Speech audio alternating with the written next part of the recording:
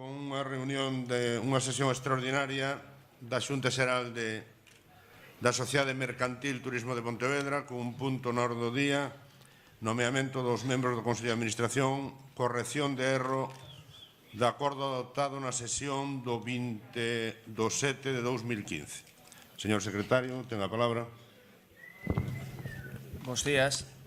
A corrección de erro consiste en que en dita sesión se adoptou o acordo de cesar a vez a dona Carlota do Carmen Román García e dona María do Carmen Fouces Díaz. Resulta que a segunda delas estaba cesada nun acordo de 2011. Entón, corrixir o acordo cesando exclusivamente a primeira. Ao mesmo tempo, facultar a señora presidenta Anabel Gulías Torreiro para que compareza notario e lea a público o acordo que se adopte. Ben, algunha, votos a favor de todos os concelleiros e concelleiras presentes, e no punto número 2 se nomea os interventores para aprobar a ata da sesión, que son o señor Moreira e Anxos Ribeiro e Jacobo Moreira, que tamén se aproba por maioría. E pasamos ao pleno ordinario da Corporación do 22 de 2 de 2016, co primeiro punto da orde do día, que é a aprobación dos borradores das actas da sesión ordinaria 18 de 1 de 2016 e extraordinaria do 20 de 1 do 2016. Algúnha intervención ao respecto? Se non hai ninguna intervención, apróbase por unanimidade. E pasamos á parte resolutiva. O primeiro punto é a declaración institucional con motivo do Día da Muller Traballadora, que paso a ler. E di así: moción conxunta dos grupos municipais do Concello de Pontevedra con motivo do Día da Muller Traballadora. Van xa 159 anos desde que as mulleres do textil loitaron polos seus dereitos laborais e neste marzo de 2016 a realidade continúa a evidenciar a enorme desigualdade laboral entre homes e mulleres, agravada aínda máis pola crise. Diante do discurso falaz da igualdade conseguida, os datos sobre a crecente situación de precariedade laboral que viven as mulleres galegas é alarmante. Somos as mulleres as que nestes momentos de crise levamos aos fogares os escasos recursos económicos, pero a cambio de traballos en mínimas garantías legais, mal pagados e explotadas. Grandes fortunas neste país levantáronse sobre os hombros escravos das mulleres que ao final das súas vidas non poden ter unha xubilación digna. Por moito que as mulleres sexamos lexión, nos sectores onde o mérito e a capacidade sexa o criterio de contratación, a fenda salarial chega a ser unha realidade. E aínda non se defenden igual os postos de traballo das mulleres que os dos homes. Hai vos exemplos de empresas onde os postos de traballo directos que destruye son eminentemente femeninos e os que xeran maioritariamente masculinos. É evidente que o compromiso sindical non é o mesmo se falamos duns ou outros. Ademais, somos as mulleres as que lideramos as estadísticas de emprego temporal e parcial e no que atinxe ao traballo non remunerado. As desigualdades no reparto das responsabilidades repercuten negativamente sobre as mulleres que tamén sofren a sobrecarga derivada da reducción do apoio ás necesidades de coidados. Non se ten avanzado o suficiente na posta en marcha de medidas de igualdade tanto no referido á legislación como á realización de programas concretos. Coa inacción dos gobernos non se avanzará na integración da dimensión de igualdade de oportunidades entre homes e mulleres, cumprindo co seguimento das políticas e accións sobre as que existen competencias en relación ao acceso ao emprego, desenvolvendo políticas de integración e apostando pola igualdade real no ámbito laboral. A falta de vontade política é tal que medidas como a do permiso paternal obligatorio, que colocaría homes e mulleres en pé de igualdade ante o nacemento dunha crianza, son hoxe case que utopías. Diante disto, é a nosa obriga comprometernos na presión ás institucións directamente responsáveis de poñer en marcha políticas que revertan a desigualdade laboral das mulleres. Por todo o anteriormente exposto, os grupos municipais das forzas políticas representados nesta corporación instamos, unha vez máis, as autoridades laborais das administracións competentes, Xunta e Estado, a que en base aos datos dos que xa dispoñen, deseñen as políticas que sexan necesarias para eliminar as desigualdades laborais das mulleres, prestándolle especial atención á conciliación dos dereitos laborais e á educación en igualdade. Pontevedra, 18 de febreiro de 2016. Sí, está aprobado.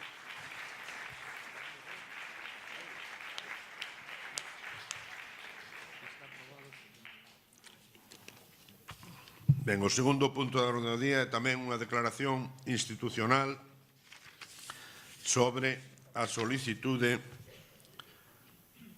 das cofradías de pescadores respecto da retirada do anteproxecto de lei de acuicultura de Galicia.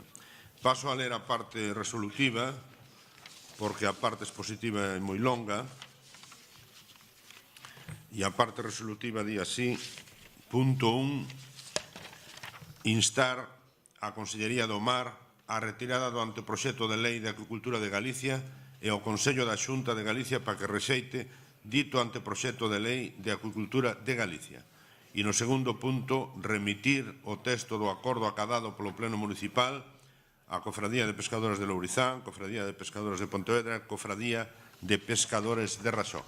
Isto é unha declaración institucional que asinamos tamén todos os grupos municipais que formamos parte desta corporación municipal. E quixera tamén, en último lugar, transmitir públicamente, por como demandou o Consello Regulador dos produtos do mexilón, de chamar a manifestación que todos os sectores relacionados coa explotación do litoral convoca o sábado 27 ás 11:30 na Alameda de Santiago de Compostela. Ben. No, é un chamamento que me pideu que fixera o presidente da asociación. A declaración apróbase por unanimidade, igual que a anterior. Ben, e pasamos ao punto número 4, que é a proposición do Grupo Municipal Marea Pontevedra instando a redactar un proxecto de reforma e acometer as obras necesarias para permitir un verdadeiro uso como zona de lecer da Plaza da Castaña. Señor secretario, ten a palabra.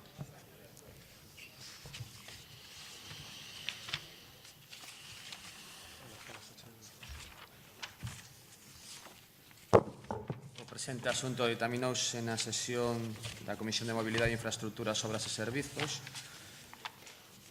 favorablemente polos votos en contra dos señores membros do Grupo Municipal do BNG e a abstención do señor representante do Partido Socialista de Galicia, PSOE. Moitas grazas, señor secretario. Ten a palabra a señora Moreira. Moitas grazas, señor alcalde. Hai só 6 anos, en 2009, a Praza da Castaña foi sometida a unhas obras de reforma que serviron de excusa para cortar árbores existentes e transformala. As reformas que se fixeron non permiten o uso e disfrute desta praza, nin aos nenos nin ás nenas, persoas maiores, en definitiva, a ninguén. A Praza de Castaña é un símbolo dunha reforma urbana na contorna de Santa Clara feita a costas dos veciños e sen pensar no seu benestar. Esta reforma constata que esta praza perdeu a súa esencia como espazo de entorno e de lecer para a veciñanza. Non cumpre a finalidade para a que foi reformada. Compre refacela a través dunha pequena actuación de pouco custe económico, contando cos equipos técnicos, urbanísticos e as propostas e necesidades dos e das veciñas para que volte a ser un espazo de uso e disfrute das persoas maiores. Para os xogos dos e das nenas, que se xuntaban ao redor dos castiñeiros que lle daban o seu nome. Facéndonos as propostas do movemento veciñal, o que estamos pedindo é un resado da praza, suprimindo o actual montículo e situar bancos ergonómicos e unha árbore, un recuncho de xogos para nenos, en definitiva, convertila nun lugar de lecer. Non é unha idea de A Marea, é unha proposta dos veciños.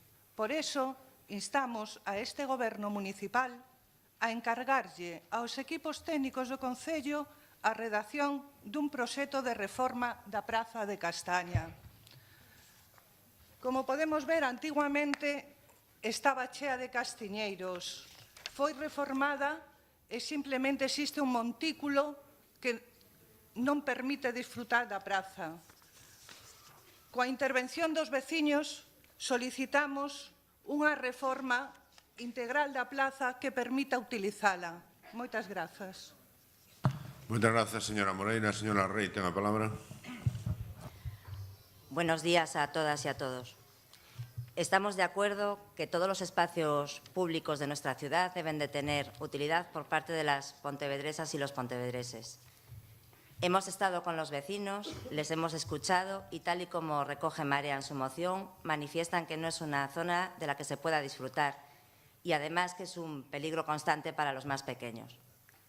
Sí que discrepamos en la alternativa que proponen en la moción, es decir, en la forma, pero no en el fondo. Creo que coincidimos en lo importante.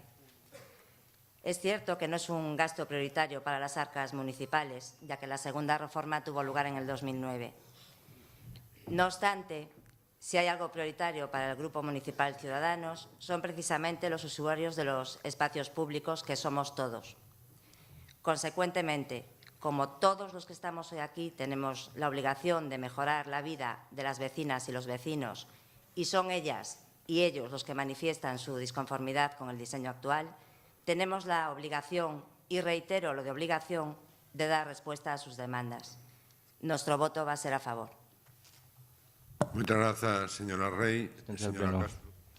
Vamos a ver, el Partido Popular se alegra de que la aparición de nuevos partidos se sumen a las ideas que nosotros llevamos luchando por esta ciudad desde hace muchos años. En el concreto caso que nos ocupa, desde el año 2008, el Partido Popular ya presentó un proyecto consensuado con los vecinos.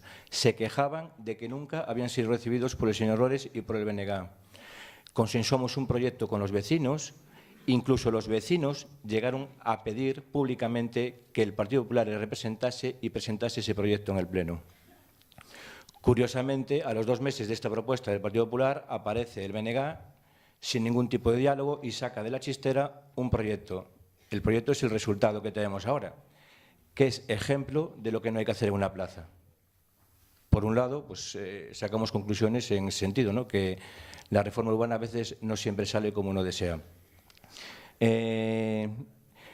Los vecinos se quejaron en su momento de falta de diálogo, de no consensuar con ellos el proyecto. Incluso luego, comenzando las obras, pidieron públicamente rectificarlo. Veían que lo que se iba a hacer que no era de su agrado. El tiempo les ha dado la razón. Tuvieron una fuerte contestación en mayo del 2009, con pancartas, todos los vecinos salieron a la calle. Y yo quería resaltar una cosa, señor Lores. Usted cuando presume del modelo de ciudad, hombre, está claro que una personalidad como Francesco Tonucci está detrás. Es respetable esa persona, ¿no? No sé si él tiene conocimiento de esta plaza. Porque el día que hubo la reforma, en la protesta en la calle de los vecinos de esta plaza, la última palabra la tuvieron un grupo de niños. Y los niños dijeron en alto y varias veces: queremos una plaza para sogar los nenos. Hoy, en 2016, siguen sin tener esa plaza. Entonces, creemos que tienen una deuda histórica con la reforma de esta plaza. No pasa nada. Nadie les va a hacer más críticas por el... Bueno, el propio señor Bará tuvo una reunión con ellos en el 2009, les dijo y les reconoció que efectivamente que había errores. Yo no voy a ser más crítico que estas palabras, ¿sí, señor Bará? Pero usted reconoció que quizás el diseño no era más adecuado y que retomarían el proyecto acorde con las necesidades de los vecinos. Siguen esperando. Tenemos un ejemplo de plaza pública de lo que no hay que hacer allí. Los niños no pueden jugar allí. Frecuentan esa plaza, pues como usted bien sabe, los perros de la zona, ¿no? Entonces nos alegramos ahora que tanto Marea como Ciudadanos e incluso Partido Socialista, que bueno, en cierta medida también es responsable de que hoy en día esté la plaza así, porque en el año que se reformó la Santa Clara se le pidió a los vecinos a Antón Loro, que es el responsable del urbanismo, que también lo acometiera esas obras, y no lo hizo. Pero bueno, nos alegramos de este cambio de postura. Corrijamos el error, señor Bará, señor Lores. Estamos toda la oposición de acuerdo en que esa plaza debe y merece un trato en favor de los niños y vamos a apoyar la moción. Muchísimas gracias a todos. Moitas grazas, señor Martín. Señor Vara, ten a palabra. Moitas grazas, señor alcalde. Moi bo día. Bueno, teño que coincidir co Partido Popular sin que sirva de precedente neste caso, non? Porque a verdade é que sí que esta moción é unha copia das iniciativas que fixo o Partido Popular no pasado, non? Eu creo que é un tema do que xa se ten falado moito e non está de máis pois contar algúns antecedentes, non? Por exemplo, que durante o mandato do señor Pedrosa, no ano 98, fíxose unha primeira reforma da praza que foi inaugurada a bombo e platillo, e unha das características máis salientables desta actuación era que se plantou neste espazo un bosque de castiñeiros, non? Como se sabe, como é coñecido, pois unha árbore típicamente urbana e moi acaída para este tipo de espazos, non? Ben, isto dou lugar a que houvese moitas queixas por parte da veciñanza porque, entre outras cousas, se impedía xogar os nenos nunhas boas condicións e que se acometese no ano 2008 unha segunda actuación na praza que teño que decir que foi dentro dun conxunto de actuacións máis ampla, que foi conforme a un proxecto redactado polos técnicos municipais, que foi presentado á veciñanza nunha asamblea pública aberta onde todo o mundo puido opinar sobre o proxecto e que iso rematou coa execución da obra que todos coñecemos hoxe, non? Despois é certo que houve críticas, e habendo críticas como houbera do primeiro proxecto do señor Pedrosa, e eu, como concelleiro naquele momento, no ano 2009-2010 da área de obras, pois reuníme de novo cos veciños, recollín as súas propostas, as súas suxestións, comprometíme a estudar unha posible terceira remodelación da praza que foi descartada, tendo en conta o momento orzamentario económico no que estábamos, no que seguimos estando, polo seu elevado custo. É dicir, que nos parecería un exceso e un dispendio gastar de novo máis de 100.000 euros nunha actuación cando hai tantas necesidades no Concello. Por certo que naquel momento unha das queixas que recibimos era, e seguimos recibindo despois tamén, era as molestias provocadas polos nenos que xogaban nese espazo ao fútbol, non? Posteriormente, no ano 2013, o Partido Popular presentou unha moción no Pleno pedindo de novo a reforma da praza, moción que foi rexeitada cos votos en contra do Bloque Nacionalista Galego e do Partido Socialista. Partido Socialista que daquela tiña a responsabilidade de obras, polo tanto, podía ser o quen podía acometer este tipo de actuacións. Chámame poderosamente a atención o cambio de postura do Partido Socialista, pero isto forma parte tamén da liña de coherencia que ten esta organización política a nivel de Estado tamén aquí en Galicia, en Pontevedra, non me sorprende nada. Agora ven unha nova moción da Marea, como dixen, copia da iniciativa do Partido Popular pedindo en 18 anos unha terceira reforma da praza e non conformes con isto encoméndanlle aos técnicos municipais facer un proxecto e danllo xa feito. Consultaron con algunha arquitecta amiga ou arquitecto amigo e xa lle fan aí un boceto de como ten que ser a praza, cun parque infantil, cun tipo de banco, cun modelo concreto de banco, ademais, cousa que me chama poderosamente a atención. Non deben confiar moito vostedes nos criterios dos técnicos municipais. Teño dúbidas tamén de que caiba unha actuación como a que se propón aquí nese espazo que ten unhas características que ten as súas limitacións, non?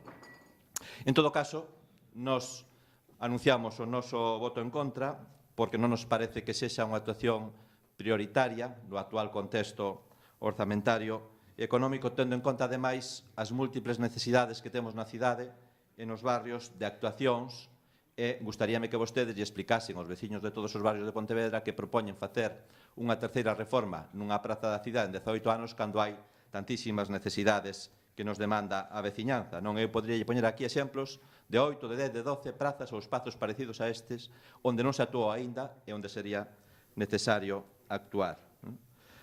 O posible neste momento, e nos comprometémonos a iso, sería facer algunhas melloras no actual espazo atendendo as demandas que recibimos. Concretamente, pasarían pola plantación simbólica dun castiñeiro, un único castiñeiro, non dun souto, tamén o arranxo e mellora da bancada e outras melloras en canto ao alumeado e ao mobiliario. Moitas grazas. Moitas grazas, señor Bará. Señora Moreira, ten a palabra. Moitas grazas. Os veciños presentaron un milleiro de sinaturas e recibiron a promesa de reformar o proxecto inicial. Hoxe está desértica esta plaza por un montículo de acceso imposible e bancos incómodos. En suma, non é un punto de encontro, non cumpre os requisitos que debe ter unha praza. En relación ás varias modificacións, cantas reformas se fixeron no cruce de Cobián-Rofiñá con Daniel da Sota? Houve feito unha proposta dos veciños. Está para debater simplemente eso. Moitas grazas. Moitas grazas. Algúnha intervención máis? Señora Rey, ten a palabra. Utilizamos cualquier moción para el y tú más. Poner o quitar farolas, arreglar una plaza no entiende de ideologías. Los vecinos y las vecinas quieren modificar esa plaza. Los que estamos aquí estamos al servicio de las ciudadanas y los ciudadanos. Corregirme si me equivoco. Moitas grazas, señora Rey. Señora Castro, pasa. Señor Martín. Señor Vara, tampouco. Sometemos a votación a moción. Votos en contra da moción. 12. Abstencións. Ningunha. Votos a favor. 13. Apróbase por maioría. Pasamos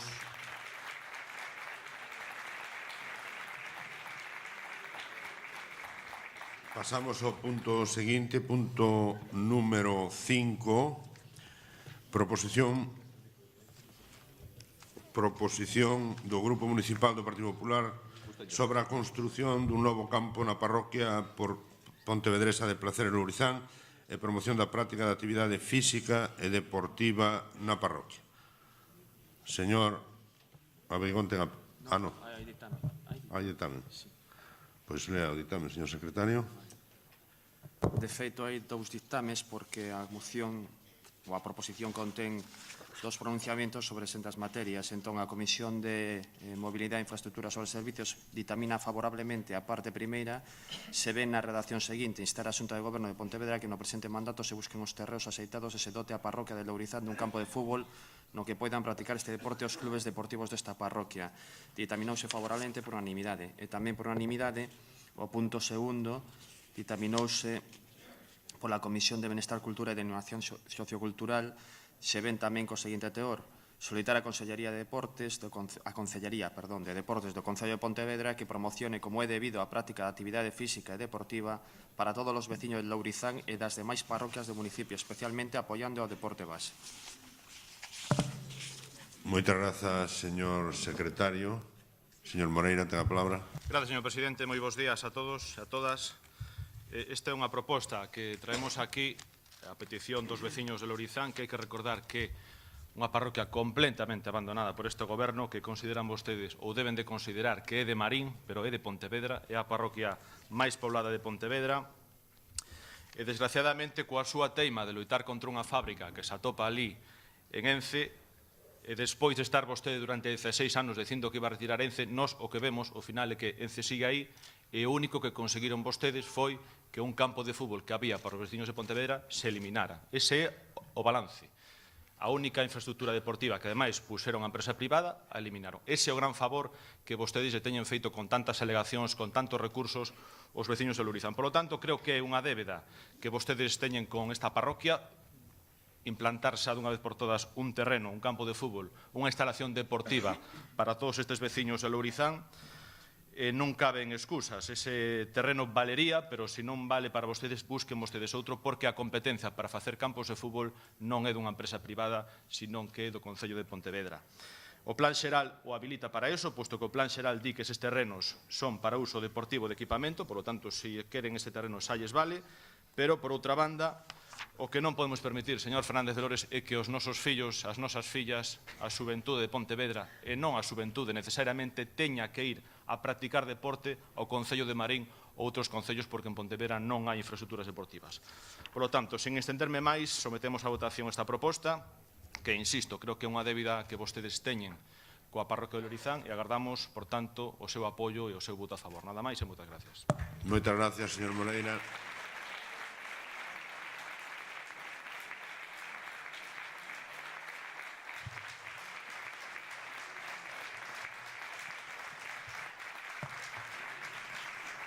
Señora Rey, ten a palabra. Gracias. Nesta proposta de acordo instase a Xunta de Goberno a que dote a parroquia de Lourizán de un campo de fútbol. Esta moción é para a parroquia de maior poboación de veciñas e veciños de Pontevedra, é para Lourizán. A parroquia de Lourizán é unha parroquia que sufre. Unha parroquia na que as veciñas e os veciños nos pediron que lle devolvan a súa dignidade.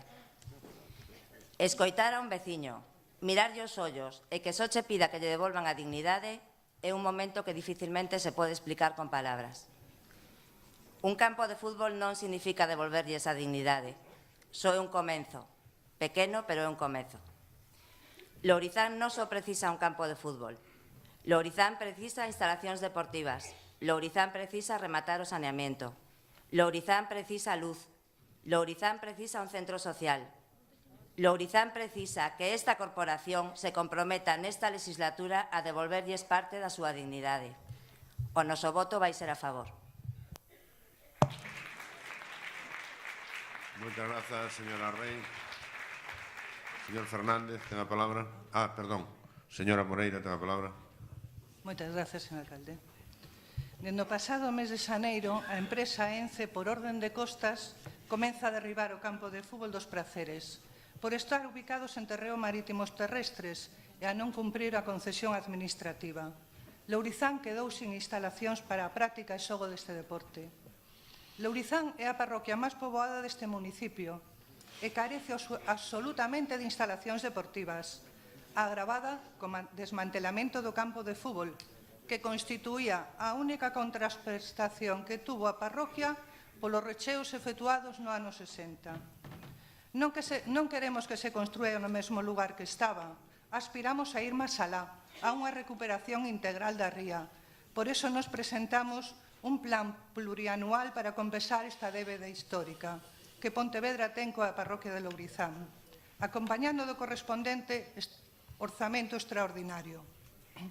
Entre as infraestructuras e servicios que solicitamos está a construción dunha instalación deportiva que alberga un campo de fútbol e que supla o pechado neste mes de xaneiro de 2016. Por iso apoiamos esta proposta. Eu son de Lourizán. Moitas grazas, señora Moreira. Señor Fernández, ten a palabra. Gracias, señor alcalde. Bos días. Nos xa anunciamos que imos a apoiar esta proposta coas modificacións que se incluíron na comisión, porque consideramos que de xusticia que dentro do Concello se fagan todos os esforzos necesarios para dotar a zona sur do Concello de un campo de fútbol en condicións. Pero esta moción tamén sirve para facer algunhas reflexións acerca do comportamento dos grupos políticos con respecto ás mocións que se aproban no Pleno. E a primeira reflexión que se me ocurre é que, a pesar do seu voto favorable, señor Lores, teño moitas dúbidas de que o seu goberno vai a facer algo. E máis, eu estou convencido de que non vai a facer nada. E por que digo isto? Porque isto ven sendo a tónica que se sigue desde o seu grupo de goberno desde o comezo do mandato. E o que xa é unha situación de feito, que é non cumplir cos acordos plenarios, o alcalde, nunhas declaracións esta semana, convírteo en unha situación algo así como de dereito, porque o asombroso, e tamén indignante, se me permite, señor Lores, é escoitar a máxima autoridade do Concello de Pontevedra decir públicamente que non vai a cumplir os mandatos do Pleno. Non só os mandatos que lle obligan políticamente, senón incluso os que lle obligan xurídicamente. Vostede xa sabe que personalmente o aprecio ademais moito, porque é vostede un bo tipo.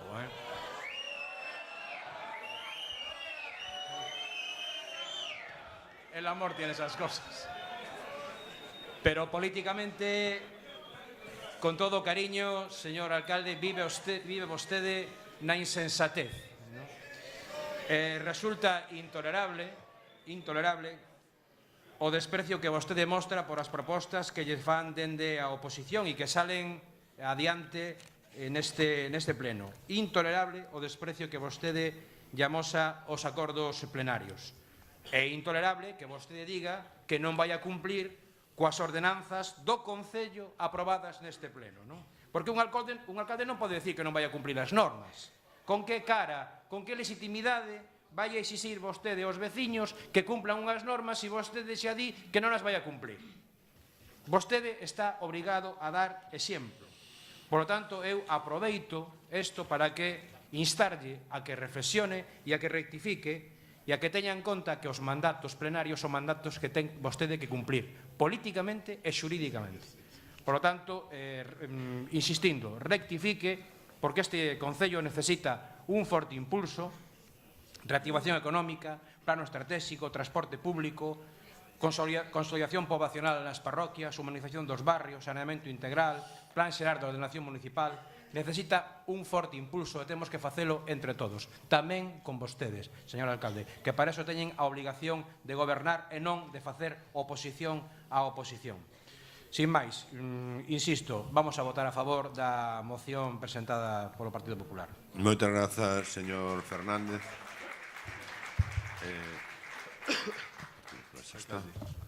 Sí. Señor Xunqueira, ten a palabra. Ben, bos días a todos e a todas. Como decía o meu compañeiro, antes de anunciar o noso voto nesta moción, eu creo que había que poñer algún antecedente. O primeiro, e ben claro, é que quen derrubou o campo de fútbol dos Placeres foi a empresa ENCE. Non, como dixo...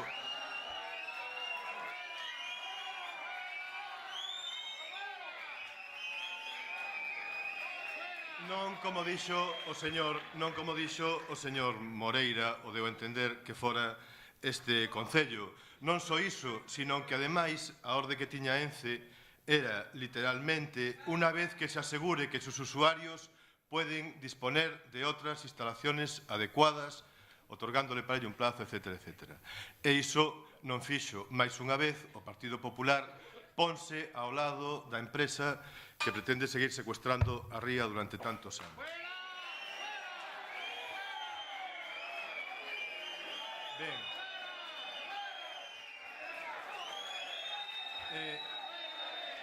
O goberno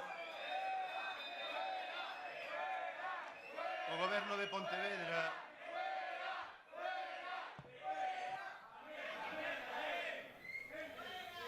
Pontevedra seguindo cos antecedentes, ten un proxecto integral para todo o Concello e estamos con el a mellorar a vida dos veciños e das veciñas do rural.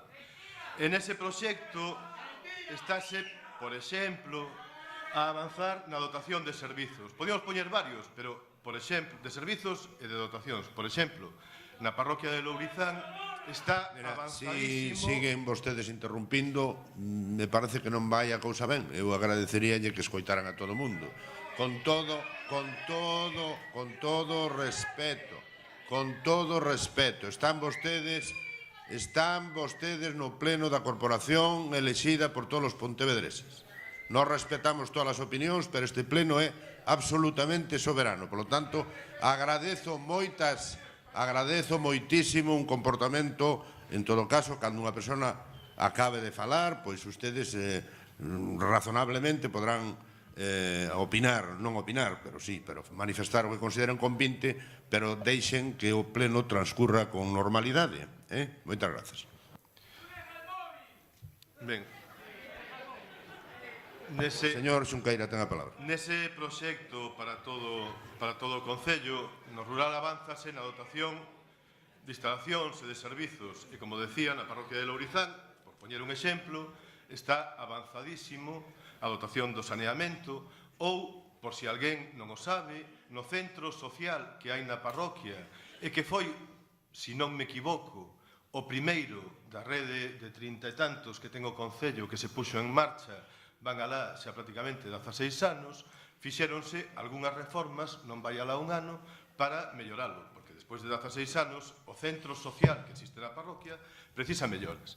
Ben, unha vez que nas parroquias de Pontevedra e no centro de Pontevedra mellorouse grazas á acción deste goberno durante os últimos anos, é o momento de avanzar nunha rede de instalacións deportivas, nomeadamente de campos de fútbol, para todos os veciños e veciñas de Pontevedra, para todas e para todos.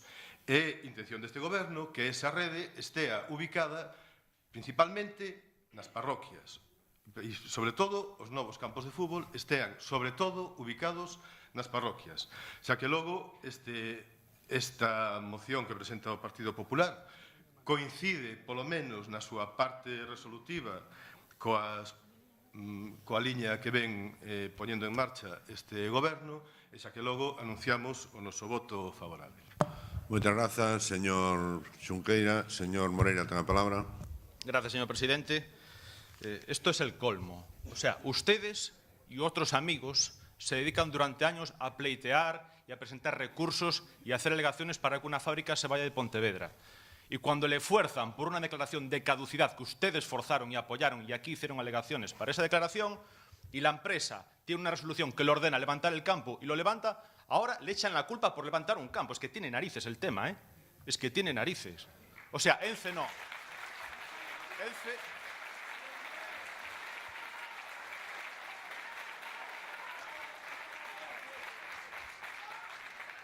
ENCE fora da ría, fora da ría. Ahora sí, cuando va a un campo de fútbol, no, oye, haceme el campo de fútbol. No, amigo. Los campos de fútbol los tiene que hacer el ayuntamiento. A ver si lo tenemos claro, ¿eh? Porque no me vale que ENCE me guste para que haga un campo de fútbol, pero como no me gusta su actividad, la he hecho de ahí. No. Que sepan ustedes que ENCE se levantó ese campo de fútbol fue porque ustedes y otros amigos forzaron con escritos, recursos, por cierto, pagados por todos los vecinos de Pontevedra, los abogados pagados por todos, para echar la fábrica y para echar el campo de fútbol. Y ahora, como ese es el balance, como lo único que han conseguido es dejar a los vecinos de Lourizán sin un campo de fútbol, ahora se echan las manos a la cabeza. Amigo, haberlo pensado antes, señor Fernández Lores, haberlo pensado antes. En todo caso, gracias por apoyar esta moción y creo que es de justicia que Lourizán deje de tener un aspecto de campo de batalla o campo de guerra y tenga instalaciones deportivas porque sus hijos y los hijos de los vecinos de Lourizán también lo merecen. Muchas gracias.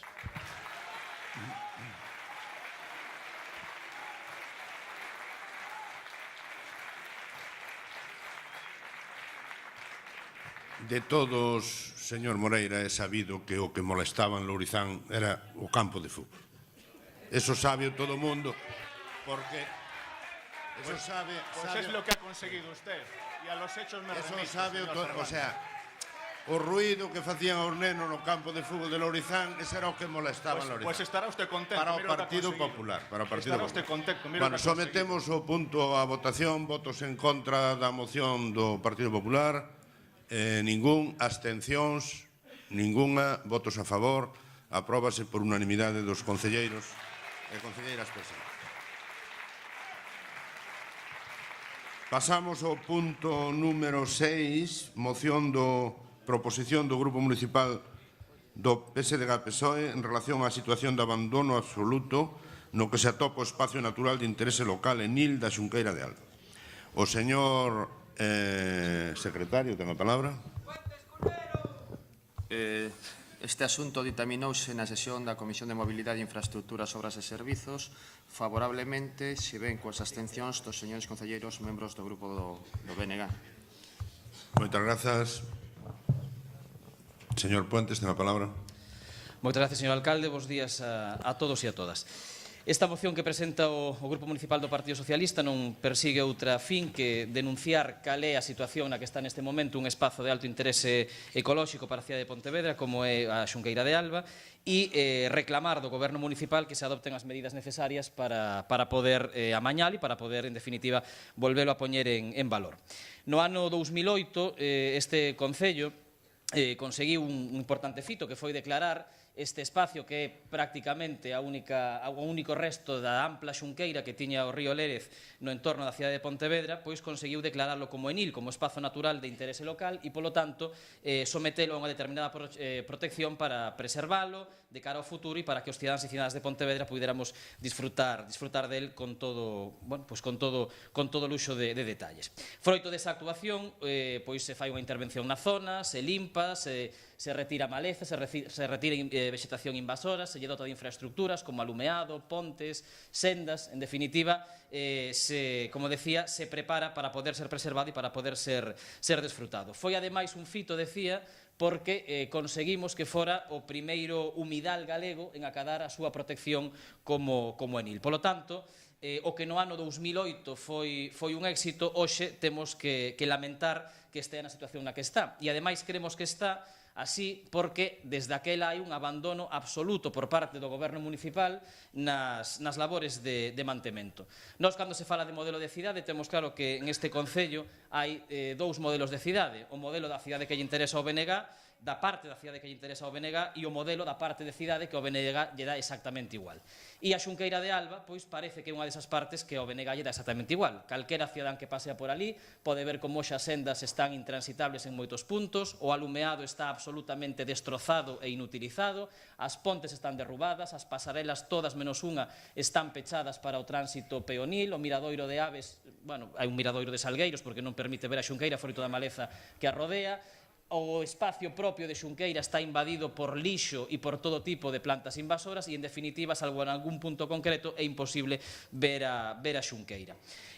Como decía, creemos que isto se produce froito dun abandono continuado no tempo no mantemento deste espacio e creemos que isto ten que ser revertido porque temos a gran sorte, e aproveitando a expectación mediática que hai neste pleno, tamén temos a gran sorte de contar ao pé da cidade dun espacio de tan alto interese como este, de tan alto interese paisaxístico e ecolóxico como este, que pode ser disfrutado non só polos veciños de Pontevedra, sino por todos aqueles que teñan a ben visitarnos e coñecer a nosa cidade. Ten que ser un polo de atracción precisamente de cidadáns a Pontevedra, aparte de un servicio para os que xa residimos nesta cidade. Por eso, o que propón o Partido Socialista nesta moción é instar ao Goberno Municipal de Pontevedra a cumprir co compromiso acadado polo Concello no ano 2008, cando aprobou a declaración da Xunqueira de Alba como enil, que non é outro que o de xestionar e conservar adecuadamente este espacio natural. Segundo, con carácter urxente, levar a cabo os traballos de limpeza de maleza, poda e amaño de sendas que permitan recuperar a visibilidade plena da Xunqueira e, por suposto, iniciar xa os traballos de retirada do lixo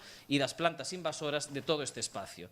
Terceiro, tamén con carácter urxente, repoñer o mobiliario urbano, fundamentalmente o alumeado público e papeleiras na zona que as hai, ademais de restaurar o observatorio de aves e intervir no espacio destinado a cans ceibos.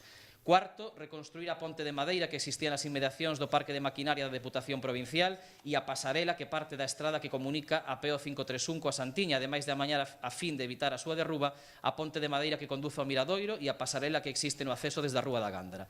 E, por último, quinto, unha vez rehabilitado, incluir este espazo entre as zonas verdes do Concello que son limpadas e conservadas regularmente, planificando e executando as labores de mantemento precisas para evitar futuros abandonos e deterioros como actual. En definitiva, como decía, revertir este espacio de abandono e poder facer deste espacio novamente un espacio ao pé da cidade que podamos disfrutar todos e todas os pontevedreses. Moitas gracias. Moitas gracias, señor Puentes. Señora Rey, ten a palabra. Gracias.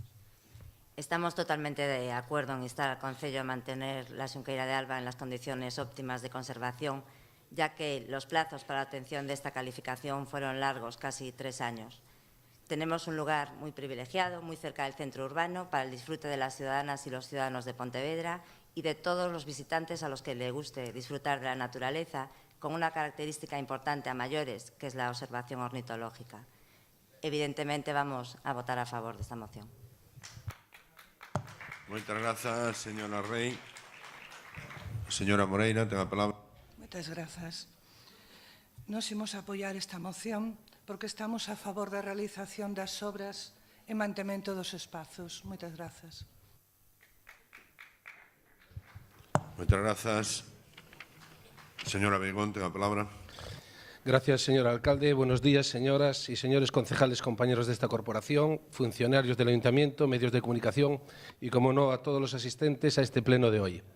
Antes de pasar a exponer la postura del Grupo Municipal del Partido Popular sobre esta moción que presenta el Partido Socialista Obrero Español, quiero empezar mi intervención de hoy diciendo sobre el incendio acaecido el pasado día 1 que lo más reseñable y lo único a tener en cuenta es que no se hayan producido daños personales, por lo que felicito a los bomberos por ello y animar también a esas personas y familias pontevedresas que han perdido su modo de vida para que pronto recuperen la normalidad y puedan volver a ese trocito de historia que las llamas le arrebataron a ellos y también a nuestra querida ciudad.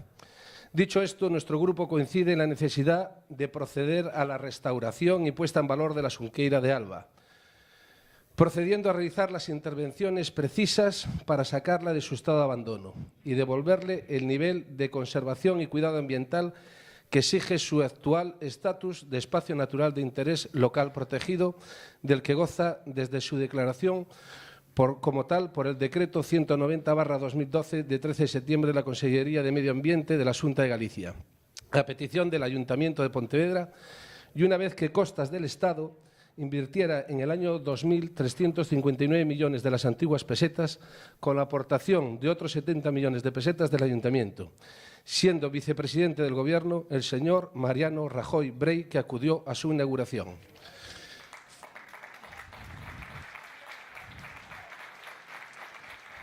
Fue precisamente aquella intervención la que prometió sellar el vertedero y sanear las 67 hectáreas de espacio natural, así como dotarlo de la mayor parte de las infraestructuras y paseos, hoy en lamentable estado de conservación por el abandono del que vienen siendo objeto por parte de este Ayuntamiento de Pontevedra.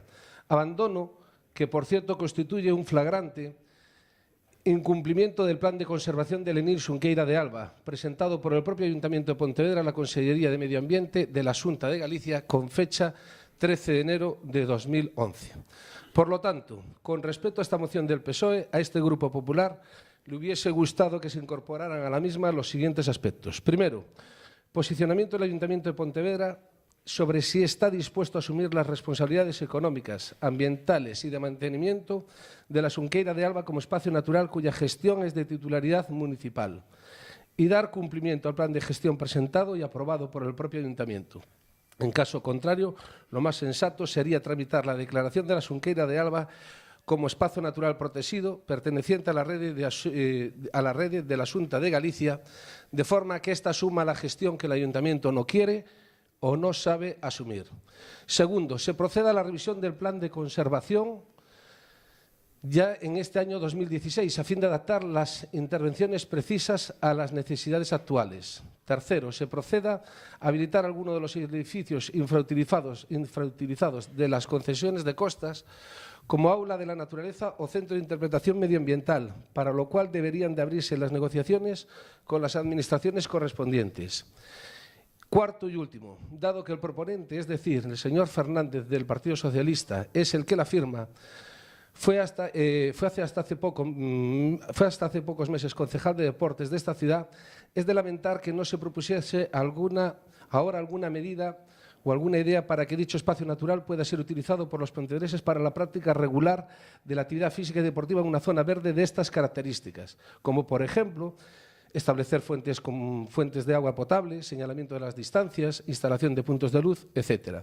También es cierto que el señor Fernández, cuando usted era concejal, tenía una misión como Dora la exploradora, que era cuando Dora tenía la misión de entretener y hacer felices a los niños, su misión, señor Fernández, era la de cargarse el deporte local, cosa que no consiguió gobernando y que ahora está empeñado en hacer desde la oposición. Y para ello basta con estudiar su postura respecto a las mociones que se tratarán en este pleno en materia deportiva en los puntos posteriores. En resumen, que aunque el Grupo Popular ve la moción presentada por el señor Fernández, portavoz del Partido Socialista Obrero Español, como una moción floja y poco trabajada, aun sabiendo que dicha moción no es la solución óptima, mejora lo presente. Y por ello la vamos a votar a favor, única y exclusivamente en beneficio de todos los vecinos de Pontevedra. Muchas gracias, señora Beigón. Señor Bará, ten a palabra. Sí, moitas grazas. Bueno, eu fagome unha primeira pregunta respecto a esta moción, non é de quen é a autoría intelectual, porque a verdade é que non me soa o seu estilo, señor Puentes. Ademais, vostede que ten ese apelido tan conciliador, non me cadra no seu estilo. A persoa que a escribiu, desde logo, non sei que tomou ese día, non? Se tomou unha ración dobre de guindilla ou de chile, pero a verdade é que moita rabia se traduce no texto, non? Comprendo tamén que sexa para vostede incómodo defendela, non? Porque, xa lle digo, non me cadra no seu estilo. Temos que decir que temos discrepancias profundas no fondo e na forma, e non só é unha cuestión de estilo, non? Pensamos que hai erros conceptuais evidentes na redacción do texto, fundamentalmente na exposición de motivos, a máis de expresións manifestamente irrespetuosas, non? En primeiro lugar, gustaríame facer referencia a unha cuestión xeral de enfoque, non? Porque non sabemos se vostedes están defendendo que haxa aí un espazo natural ou un parque urbano. Vostedes presumen de ser os promotores e garantes do Enil, os guardiáns das súas esencias, e queren convertilo nun parque urbano con actuacións agresivas que desnaturalizan o espazo. En segundo lugar, teño que dicirlle que o cumprimento da moción na súa literalidade atenta contra o propio plan de conservación. Por exemplo, cando propoñen rozas indiscriminadas que arrasarían coa vegetación para permitir a visualización da xunqueira. Un espazo natural non se pode tratar como vostedes propoñen na moción. Hai outras cuestións tamén no texto que son moi discutibles e que non compartimos, por exemplo, a respecto do mobiliario, porque o criterio, hoxe en día, asumido e estendido en todo o mundo, é que neste tipo de espazos non se recomenda, por exemplo, que se coloquen papeleiras e, por iso, o noso criterio é retirar as que hai, que están en mal estado, e non repoñelas, por exemplo, non? Ou, a respecto das pontes e pasarelas, que vostede pinta tamén unha situación catastrófica, cando no seu día se fixe un estudo do estado destes elementos e se están promovendo distintas actuacións para melloralos. E nós tamén propoñemos que non se repare e que non se repoña a pasarela que agora está inutilizada que leva ao miradoiro, porque pensamos que hai alternativas e coa ubicación que ten e a sombra e os problemas que ten, porque é un espazo moi esvaradizo, pensamos que o mellor criterio, seguindo tamén a opinión dos técnicos, é de non repoñela e retirala. Tamén discrepamos da urxencia de algunhas actuacións que propoñen, porque cada cousa ten o seu tempo, ten a súa época do ano, e nós tamén, a este respecto, seguimos os criterios dos técnicos e faránse as actuacións, por exemplo, da reparación das sendas cando pase o inverno, non agora, como din vostedes, con carácter de urxencia. Tamén hai algunhas inexactitudes que hai que resaltar. Por exemplo, que non se realizan traballos de conservación e de limpeza. Isto é falso.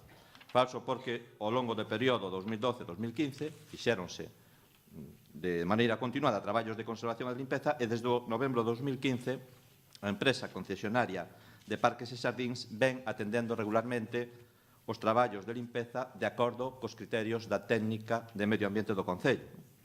E hai outros erros tamén graves no texto, como, por exemplo, decir que a declaración como Enil foi do ano 2008 cando foi do ano 2012. Este non é a cuestión tampouco menor, non? Pero todo isto, con ser importante, non me parece que sexa o peor da moción. O máis grave é o ofensivo que é o texto, sobre todo a exposición de motivos, o pouco respetuoso que é non para nós, para o Goberno municipal, o pouco respetuoso que é para o persoal do Concello da área de Medio Ambiente, que está a facer un traballo sistemático e moi valioso de conservación e divulgación deste espazo.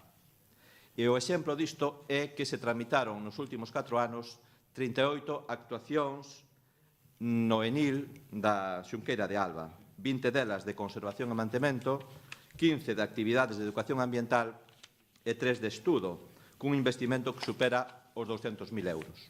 Por certo, volvo a recordar que nos últimos 4 anos vostedes estiveron no goberno e eu en todas as xuntas de goberno nas que estiven presentes non lle escoitei nunca facer ningunha proposta, ningunha suxestión sobre o estado catastrófico que pintan aquí da Xunqueira de Alba. Debía ser que ela estaba moi ben e agora está rematadamente mal. Polo tanto, no seu día, na comisión e despois propuxémoslle negociar unha serie de cambios na redacción do texto, concretamente na exposición de motivos e tamén na parte resolutiva.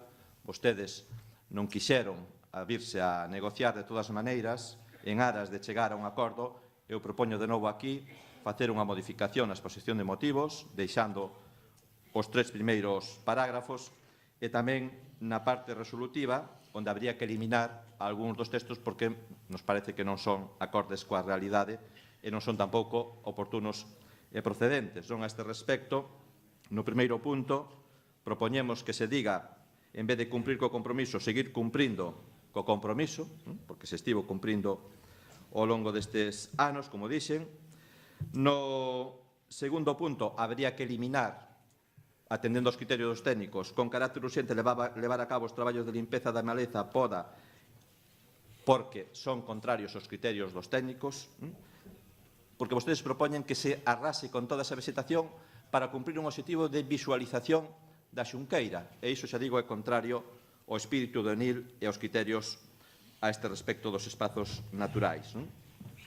Tamén habría que facer modificacións a respecto da reposición das papeleiras e da pasarela que parte da estrada que comunica a Po 51 coa Santiña, como dixen antes, que son somos partidarios de non repoñela e retirala porque é o máis acaído.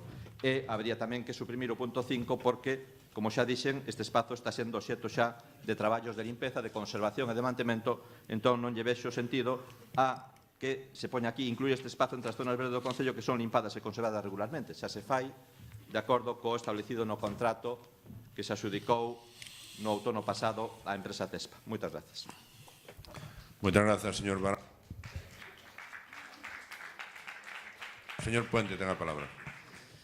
Bueno, pois xa lle avanzo que non imos aceptar as enmendas que propón porque directamente nos destrúe a moción. Entón, para iso presenten vostedes unha moción por parte do Grupo Municipal do BNG e xa diremos o que nos parece, non? A exposición de motivos eu entendo que lle pareza mal, porque, claro, di verdades, e di verdades á cara. E di que o Goberno Municipal non mantivo este espacio durante os últimos anos. E é certo, é que, se non explíqueme vostede por que este espacio, que estaba nunha situación determinada hai tan só 8 anos, hoxe está na situación na que está. Non sei, houve unha catástrofe natural, os cidadáns de Pontevedra son uns vándalos que destruen ese espacio natural. Cal é a razón? Por que hai outros espacios que si se manteñen regularmente, incluso con obras feitas con anterioridade a ese ano 2008, están en perfecto estado de conservación e este non está? Non está porque non se mantivo, punto. Non hai outra razón. E as persoas que pasean por ali e as persoas que acuden ali a facer deporte tamén, señora Beigón, que van por ali habitualmente, foron vendo como paulatinamente ese espacio se foi deteriorando. E é absolutamente evidente que é así, non? Claro, di vostede que lle modifiquemos cumprir co compromiso por seguir cumprindo. Pois é obvio que non se cumpriu. Se non, insisto, o espacio non estaría como está neste momento. Que non se pode facer con carácter urxente nada, absolutamente nada do que propoñemos. Sacar o lixo non se pode facer con carácter urxente, non sei, hai unha especie de choiva ácida que impide que vostedes saquen os plásticos e o lixo que está acumulado na Xunqueira de Alba neste momento. Impide que desbrocen maleza como se desbrozan outros puntos da cidade ao longo do ano tamén neste momento. Mire, señor Barán, nós non queremos arrasar ese espacio. Precisamente, como decía, a declaración como Enil e aposta en valor dese espacio faise desde a Concellería de Medio Natural cando desempeñaba as funcións Celia Alonso, concelleira do Partido Socialista, e faise precisamente porque creemos na rehabilitación e na recuperación dese espacio. E non me fale de arrasar, porque retirar maleza como que fixeron hai pouco, hai un par de anos, na Illa das Esculturas e arrasar coa Illa das Esculturas, todo o contrario. A Illa das Esculturas hoxe está en boas condicións e é un espacio urbano ao pé do río exactamente igual ou parecido ao que é o primeiro tramo da Xunqueira de Alba. Logo podemos falar da Xunqueira en sí, evidentemente, que é o segundo tramo dese espacio, pero que é do que teñen que retirar lixo simplemente, co cal non teñen ningún inconveniente neste momento de poder actuar. E claro, que me diga, insisto unha vez máis, que xa se inclúe este espacio por parte de CESPA ou por parte da empresa que estea facendo en cada momento as labores de mantemento dos espacios verdes do Concello, xa se inclúen as súas labores de mantemento, eu digo, home, poden ir ali a cortar un pouquiño a silveira que está pegada a cada unha das rúas, pero o resto do traballo non o fan, e insisto unha vez máis, pasé por ali, sei que non lles gusta, porque senón o terían mantido, pero vaya por ali, pasé por ali, saiba como está ese espacio, e dígame se vostede considera que iso está mantido, porque se considera que iso está mantido, é que está mentindo absolutamente, e xo non lle digo o espacio ceibo para o espazo de Cans Ceibos, que está absolutamente destrozado e é unha porquería e unha cloaca inmunda na que non sei como alguén se atreve a entrar ali directamente, non? Moitas grazas, señor Puentes. Señor Barán, ten a palabra. Sí, bueno, quedoume absolutamente claro que vostede non sabe diferenciar o que é un parque urbano dun espazo natural, porque a Illa do Cobo é claramente un parque urbano, que non ten ningún tipo de protección como espazo natural, e a Xunqueira de Alba, tamén por iniciativa súa, teño que decirlo, é un espazo natural protegido. Por lo tanto, eso limita drásticamente o tipo de actuacións que se poden facer ali. Podríamos modificar o ámbito do espazo natural, por exemplo, excluindo esa primeira parte que di vostede, pero o feito de que este incluída esa parte implica que temos que respetar os criterios establecidos no plan de conservación e os criterios de conservación de espazos naturais. Non é un parque urbano. Sobre a Illa do Cobo, hubo no seu día un grande debate sobre o que debía ser, e ao final acabou convertido en un parque urbano, non un espazo natural. E había xente que lle molestaban todo o que había ali, as silvas, os xuncos, eran a xunqueira, pero a xente molestaban os xuncos. Ben, urbanizouse. A Xunqueira de Alba é un espazo natural, non é un parque urbano. Por lo tanto, xa lle digo, eso limita drásticamente as actuacións. Eu teño aquí diante un informe elaborado pola técnico do medio ambiente onde explica claramente o que pasou nos últimos anos é o que está a pasar agora. Por certo, recórdolle, porque non me escoitou ben antes. Vostedes estiveron nos últimos 4 anos no goberno municipal. Non lle escoitei nunca levantar a voz pola Xunqueira de Alba. Diela, na actualidade está sendo conservada por dita concesionaria. Poden consultarse os partes de traballo. A concesionaria fai os traballos que lle encarga a técnico de medio ambiente, e son traballos de limpeza dos bordes dos camiños, non de arrasar coa vegetación para que se poida visualizar a Xunqueira, porque non é un parque urbano. Neste informe tamén fala dos traballos de roza que se fan. Por exemplo, di que o lugar é refuxio e zona de alimento de moitas especies animais, polo que nunca se levou a cabo unha roza total do lugar, posto que eliminaríamos o acobillo e a posibilidade de refuxio a estas poblacións. Fala da plantación de árbores e arbustos para a formación dunha cuberta arbórea adecuada e das dificultades que hai polo feito de que grande parte deste espazo fose un vertedoiro durante moito tempo, lugar de recheos. Fala tamén da reparación e mantemento de sendeiros, da última que se fixo e da que está previsto que se faga unha vez que remate a época de choivas. Por certo, tamén di que unha das causas da destrucción dos sendeiros foi os traballos de cata que fixo a empresa que vai facer para o estudo da conexión coa autoestrada. Fálase tamén da reparación das pasarelas, fálase de eliminación de especies autóctonas e fálase tamén dos traballos que se fixo no espazo destinado a cans, por certo, que vai desaparecer, como vostede sabe, precisamente, coa construción dese enlace coa autoestrada. Entón, non sei até que punto temos que seguir facendo traballos aí nun parque que vai desaparecer. En todo caso, aquí dice que se fixeron múltiples traballos de conservación e de mantemento dese espazo, entre eles plantación de árbores que non foron adiante polos motivos que aparecen aquí reflectidos. Polo tanto, aínda que estamos de acordo en algún dos aspectos da moción, hai outros nos que temos profundas discrepancias, e temos profundas discrepancias na exposición de motivos, sobre todo, porque non se corresponde coa realidade, porque é irrespetuosa co traballo dos funcionarios do Concello, polo tanto, non imos apoiar esta moción, imos votar en contra. Moitas grazas, señor Puentes. Sí, último matiz para pechar. Eu, de verdade, xa non me impón que me chame ignorante en cada pleno, que me acuse de estar en contra dos técnicos. Eu non sei que sería da miña vida se o destino non me tivese previsto cruzarme con vostede para que me ilumine, me forme, me faga entender perfectamente o que é o modelo de cidade, a política urbana. Sí, de momento non me convenceu como para postrarme hasta os seus pés. Igual ao final dos 4 anos, non sei, o consigue, me ilumina. De momento deixeme terquear a min coa miña ignorancia, o meu sentido común, e, en fin, sinto non ser un discípulo como vostede pretendese ou como a vostede lle gustaría. En todo caso, que quede claro, que tamén estou acostumbrado a que sistemáticamente, cada vez que hai unha moción neste pleno que non lles gusta, nos acusen de estar en contra dos técnicos municipais. Mire, o Concello o dirixen vostedes, que son un grupo político, o grupo municipal do BNG. O dirixen vostedes, toman as decisións vostedes e, efectivamente, se hai zonas do Concello que están cuidadas e zonas do Concello que non están cuidadas, a responsabilidade política non se escuden nos técnicos. Os técnicos informan o que vostedes queren facer, se é favorable, se non é favorable, se se pode facer, se non se pode facer, co criterio técnico. Pero quen decide o que se fai é o goberno. Polo tanto, se vostedes deciden actuar na Xunqueira de Alba, o técnico diralle o que se pode facer e o que non se pode facer de acordo ao seu criterio técnico. Dirallo, vale? Pero os técnicos non din que non se podan retirar plantas invasoras, non din que non se poda retirar lixo dese espacio e non din, en definitiva, que non se poda manter ese espacio como estaba no ano 2008, cando foi creado, porque son os mesmos técnicos que informaron que aquilo era posible. Entón non se escude vostede nos técnicos, asuman as súas responsabilidades, asuman que o fixeron mal e que teñen ese espacio destrozado e que teñen que actuar nel, punto, xa está, non é tan difícil. Moitas grazas, señor Puentes. Última... Bueno, teño que rectificar, porque penso que o que tomou guindilla hoxe parece que foi vostede. Non se altere, señor Puentes, que eu, ademais, botei unhas flores ao principio dicindo que era un home de diálogo, de consenso, facendo honor ao seu apelido, non?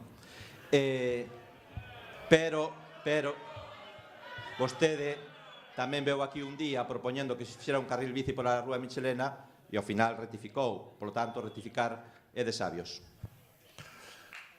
Eu, por apelación, quer dizer, é que non é certo. Eu que dixen na Rúa Michelena é que tiña, e constará en acta, que non propuxen facerse carril bici, que tiña que diferenciar tráficos e que en momentos puntuais do día no que esa rúa é un caos, e me remito outra vez a que é un caos, fundamentalmente por los vehículos que hai atravesados todo o día nesa rúa fora do horario que teñen establecido e que o tiñan que ordenar. Simplemente vostede siga mentindo, é o seu estilo, xa o coñecemos, o sabe todo o mundo e ten o valor que ten, nada máis. Sometemos o punto a votación. Votos en contra da moción, 12. Abstencións, ningunha. Votos a favor, 13. Acórdase por maioría da corporación.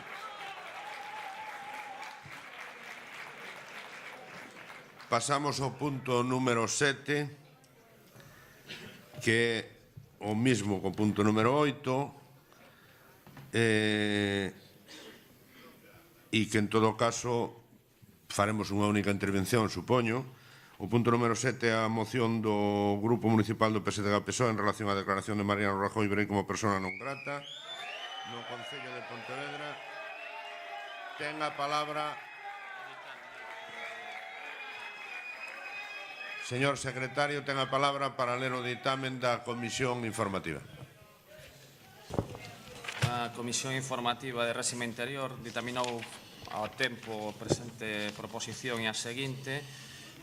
Favorablemente se ven cos votos en contra dos señores concelleiros, membros dos grupos do Partido Popular e Mixto Ciudadanos. Moitas gracias. Ten a palabra o señor Fernández do Partido Socialista.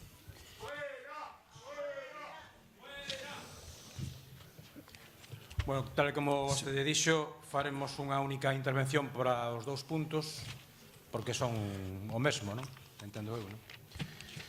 Bueno, para entender a razón desta proposta do Partido Socialista de declarar persona non grata a Mariano Rajoy, eu teño...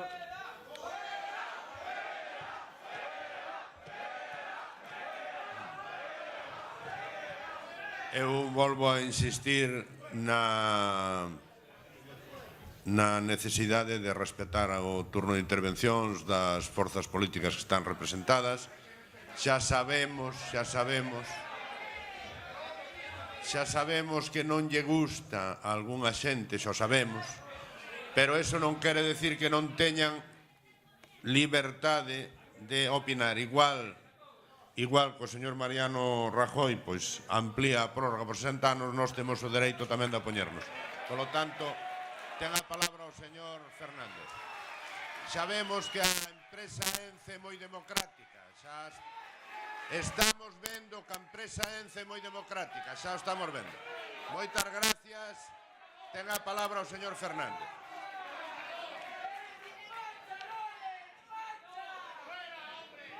Ten a palabra o señor Fernández. Bueno, vou intentar seguir hasta donde me deixe.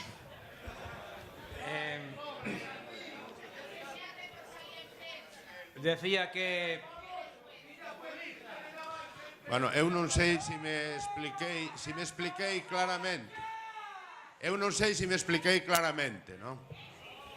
Por lo tanto, ou hai silencio ou suspendes o pleno inmediatamente. Vale? Señor Fernández, ten a palabra.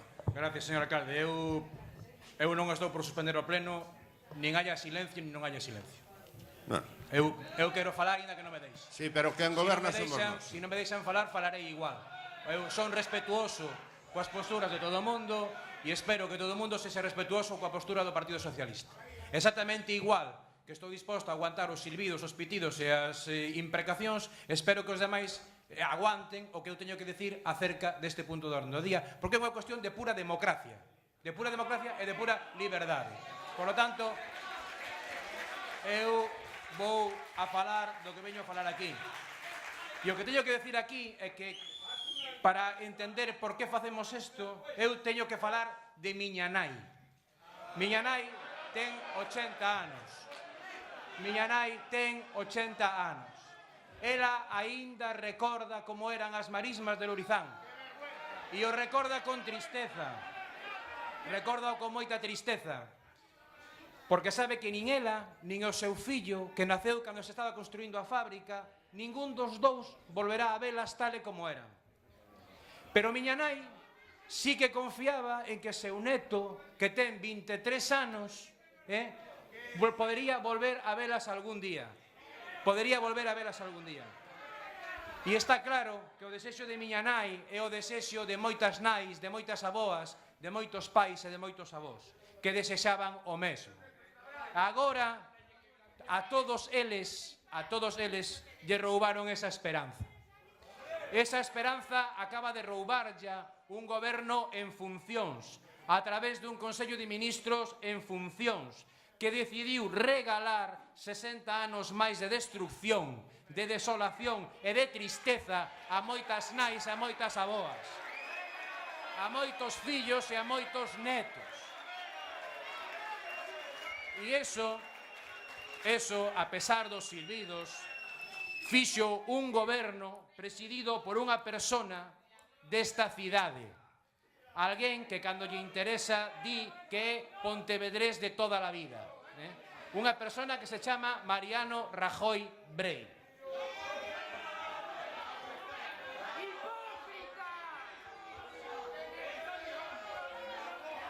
Señor Fernández, Prosigo. a ver, eu presido esta corporación. A mí non me parece un comportamento normal do público. En todo caso, vostede insiste en que en seguir falando así? Pregunto. Eu insisto en que se debata o punto. Non que Insiste en que se debata o punto, pero eu insisto en que hai que manter un respetuoso silencio cando fala un representante dos pontevedreses. Vale? Por lo tanto, este señor é representante dos pontevedreses e vostedes, con todos os respetos,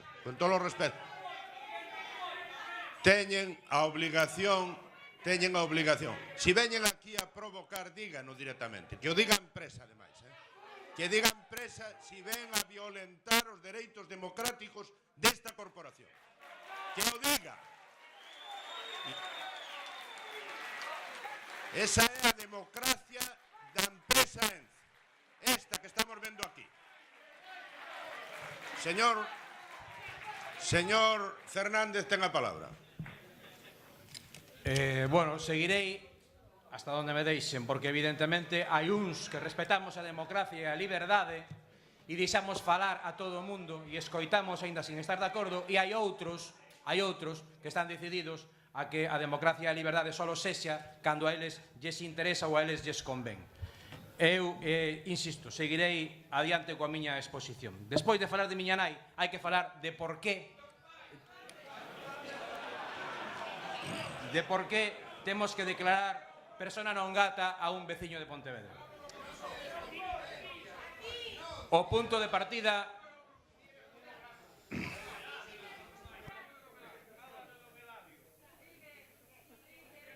eu considero de que desta maneira non se pode celebrar o pleno, polo tanto suspendemos o pleno, e si está de acordo o señor Fernández. O señor Fernández quere seguir falando, a mí parece que non, pero eu suspendamos o pleno hasta que haxa silencio. Volveremos a reinicialo ao cabo dun certo tempo, se é que efectivamente pois o público se comporta. Moitas grazas. E o punto de partida é a existencia dun complexo industrial na ría de Pontevedra, nunha ubicación que a todo o mundo lle parece unha barbaridade que hai que corrixir. Tanto é así que o Partido Popular, Partido Socialista e BNG aproban por unanimidade no Parlamento de Galicia unha declaración pola que asumen que ENCE tense que ir no ano 2018, que é cando remata a súa concesión. E isto o asinan todos os grupos parlamentarios, o Partido Popular incluído. Coa chegada do Partido Popular ao goberno do Estado no ano 2011, empezan a cambiar as cousas. E modifícase a Lei de Costas para habilitar a posibilidade de prórroga das actuales concesións.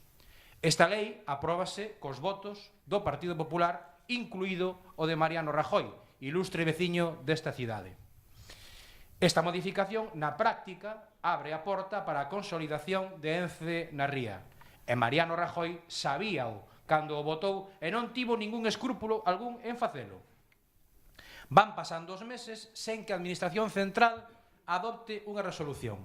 Mentras, hai unhas eleccións municipais nas que os partidos que defendemos a marcha de ENCE da ría conseguimos unha maioría moi significativa de votos. 17 de 25 concelleiros dos que estamos hoxe sentados aquí. Chegan as eleccións xerais sen que a Administración Central resolva. En esas eleccións, o noso ilustre veciño, candidato do Partido Popular, perde a maioría absoluta. Perde, en realidad, casi o 30% dos deputados nunha derrota sen paliativos. E xurde a posibilidade de conformar un goberno doutra tendencia.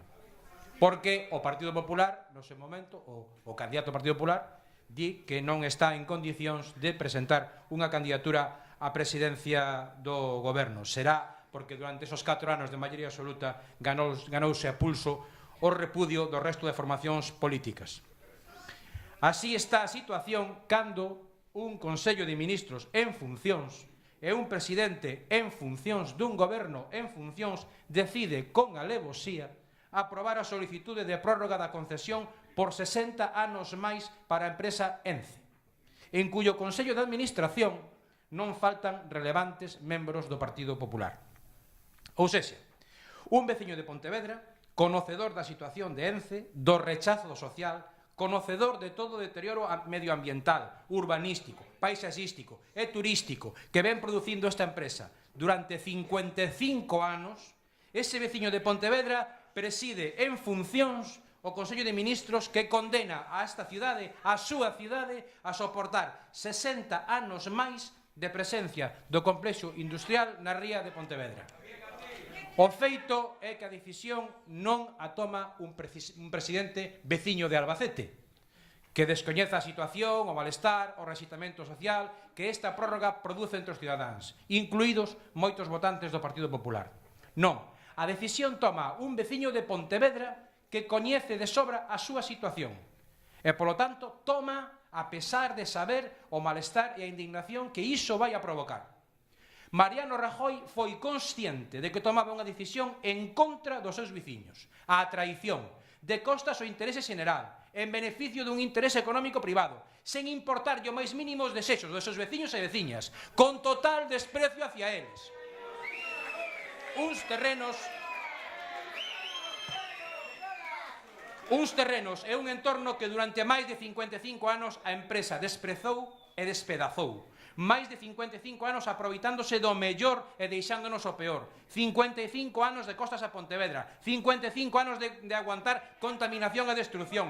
55 anos de masacre medioambiental mentras moitos e moitas miraban para outro lado. 55 anos de destrucción. 55 anos de prepotencia e chulería. 55 anos sin preocuparse por Pontevedra e polos pontevedreses. E agora, ese presidente en funcións dun Consello de Ministros en funcións pretende que teñamos que soportar o mesmo outros 60 anos máis. De repente, un goberno que está en funcións atrévese a regalarlle a unha empresa o uso de terrenos públicos 60 anos máis sen ter en conta aos veciños. Sen ter en conta que incluso moitos dos seus votantes, ven como unha auténtica barbaridade esa cadena perpetua. Pero de certo a alguén lle pode parecer razonable a actitude de Mariano Rajoy. Pero de verdade a alguén lle pode parecer razonable permitir que eso siga aí 60 anos máis. Rogase silencio, por favor, por favor. Mariano Rajoy traicionou a esta cidade e aos seus votantes. Rajoy utilizou o Consello de Ministros como Consello de Administración dunha empresa privada. Rajoy foi desleal, condenou a esta cidade, a esta ría e a varias xeracións de pontevedreses a vivir con ese complexo industrial aí. Condenounos a non recuperar o que é do mar. Rajoy se merece sentir vergoña cada vez que veña a esta cidade. Necesita poñerse colorado.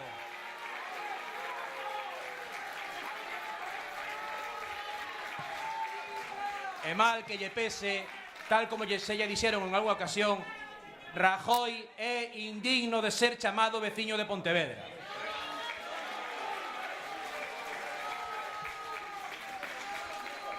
Nós sabemos que isto é un acto simbólico. É un acto simbólico. Pero este acto fai que en toda España, en todo o Estado, coñezan a situación que esa prórroga de 60 anos supón para os cidadanos de Pontevedra. A lo menos xa conseguimos que en todo o Estado saiban como actúa un veciño de Pontevedra. E polo menos, a lo menos, queremos que ese veciño se sinta avergoñado cada vez que veña por aquí e vexa esas chimeneas no borde da ría. Queremos que polo menos se vexa, se sinta avergoñado. Porque podemos decir que a día de hoxe, e remato, Mariano Rajoy encaixa perfectamente no concepto de persona non grata. Persona que non é aceptada por unha determinada comunidade ou grupo social. Nós non aceptamos a Mariano Rajoy. Moitas gracias.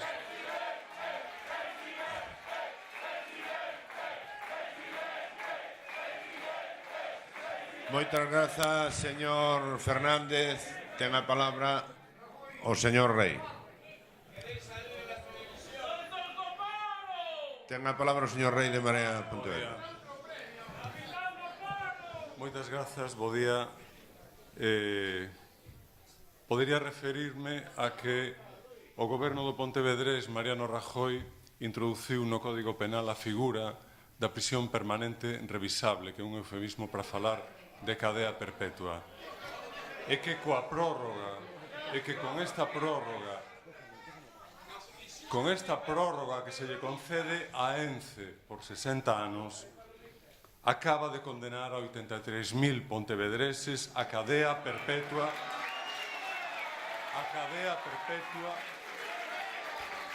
coa agravante de podremia na auga, na atmosfera e na paisaxe. Rógase silencio, Poderíamos por favor. lembrar... Rógase silencio, por favor. Poderíamos lembrar que estamos falando dunha empresa que xa foi condenada, que xa sufriu a condena por delito ecolóxico. Pero estaríamos, de todas maneiras, centrando o foco na contaminación e estou farto de darmos sempre a mesma lección e creo que agora debemos pasar a seguinte lección do libro tamén, que non se esqueza a lección da corrupción. O pontevedrés Rajoy é presidente dun goberno sustentado por un partido que el tamén preside. É, por tanto, o pontevedrés Rajoy o xefe dos xefes no goberno e máis no partido. Polo tanto, xefe dunha lista de políticos na que están, por orde alfabética, Luis Bárcenas, Carlos Fabra, Francisco Granados ou Jaume Matas, que comparten o mérito de teren estado ou de estaren aínda no cárcere. Nesa lista hai que incluir tamén... Bueno, vou a volver a suspender o pleno porque é obvio que non se pode continuar. Eu vou a chamar aos portavoces a ver que opinan ao respecto. Xa estamos acostumbrados, xa non é a primeira vez que este pleno é secuestrado, ¿no?, por unha empresa privada. Bueno, en todo caso, que quede claro que non van a conseguir que calemos. Poden berrar o que lles dé a gana, pero non van a conseguir que calemos. Eu vou a chamar aos portavoces e fan o favor para falar a ver que facemos, porque desde logo non é tolerable todo isto.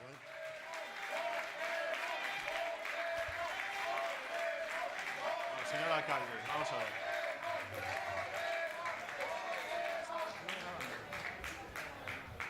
Señor alcalde, espera un segundo. Yo lo que quiero... No. Bueno, yo voy a hablar. Deben a falar con los aquí si quieren. No, esto no puede ser. Que suspendan una hora para usted. Yo le pido al público...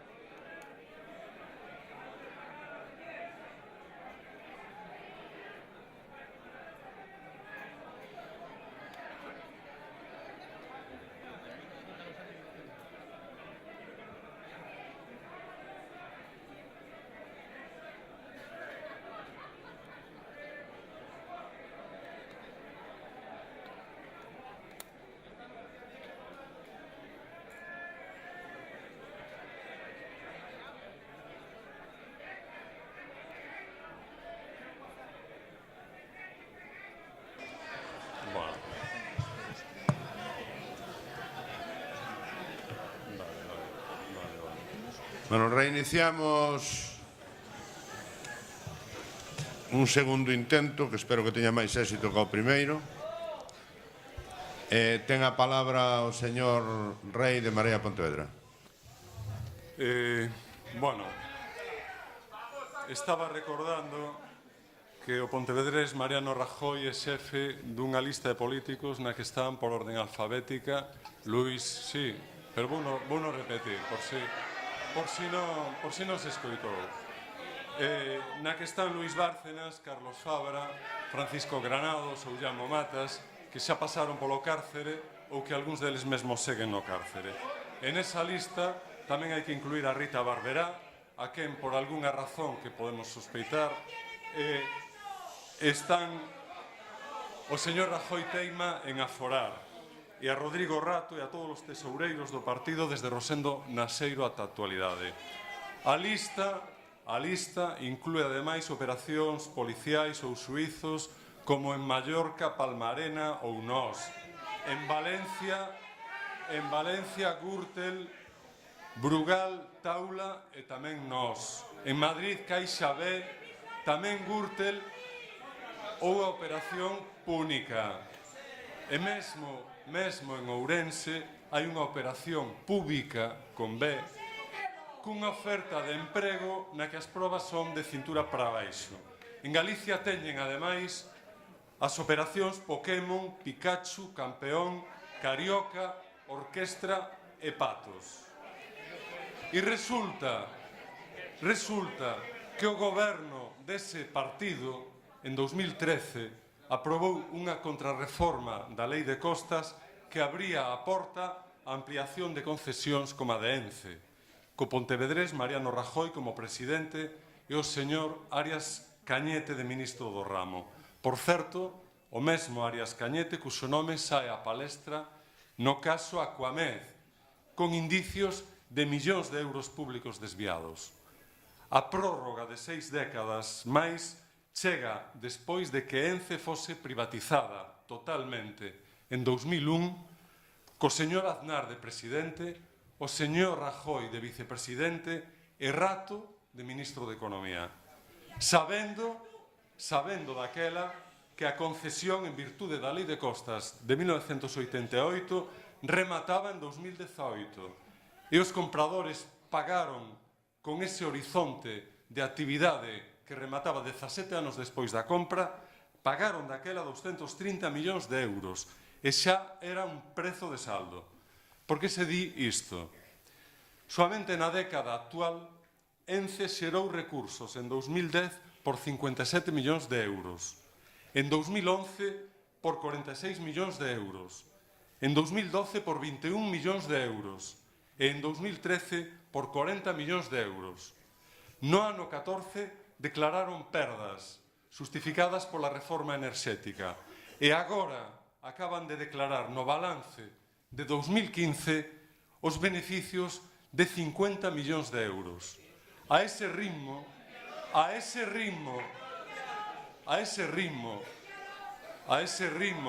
de 40 ou 50 millóns de euros ao ano, un calcula o que pode dar de si a vaquiña durante 60 anos máis e a pesta. E nunca mellor dito. É doado botar a conta mesmo pros de letras. 40 millóns ao ano durante 60 anos suman 2.400 millóns de euros.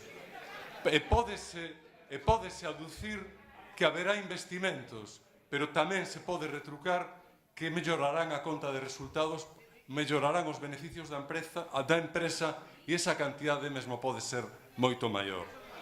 Con Arias Cañete e toda esa tropa, incluídas as portas giratorias polas que entraron no Consello de Administración de Ence, a señora Isabel Tocino, que foi ministra de Ambiente, e o señor Carlos del Álamo, que foi conselleiro de Ambiente na Xunta de Galicia, a pregunta que cabe facerse é quen leva aquí o 3%. A Marea sabe que non estamos no ámbito diplomático e que a declaración do señor Rajoy como persoa non grata ten un alcance limitado, simbólico, testimonial ou moral. Pero non debe ser pouca cousa ese alcance, algunha relevancia semella ter a xulgar pola expectación que causou a introducción deste asunto no pleno que se celebra a Corporación de Pontevedra. Custa pedir o repudio para ninguén. Custa pedir o repudio para ninguén. Pero que é o máximo responsable dun goberno que acaba de facer isto contra 83.000 veciños justifica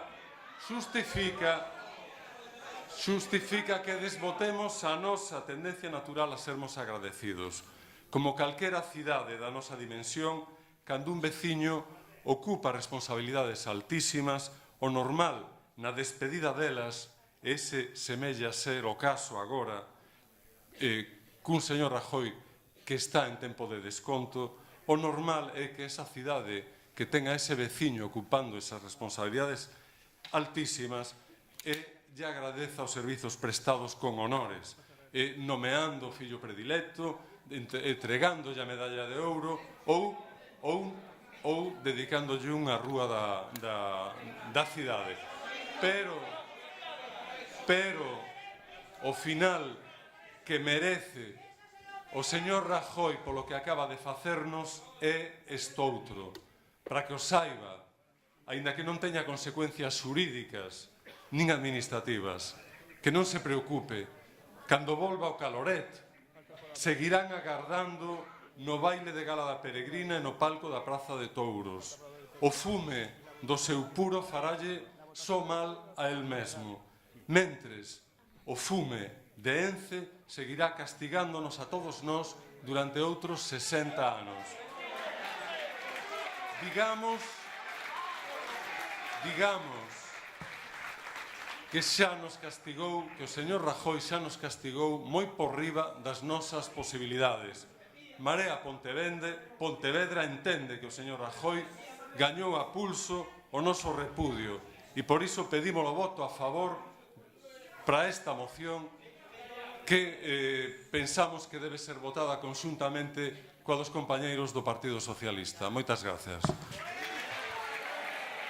Moitas gracias. Moitas grazas, señor Rei. Ten a palabra a señora Rei de Ciudadanos. Gracias.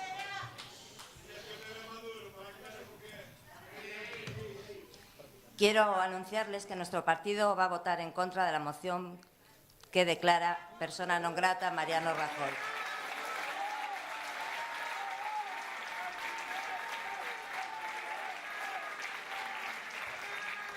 Pero nuestro no, en ningún caso es un sí a las políticas de austeridad, a la corrupción o a todas aquellas decisiones equivocadas que pueda haber tomado el Partido Popular encabezado por el señor Rajoy. Nuestro no es un no a perder el tiempo con iniciativas partidistas que tienen más repercusión mediática que real sobre la vida de los pontevedreses.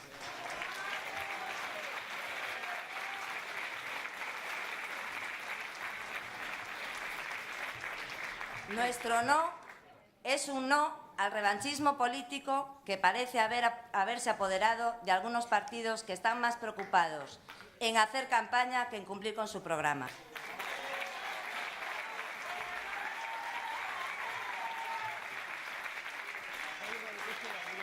Pero sobre todo es un no a que el Pleno de este Ayuntamiento siga invirtiendo más tiempo en discutir mociones irrelevantes que en solucionar los problemas que tienen las personas de esta ciudad.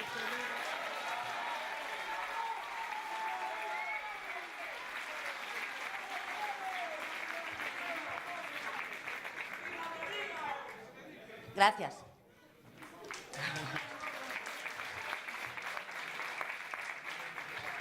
Si seguimos con este juego de buscar culpables y no soluciones, seguramente esta legislatura se nos haga corta en horas para poder nombrar personas non gratas a todos los políticos que han antepuesto sus bolsillos al interés de los españoles.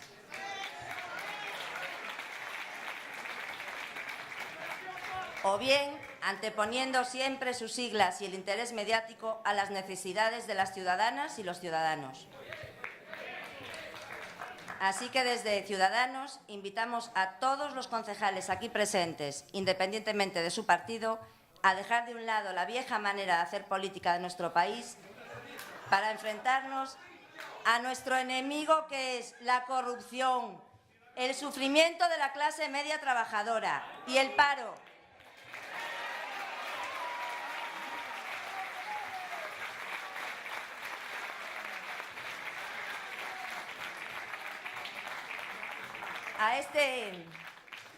A este último sitio, por cierto, no nos ha llevado solo Rajoy, porque todos vosotros lleváis más de 30 años en el poder.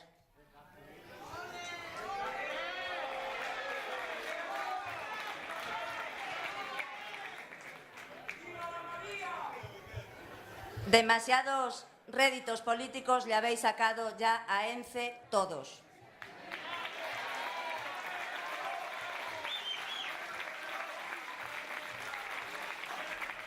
Ahora os enzarzáis una vez más en el debate de ENCE. Esta moción es una excusa más. ¿Pero os habéis parado a escuchar lo que opina la gente de la calle?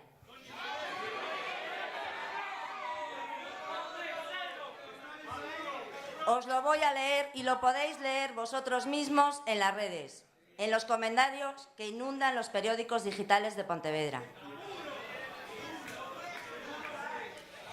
Escribe Miguel Ángel: no os llega con que Pontevedra sea la capital gallega del paro. Tenéis que dar la nota a nivel nacional. ¡Qué vergüenza de políticos municipales!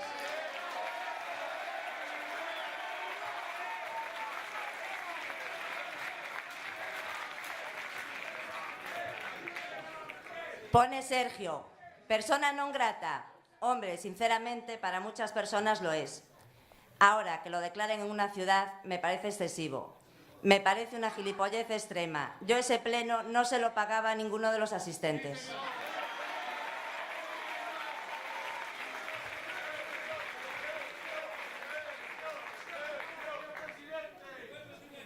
Dice Israel: que se dediquen a lo que se tienen que dedicar, no a estas tonterías. Vaya panorama político que sufrimos. Nos roban, nos hacen pagar a los que no lo hacemos y se ríen en nuestra cara. Lo único de lo que se preocupan es de esto para ser noticia.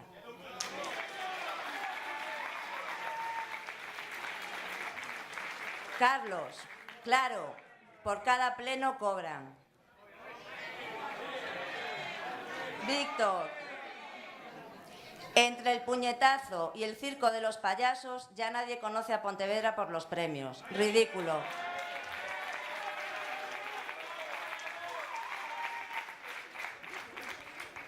Cristina: esto es broma, ¿no? Y para eso les pagamos el sueldo. La madre que los parió, como si no hubiera cosas que solucionar en la ciudad.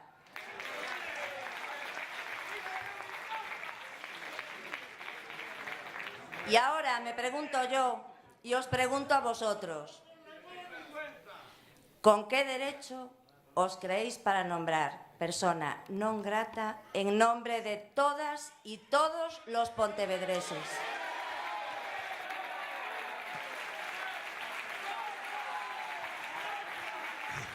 Moitas grazas, señora Rey. Ten a palabra señor Moreira. Ten a palabra o señor Moreira do Partido Popular.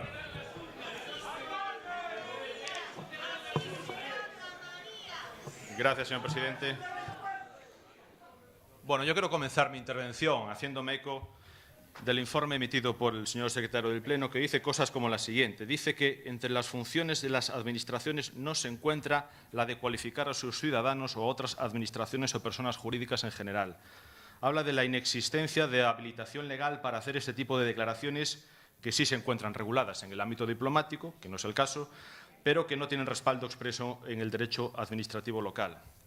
Comenta que existen sentencias que declaran nulas este tipo de acuerdos y que el Ayuntamiento puede exponer su parecer respecto de todos aquellos temas que afecten a sus intereses. Y nosotros nos preguntamos, ¿afecta a los intereses municipales declarar persona non grata a alguien?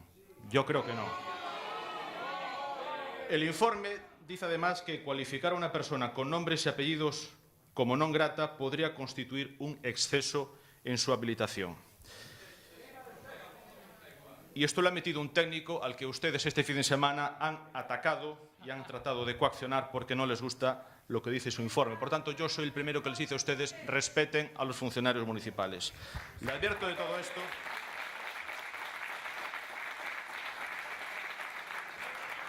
Le advierto de todo esto, señor alcalde, para que aún está a tiempo reconsidere seriamente si quiere seguir adelante con este asunto. Está a tiempo de dejarlo fuera del día, recapacitar, porque este asunto está aquí en el orden del día porque usted y su grupo municipal lo han permitido.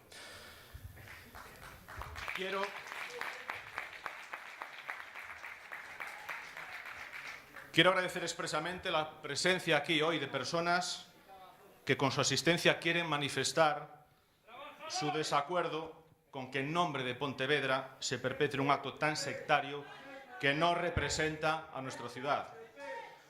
No solo a compañeros de partido. Se roga silencio, por favor. No solo también a compañeros de partido y vecinos que están en contra de que se vilipendie públicamente a Mariano Rajoy, sino también a vecinos de Pontevedra que no aceptan que en el nombre de Pontevedra, se utilice para ultrajar a un vecino, a un pontevedrés, sea quien sea, señor Fernández Lores.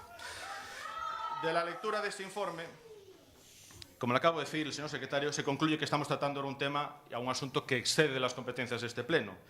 Y me permito traer a colación una de las citas del informe con la que estoy plenamente de acuerdo, que dice que la actuación de los ayuntamientos aparece claramente vinculada al cumplimiento de los fines que le asigna el ordenamiento jurídico, entre los cuales no se encuentra el de atribuir calificativos a sus administrados. Y efectivamente, creo, y en eso estaremos todos de acuerdo, en que la función de un ayuntamiento no es ponerle calificativos a sus vecinos.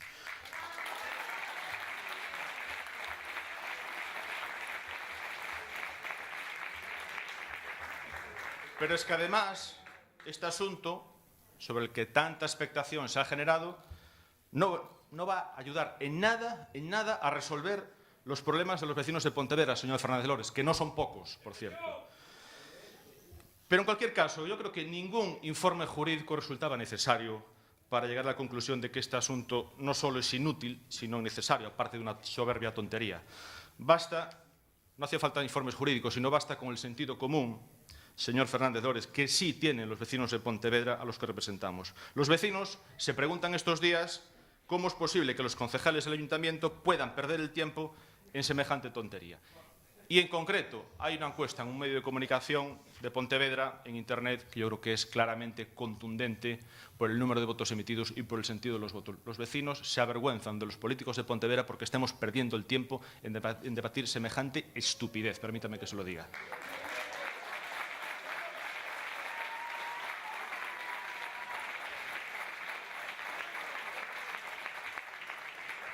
Y claro, luego nos preguntamos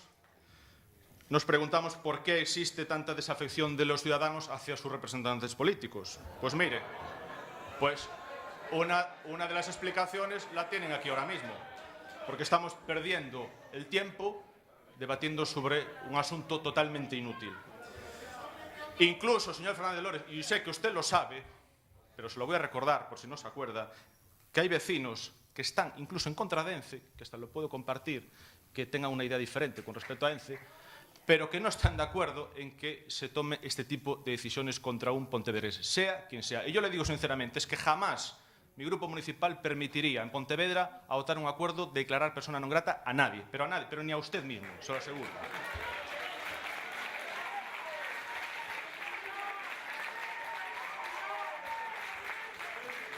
Y tengo la completa seguridad de que el señor Rajoy no va a sentir vergüenza. Vergüenza la vamos a sentir todos los ciudadanos de Pontevedra por ser noticia por este asunto.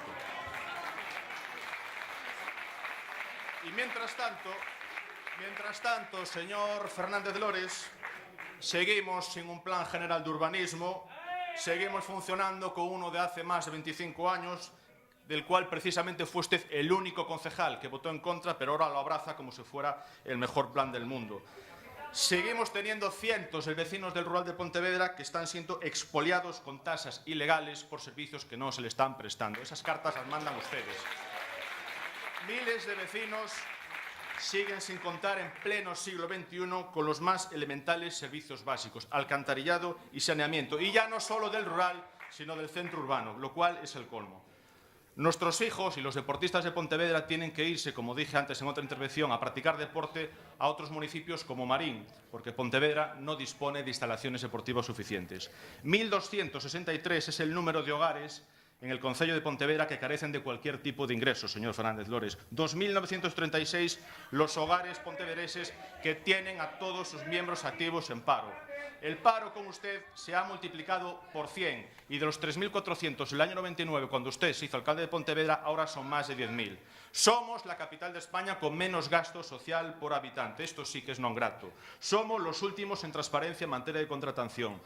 Nuestra ría y nuestros ríos siguen recibiendo vertidos de fecales y recientemente vimos uno, señor Fernández Lores, por mucho que usted se dé baños y por mucho que ponga placas.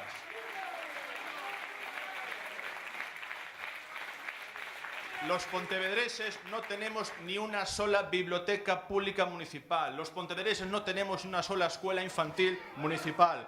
No tenemos servicio de transporte público urbano, pese a ser un servicio que una ciudad como Pontevedra está obligada a prestar a los vecinos. Mientras tanto, usted, paradójicamente, presume de movilidad urbana. Ya me dirá cómo se come eso, ¿no? Y todos estos problemas y muchos más esperan una solución.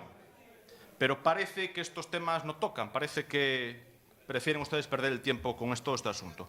¿Cómo es posible que hayamos llegado hoy a este pleno a perder el tiempo hablando de este asunto? Señor Fernández Lores, porque usted y su grupo político han permitido que en este pleno se debata este asunto con sus votos a favor en la comisión informativa. Si no, no habría llegado aquí. Por lo tanto, es usted responsable de que hoy estemos aquí hablando de esto. Y curiosamente, un asunto que sí afecta a los ciudadanos y por lo que están muy preocupados, como es la regulación de esos pasos elevados que tantos incordios causan a ambulancias, a servicios de emergencia, a vecinos, eso usted no lo quiso meter en el orden del día, que lo pedimos nosotros. Eso no lo quiere.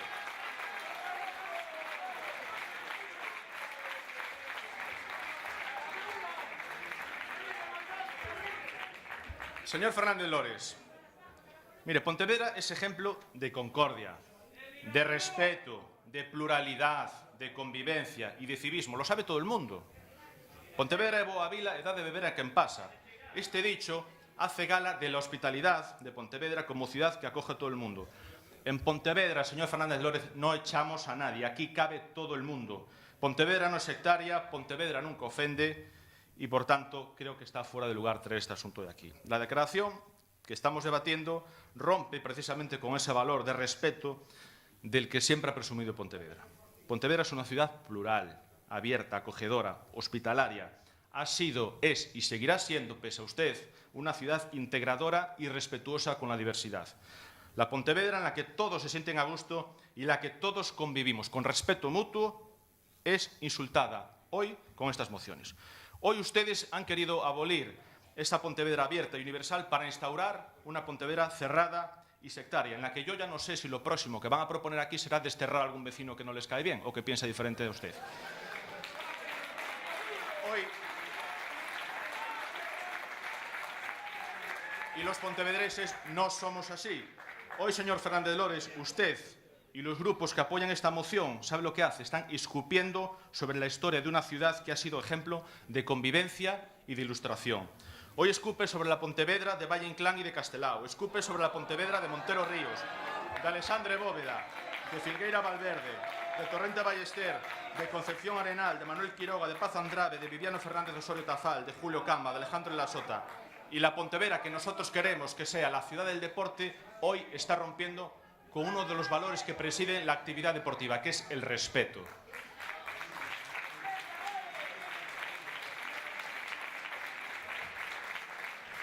Y si usted tuviera un poco de respeto y de amor a esta ciudad, señor Fernández Lores, no permitiría hoy este acto aquí. Yo no quiero que en Pontevedra nadie sea declarado persona non grata. Puedo discrepar de muchas cosas y de muchas ideas, pero como le dije antes, jamás aceptaría utilizar el nombre de Pontevedra para ultrajar a nadie. Ni siquiera usted, se lo repito, con todas las diferencias que nos separan. No se puede utilizar el nombre de Pontevedra para ofender a nadie, pero a nadie. Y no Y lo que está haciendo usted, señor Fernández Lores, permitiendo que se trate este tema, además de deturpar la idiosincrasia del pueblo pontevedrés, es que está colaborando con una maniobra claramente orquestada desde el PSOE de Madrid y de Podemos, que lo único que quiere es alimentar el argumentario del señor Sánchez con un chascarrillo más y poder decirle al señor Rajoy, es que usted no lo quiere ni en su pueblo. Para eso está valiendo esto, para nada más. Están siendo ustedes manejados por los señores de Podemos y del Partido Socialista de Madrid. Pues mire, pues yo le digo, y si no, mándele el recado por sus representantes aquí, al señor Sánchez y al señor Iglesias, que si quieren ser titiriteros que lo sean, pero Pontevedra no es títere de nadie.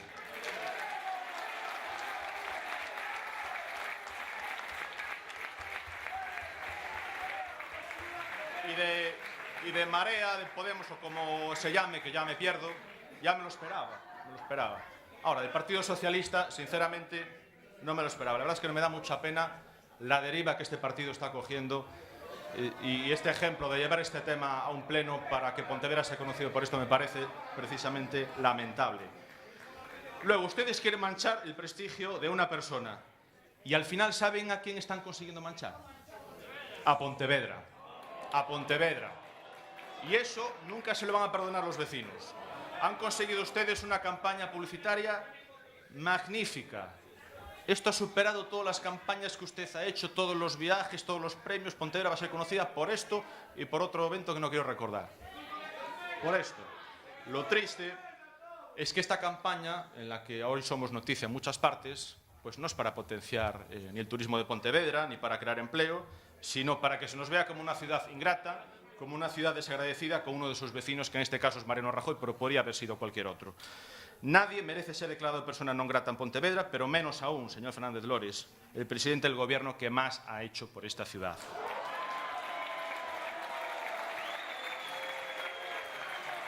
Y hoy todos podemos estar orgullosos de enseñar nuestra zona monumental y de que todo el mundo que viene a Pontevedra marche encantado y alaben, allí donde vamos siempre me lo dicen y yo lo defiendo, que la zona monumental es preciosa, pero usted sabe perfectamente, señor Fernández Lores, que ese dinero para hacer esas obras lo consiguió Mariano Rajoy.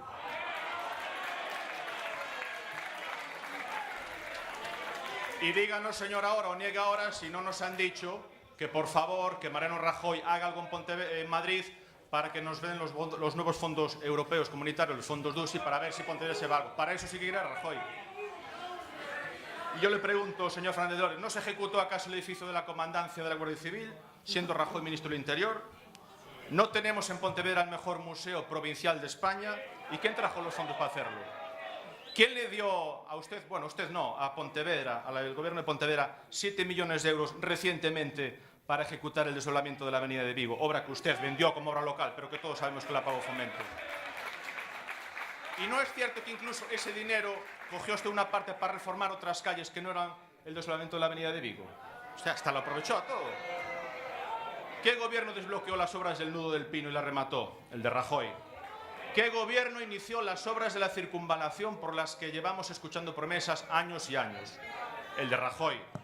¿Qué gobierno modernizó la estación de trenes y trabaja ya en integrar la de trenes con la de autobuses? El de Rajoy. ¿Qué gobierno le está cediendo ahora al ayuntamiento los terrenos en desuso de la red ferroviaria para poder hacer sendas verdes, carriles bici, para que todos los vecinos de Pontevedra podamos disfrutar de ellos? El de Rajoy. Cuando se produjeron los conflictos vecinales con la Viridad, ¿recuerda, señor Fernández Lores, que aquí aprobamos una moción para que usted mediara en el conflicto? ¿Lo recuerda? ¿Y usted qué dijo? Que no iba a mover un dedo. ¿Sabe quién lo movió? Señor Rajoy. Sí, señor. Sí, señor. ¿Y le han hecho ustedes un reconocimiento público por todo esto? No. Pero tampoco hace falta. No hace falta. Porque él no lo hace porque se lo reconozca, lo hace porque quiere a su ciudad. Así que estése tranquilo, que él no quiere premios, solo quiere trabajar por Pontevedra. Y ahora ustedes quieren declararlo... silencio, por favor. Por favor. Ahora ustedes quieren declararlo persona non grata. ¿Por qué? Porque su gobierno aprobó una prórroga para que una fábrica pudiese continuar su actividad y mantener y generar empleo. Vale, y por eso es non grato. Muy bien. Yo le recomendaría, sobre todo al Partido Socialista, que hablara con el alcalde de Navia, por ejemplo, que es una ciudad que también tiene una fábrica de ENCE, y que allí dice, y es socialista, y que allí dice que en Navia el debate no es si abrir o cerrar ENCE, sino que cómo podemos hacer para que más gente trabaje en ENCE. Pues yo creo que ese tenía que ser el debate aquí, en Pontevedra.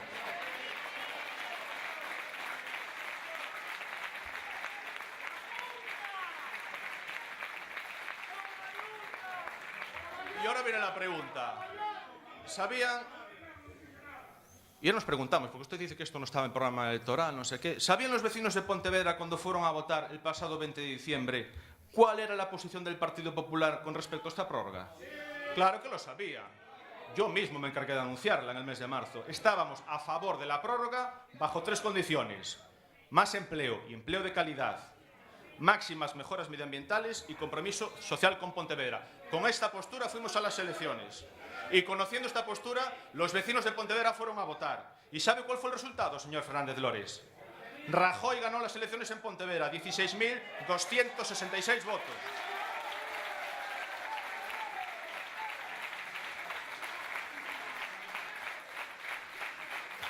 Espera, que falta otra parte del resultado.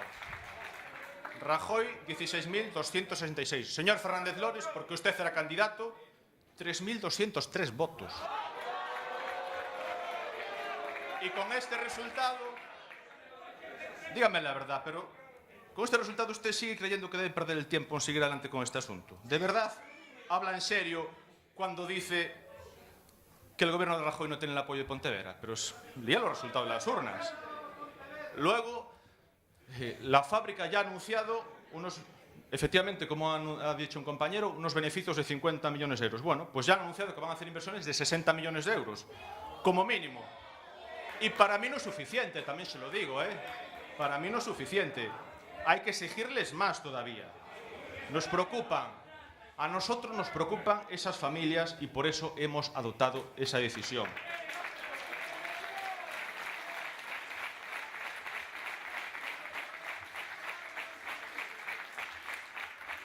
Y nuestros aliados, señores promoventes de estos acuerdos, no son ni los accionistas de ENCE ni ningún consejo de administración. Nuestros aliados son los trabajadores y lo hemos demostrado.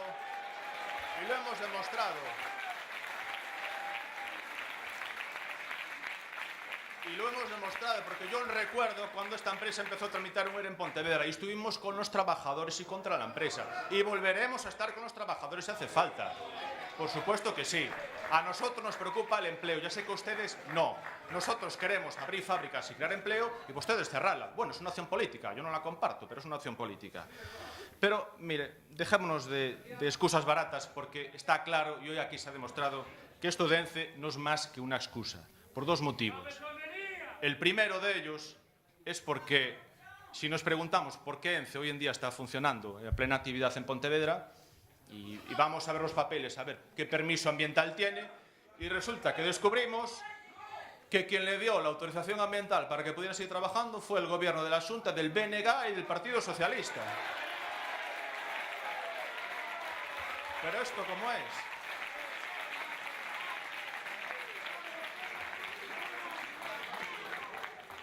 Usted, a ver si lo entiendo bien, señor Fernández Lores. Ustedes cuando estaban en la Xunta emitieron una declaración diciendo que ENCE cumplía toda la normativa ambiental. Lo dijeron ustedes. Ahora dicen que contamina.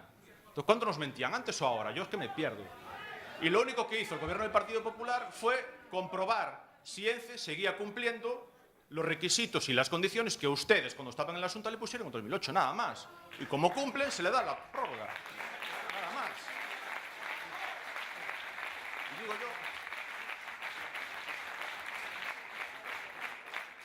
yo, ¿cómo se puede tener tanta cara cuando fueron ustedes los que le dieron la autorización ambiental y ahora dicen que contamina y que no se le puede dar una prórroga? Si fueron ustedes. Y ahora dicen que no, que fue un gobierno en funciones. Claro, un gobierno en funciones. Las elecciones fueron el 20 de diciembre. A partir de ahí el gobierno entra en funciones. Y ustedes hicieron alegaciones después del 20 de diciembre, pero si ustedes son conscientes de que el procedimiento no estaba terminado antes del 20 de diciembre. Y es una resolución administrativa. Si no les gusta, impugnen a los tribunales. Y si les dan la razón, pues mira, será el mejor reconocimiento que tendrán ustedes, más que esta vergüenza que hoy quieren tramitar aquí.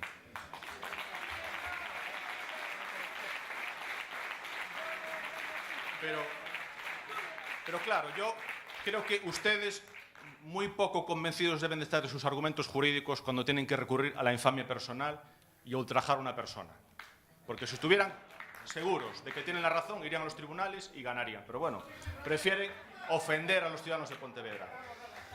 Y señor Fernández, mire, desgraciadamente ni su madre, a la que le tengo todos los respetos, ni yo, ni nadie de los que estamos aquí probablemente volveremos a ver tampoco las marismas del río Lérez que fueron rellenadas en las que se hicieron centros educativos, el Pazo de la Cultura, etcétera, etcétera. No lo volveremos a ver. Tampoco volveremos a ver eso. ¿Y qué vamos a hacer? ¿Lo vamos a levantar? Yo creo que es una actitud un poco incongruente. Pero es que además, esta moción, y esto la gente no lo recuerda, pero esta moción ya la intentaron traer aquí en el año 2012. En diciembre del 2012. Y entonces esa moción nada decía de ENCE, eran otros los motivos, que si los recortes, que si era una moción que presentaba Nova. Y por aquel entonces usted, señor Fernández Lores, no los consideraba rivales o no los debía de considerar rivales en los oscuros y perversos intereses de la fuerza nacionalista independentista que usted representa. Pero los resultados de su formación política, de lo que queda de ella, después del 20D, les ha obligado a apropiarse de esta moción de Nova, aceptando traerla a este pleno.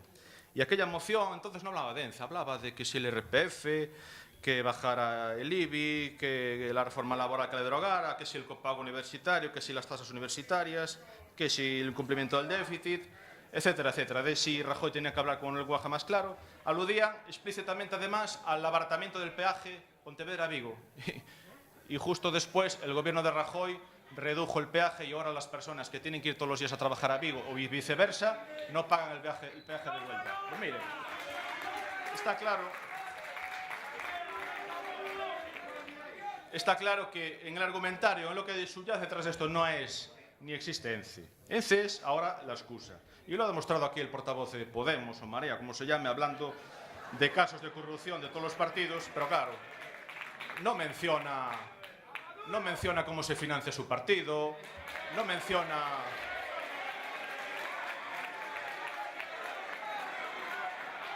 menciona cómo es posible cobrar de una universidad por hacer un trabajo y no hacer ese trabajo en la universidad. Estas cosas no quiere tocarlas. Pero bueno,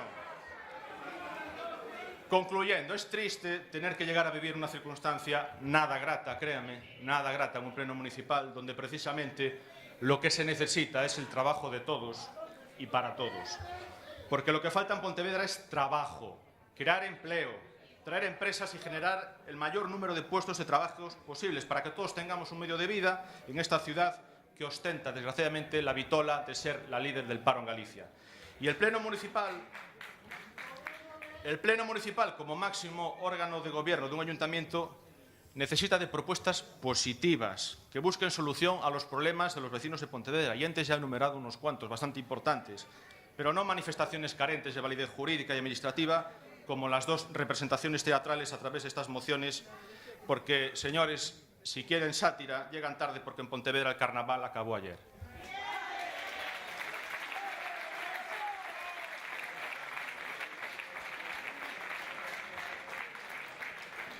Y, señor Fernández Lores, permítame que le diga otra vez que no es bueno que un alcalde contribuya a generar enfrentamientos entre los vecinos de Pontevedra. Y lo que hoy ha pasado aquí es responsabilidad suya. Yo aún tengo grabadas sus declaraciones cuando dijo, con respecto a los miembros del Partido Popular, y dijo públicamente que sientan el aliento en el cogote, que vean lo que les espera, que los vamos a correr a gorrazos. Luego dijo, electoralmente, pero dijo eso, que nos corran a gorrazos. Esto es lo que usted está fomentando. Y esto es lo que usted ha sembrado. Y me parece triste que en vez de unir a los vecinos de Pontevedra trate de dividirlos. Es lamentable. Señor alcalde de todos los pontevedreses, apelo por tanto a su sentido de la responsabilidad. Le pido que no dé pábulo a este acto que avergüenza a Pontevedra y entre ellos también a muchos de sus votantes, aunque usted no lo crea. Sigamos defendiendo una Pontevedra hospitalaria, una Pontevedra acogedora y ejemplo de vida en convivencia, gratitud y respeto. Yo lamento que el Pontevedra levante silencio, por favor. Que Pontevedra levante tanta expectación por este asunto. Para muchos vecinos, seguramente hoy, lo único coherente de este debate es el lugar donde se celebra, un teatro. Muchas gracias.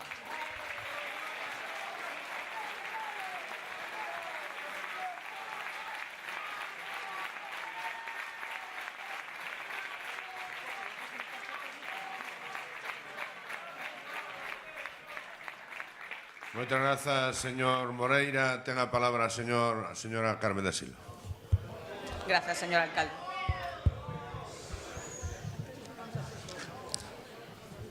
Bos días a todos e a todas.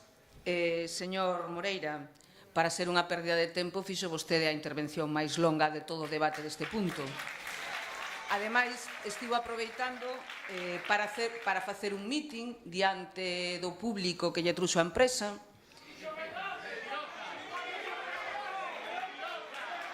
Parece ser que ante a proximidade dun congreso provincial, de candidaturas electorais, etc., ten que vostede estar facendo méritos. E foi o que veu a facer hoxe aquí. Méritos para o Partido Popular e méritos tamén diante de Ence. Xa no pleno pasado de preparar unha bonita intervención, e neste, pois ven vostede a iso, a facer méritos. Entre as persoas que vostede nomeou de Pontevedra, hai unha que é fillo adoptivo e predilecto a título póstumo desta cidade, que desde logo debería darlle vergonza, porque esa persoa foi asesinada por defender a democracia. Vostede menciona Alexandre Bóveda e despois di que Pontevedra sempre foi unha cidade amable. Non, non. Pontevedra é hoxe unha cidade amable. Pero non o era cando se instalou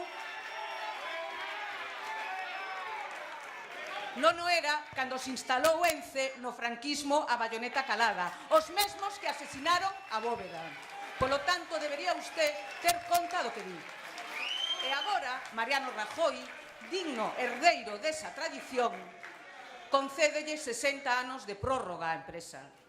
Regálalle a ría de Pontevedra por 60 anos, acompañada de miles de millóns de euros. Eso é o que fixo Mariano Rajoy en Pontevedra. Modificar a lei de costas. Vostedes falan da autorización ambiental integrada. É certo, o Consellería de Medio Ambiente, presidida por Pachi Vázquez, deulle autorización ambiental integrada. E recorde as declaracións do señor Lores, que traicionou a Pontevedra. Porque foi o que dixo Lores, traicionou a Pontevedra coa concesión de autorización ambiental integrada. Pero remataba no 2018, señor Moreira. E vostedes, o señor presidente do goberno hoxe en funcións, Mariano Rajoy, e todos vostedes, os que estaban no Congreso aprobando a modificación da lei de costas, modificaron a lei para que esa autorización ambiental integrada vaya máis alá 60 anos. Eso foi o que fixeron vostedes na Xunta e no Goberno do Estado. Polo tanto, vamos a deixar todas esas cuestións. Aquí do que se trata é de que, efectivamente, o señor Rajoy condenou a ría de Pontevedra avalando a decisión do Ministerio a 60 anos máis. E con eso condena a todos os pontevedreses. E vostede foi o que dixo hoxe na súa intervención que era unha decisión política. Porque, aínda que a queiran de vestir administrativa, vostede na súa intervención dixo tomamos esa decisión. Polo tanto, é unha decisión política do goberno. E tamén aviso, as mobilizacións que houbo na ría días despois de que a empresa e non o señor Feijóo Rajoy ou calquera dos seus ministros ou o señor Feijóo mismo anunciasen a concesión porque tiveron vergonza de decilo públicamente. Foi a empresa quen o dixo. Días despois houve unha multitudinaria mobilización en Pontevedra que non vai calar nunca, non vai calar para defender que se recupere a ría e que Ence salga de aí. E para rematar, e como xustificación da dura reprobación que hoxe este pleno lle vai facer a Mariano Rajoy, da dura reprobación que se lle vai facer a un presidente do goberno de Pontevedra, voulle ler unhas palabras dun artigo que se publicou no ano 2014. Nunca Pontevedra ha tenido tanto político con peso y nunca ha tenido tan poco peso político. La frase la pronuncia a menudo un veterano militante del PP muy próximo al antiguo círculo personal de Mariano Rajoy. Cuando ganó las elecciones, muchos pontevedreses albergaban esperanzas de hará mucho por nosotros, decían. Eso es lo que en buena lógica se esperaba de él y de toda la gente de aquí a la que colocó. Un equipo de pontevedreses que incluía a una ministra y a numerosos cargos de confianza copando instituciones y empresas públicas. Imaginábamos el chaparrón de inversiones que nos traería toda esa gente, pontevedreses de toda la vida, que no dejarían tirada la ciudad. Algo hará por nosotros. Rajoy ha traicionado a su partido y a su ciudad, piensan. Ha hecho mucho por sus amigos, saben ben, os da empresa Ence. Y nada por el resto de los pontevedreses. E sigue. Amplios sectores de la ciudad ni siquiera esperaban que Rajoy fuera un buen presidente para España, pero confiaban que al menos lo fuera para Pontevedra. Que una vez retirado de la política podría pasearse por aquí recibiendo el agradecimiento de sus vecinos. Ya no es que Pontevedra no haya tenido por parte del presidente pontevedrés la atención especial que se esperaba, es que hoy se tiene la certeza de que ha sometido a su ciudad a un ninguneo premeditado que raya el desprecio. Y ese es un lastre muy pesado para el PP de Pontevedra. Vostede mismo dixo que, claro, 60 anos igual eran demasiados. Mientras otras ciudades en estos años de crisis han llegado inversiones en infraestructuras de ciencia e importancia, a Pontevedra ni siquiera nos han mandado al pequeño Nicolás a gestionarnos la construcción de un hotel. Todavía podría Rajoy, si quisiera, hacer algo por nosotros. Podría, por ejemplo, sentarse en la calle Peregrina y ofrecer a nuestros hijos un globo, una sonrisa y un saludo.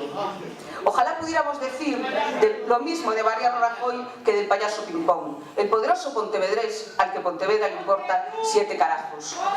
Este artigo é do ano 2014. Desgraciadamente, hoxe ten unha segunda parte, que sí fixo algo por Pontevedra. Prorrogar a concesión de Ence 60 anos e condenar a Pontevedra e a Galiza, porque isto é unha condena para toda Galiza a 60 anos máis de destrozo da ría e do seu sector forestal.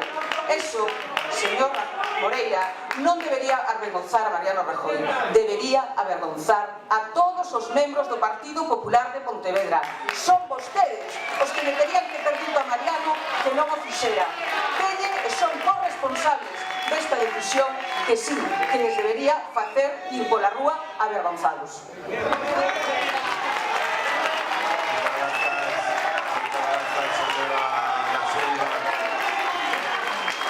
La palabra o señor Fernández. El autor da moción ten a palabra. Señor Fernández, agradecemos que sea breve, que non reincida en los argumentos que xa conocemos todos. No, señor alcalde, vou facer caso, vou a ser breve, porque creo que o que se teña que decir xa se dixo casi todo, pero hai algunhas cousas que sí que convén matizar. Primeiro, a representación da vontade popular non está nas redes sociais, está nos personaxes elegidos nas urnas, está aquí. Eu non comparto que na nova política haya que tomar en conta máis o que din as redes sociais que din os representantes populares elegidos democrática e libremente. Por lo tanto, vamos a centrarnos no que temos que centrarnos, vamos a falar do que temos que falar. A min, de verdad que me gustaría que o Partido Popular e o señor Moreira, que fixo unha intervención moi extendida no tempo, moi pouco chea de recursos, me gustaría que o Partido Popular me dixera en que páxina do seu programa electoral ben reflexado que ian a conceder a prórroga a Ence. Me gustaría que me dixese, aquí está, porque vostedes durante a campaña electoral non dixeron nada.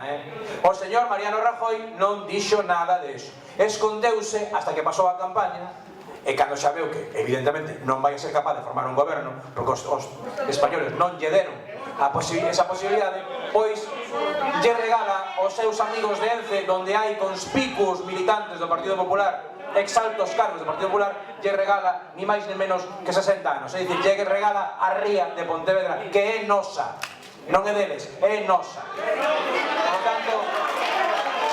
Por tanto, me gustaría saber en que página ven eso. Por certo, outra cousa. Cando fala vostede de titiriteiros, A diferencia entre vostedes e os tiriteiros é que vostedes os encerran na cárcel. Nós non. Nós non. Vostedes métenos na cárcel. Nós non. Nós non. Di vostede tamén, e me resulta curioso, que estas cousas que facemos no pleno de Pontevedra provocan desafección política. Debe ser que a corrupción non. Debe ser que a corrupción non provoca desafección política. A desafección provocámola nós aquí hoxe. Manda truco. Manda truco. Mire, hai outra cousa que te molesta soberanamente, ou que a mí me molestaría. Se eu fora o funcionario deste Concello que fixo o informe que vostede leu, estaría moi enfadado con vostede. De verdade. Porque vostede manipula o informe que fixo un funcionario do Concello de Pontevedra para ler solo o que a vostede lle gusta. E manipula. Manipula. Mire, está movendo a cabecilla. Está movendo a cabecilla. Porque mire, o que di o informe nas conclusións di: dada a relevancia política da persona en cuestión e o coñecido marco de discrepancia entre o parecer amosado maioritariamente pola corporación, a declaración que se adopte non afectaría ao dereito ao honor da mesma, seguindo o pautado polo Tribunal Constitucional.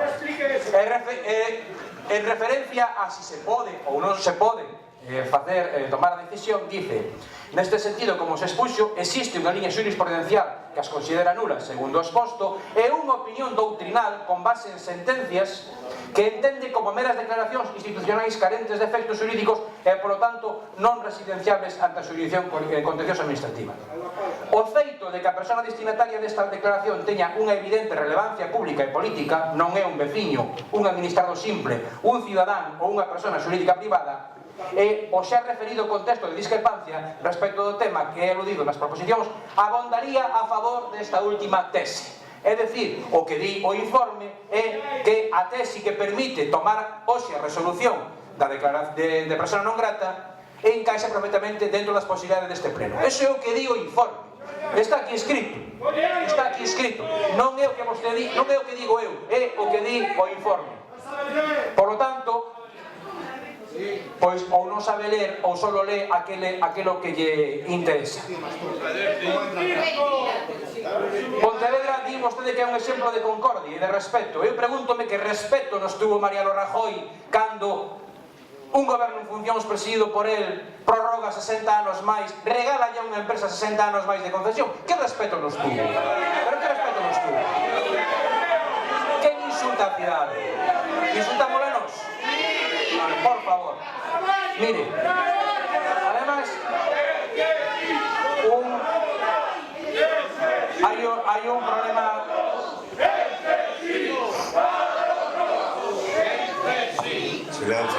Xa acabou, só teño unha cosa máis que decir e logo xa poden seguir dicindo cosas por aí. Mire, vostedes aluden a que este non é o sitio para discutir isto, que este non é o lugar, que non temos competencias, que facemos moi mal, que Pontevedra é unha cidade de concordia, unha cidade de respeto, pero claro, lémbranse de que no ano, creo que 83 ou 84, non sei moi ben, creo que foi no 83 ou no 84, o Concello de Pontevedra, donde había un goberno daquela da Alianza Popular, que o Partido Popular é o heredeiro da Alianza Popular, o Concello de Pontevedra adopta unha resolución, e é que reproba, porque non podía nombrar fillo directo ni persona non grata porque non era de Pontevedra, reproba ao director de Radio e Televisión Española. O pleno do Concello de Pontevedra, no ano 83, reproba ao director de Radio e Televisión Española. E saben vostedes quen era concelleiro de AP naquel momento? Mariano Rajoy.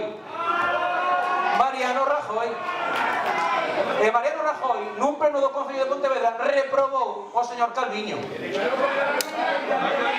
Miren as voltas que dá a vida. Miren as voltas que dá a vida. Por lo tanto, non se rasguen as vestiduras. O que teñen que facer no Partido Popular é asumir que cometeron un error, que van a pagar moi caro diante dos cidadanos de Pontevedra. Van a pagar moi caro. Xa o pagaron nas eleccións municipais e van a seguir pagando. Cometeron un error e deberían axudar a que ese error poida ser reversible, se é que pode ser reversible. Por tanto, insistimos en solicitar o voto para que sexa declarado persona non grata. Moitas grazas, señor Fernández. Señor Rei, ten a palabra. Moitas grazas. Silencio, por favor. Bueno, señor Rei, ten a palabra. Moitas grazas. Por favor, moitas grazas. A Lei do Goberno 50/1997 di no artigo 21.3: el Gobierno en funciones facilitará el normal desarrollo del proceso de formación del nuevo Gobierno y el traspaso de poderes al mismo, y limitará su gestión al despacho ordinario de los asuntos públicos, absteniéndose de adoptar, salvo casos de urgencia debidamente acreditados o por razones de interés general cuya acreditación expresa así lo justifique, cualesquiera outras medidas. Estamos falando dunha decisión de prorrogar a permanencia de ENCE á beira da ría de Pontevedra por 60 anos máis.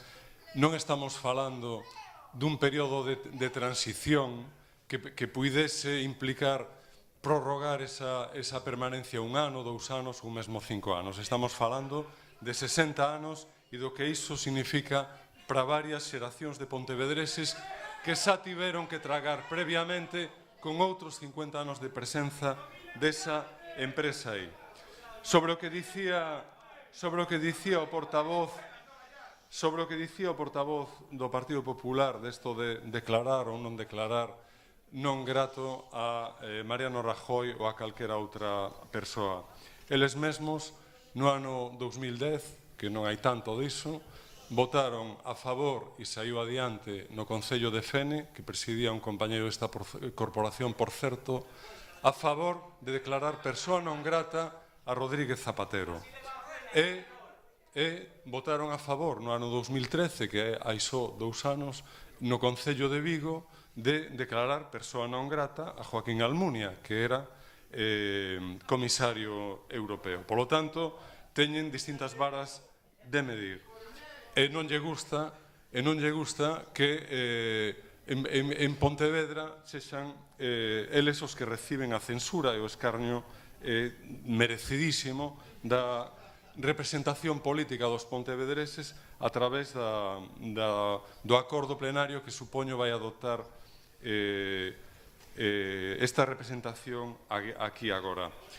Falaba tamén de a folla de servizos prestados por Mariano Rajoy en máis de 30 anos de vida política, exercendo responsabilidades executivas, primeiro na Diputación, despois na Xunta e despois no Goberno, e inclui aí unha serie de cousas, Plan Urban, Comandancia da Garda Civil, etcétera, etcétera, e tamén a 57, que, por certo, é unha desfeita ecolóxica que se está perpetrando agora mesmo no Concello de Pontevedra. Estamos falando aquí dunha desfeita ecolóxica que nace dunha orde ministerial dun réxime dictatorial no ano 58, pero agora, en pleno ano 2016, se está perpetrando outra e sería conveniente paralizar iso antes de que se chegase a lamentación por todos os pontevedreses diso. E outra cousa que tamén me extrañou do portavoz do Partido Popular e xa vin na prensa estes días que nos tildase de titiriteiros os que vimos a este pleno con esta proposta. A min pareceme que a de titiriteiro é unha profesión dignísima e desde logo moito máis digna que a de mangantes, que son os que convertiron a sede central do Partido Popular nunha delegación da cova de Alí Baba. Chamarnos titiriteiros enlaza tamén claramente co pensamento clasista que nuns artigos publicados no Faro de Vigo amosou o señor Mariano Rajoy. Nun deses artigos di defendendo a desigualdade dos homes e das mulleres, todos os modelos que predican la igualdad de riquezas, aunque se llamen a sí mismos progresistas, constituyen un claro atentado al progreso, porque contrarían y suprimen el natural instinto del hombre a desigualarse, que es el que ha enriquecido al mundo y elevado el nivel de vida de los pueblos. En un segundo artigo insiste e di la igualdad implica siempre despotismo y la desigualdad es el fruto de la libertad. Bueno, é evidente que utilizar a palabra titiriteiro para insultar a alguén implica creer na desigualdade e implica seguir esa liña de pensamento. Finalmente, sobre os resultados electorais, pois na última cita do 20 de decembro e nas citas anteriores, é evidente que o Partido Popular colleitou un resultado que non lle permitiu alcanzar os seus obxectivos. E mesmo no Concello de Pontevedra gañou en 105 mesas, pero en 29 mesas, por exemplo, a primeira forza máis votada foi a Marea, que agora ten a posibilidade de formar parte ou de condicionar un goberno que levará para ser efectivamente un goberno do cambio e de progreso ao compromiso de revogar esta prórroga a ENCE por 60 anos.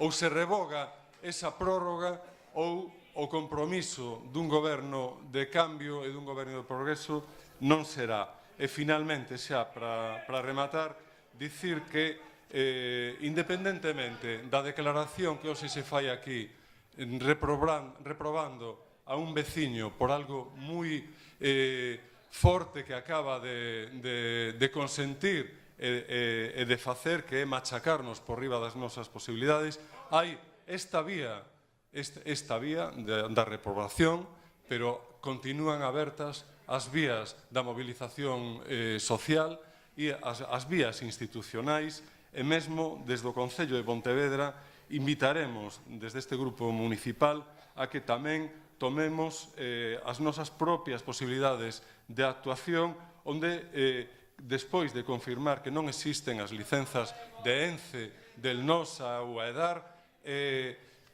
tomar as medidas disciplinarias que compre e mesmo as máis severas. Moitas gracias.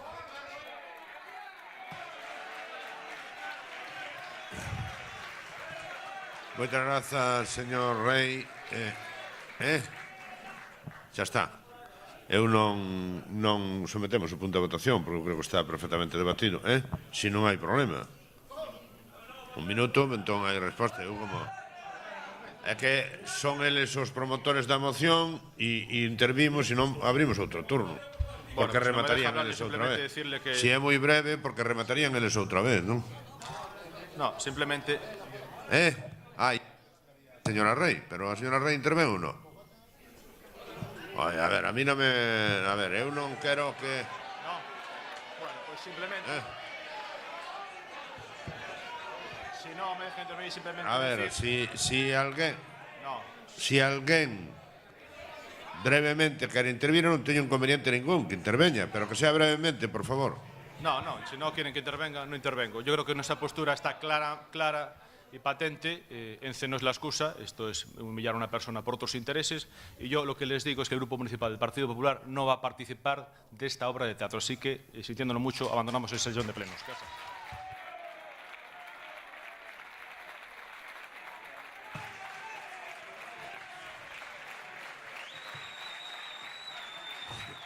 La foto.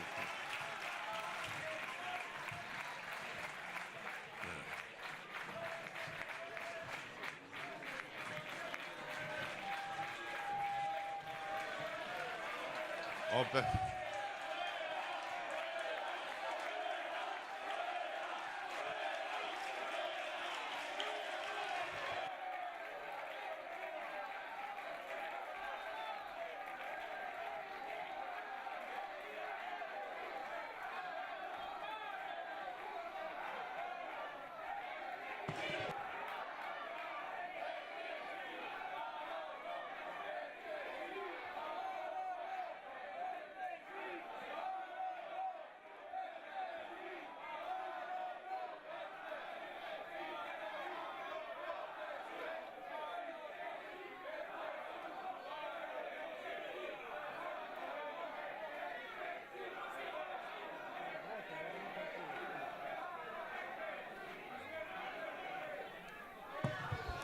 Bueno, sometemos o asunto a votación.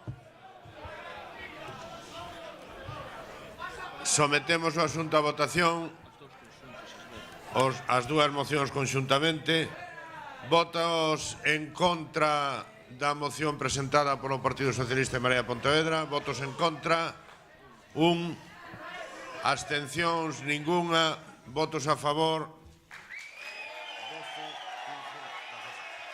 17. Apróbase por maioría.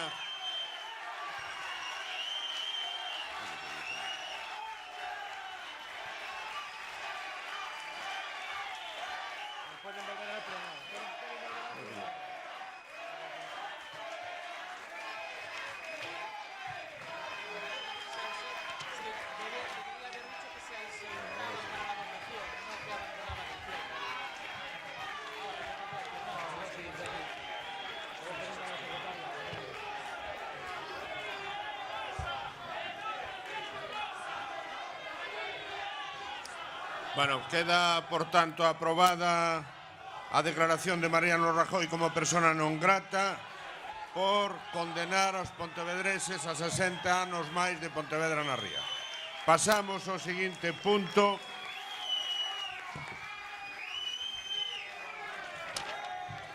Pasamos ao seguinte punto do día.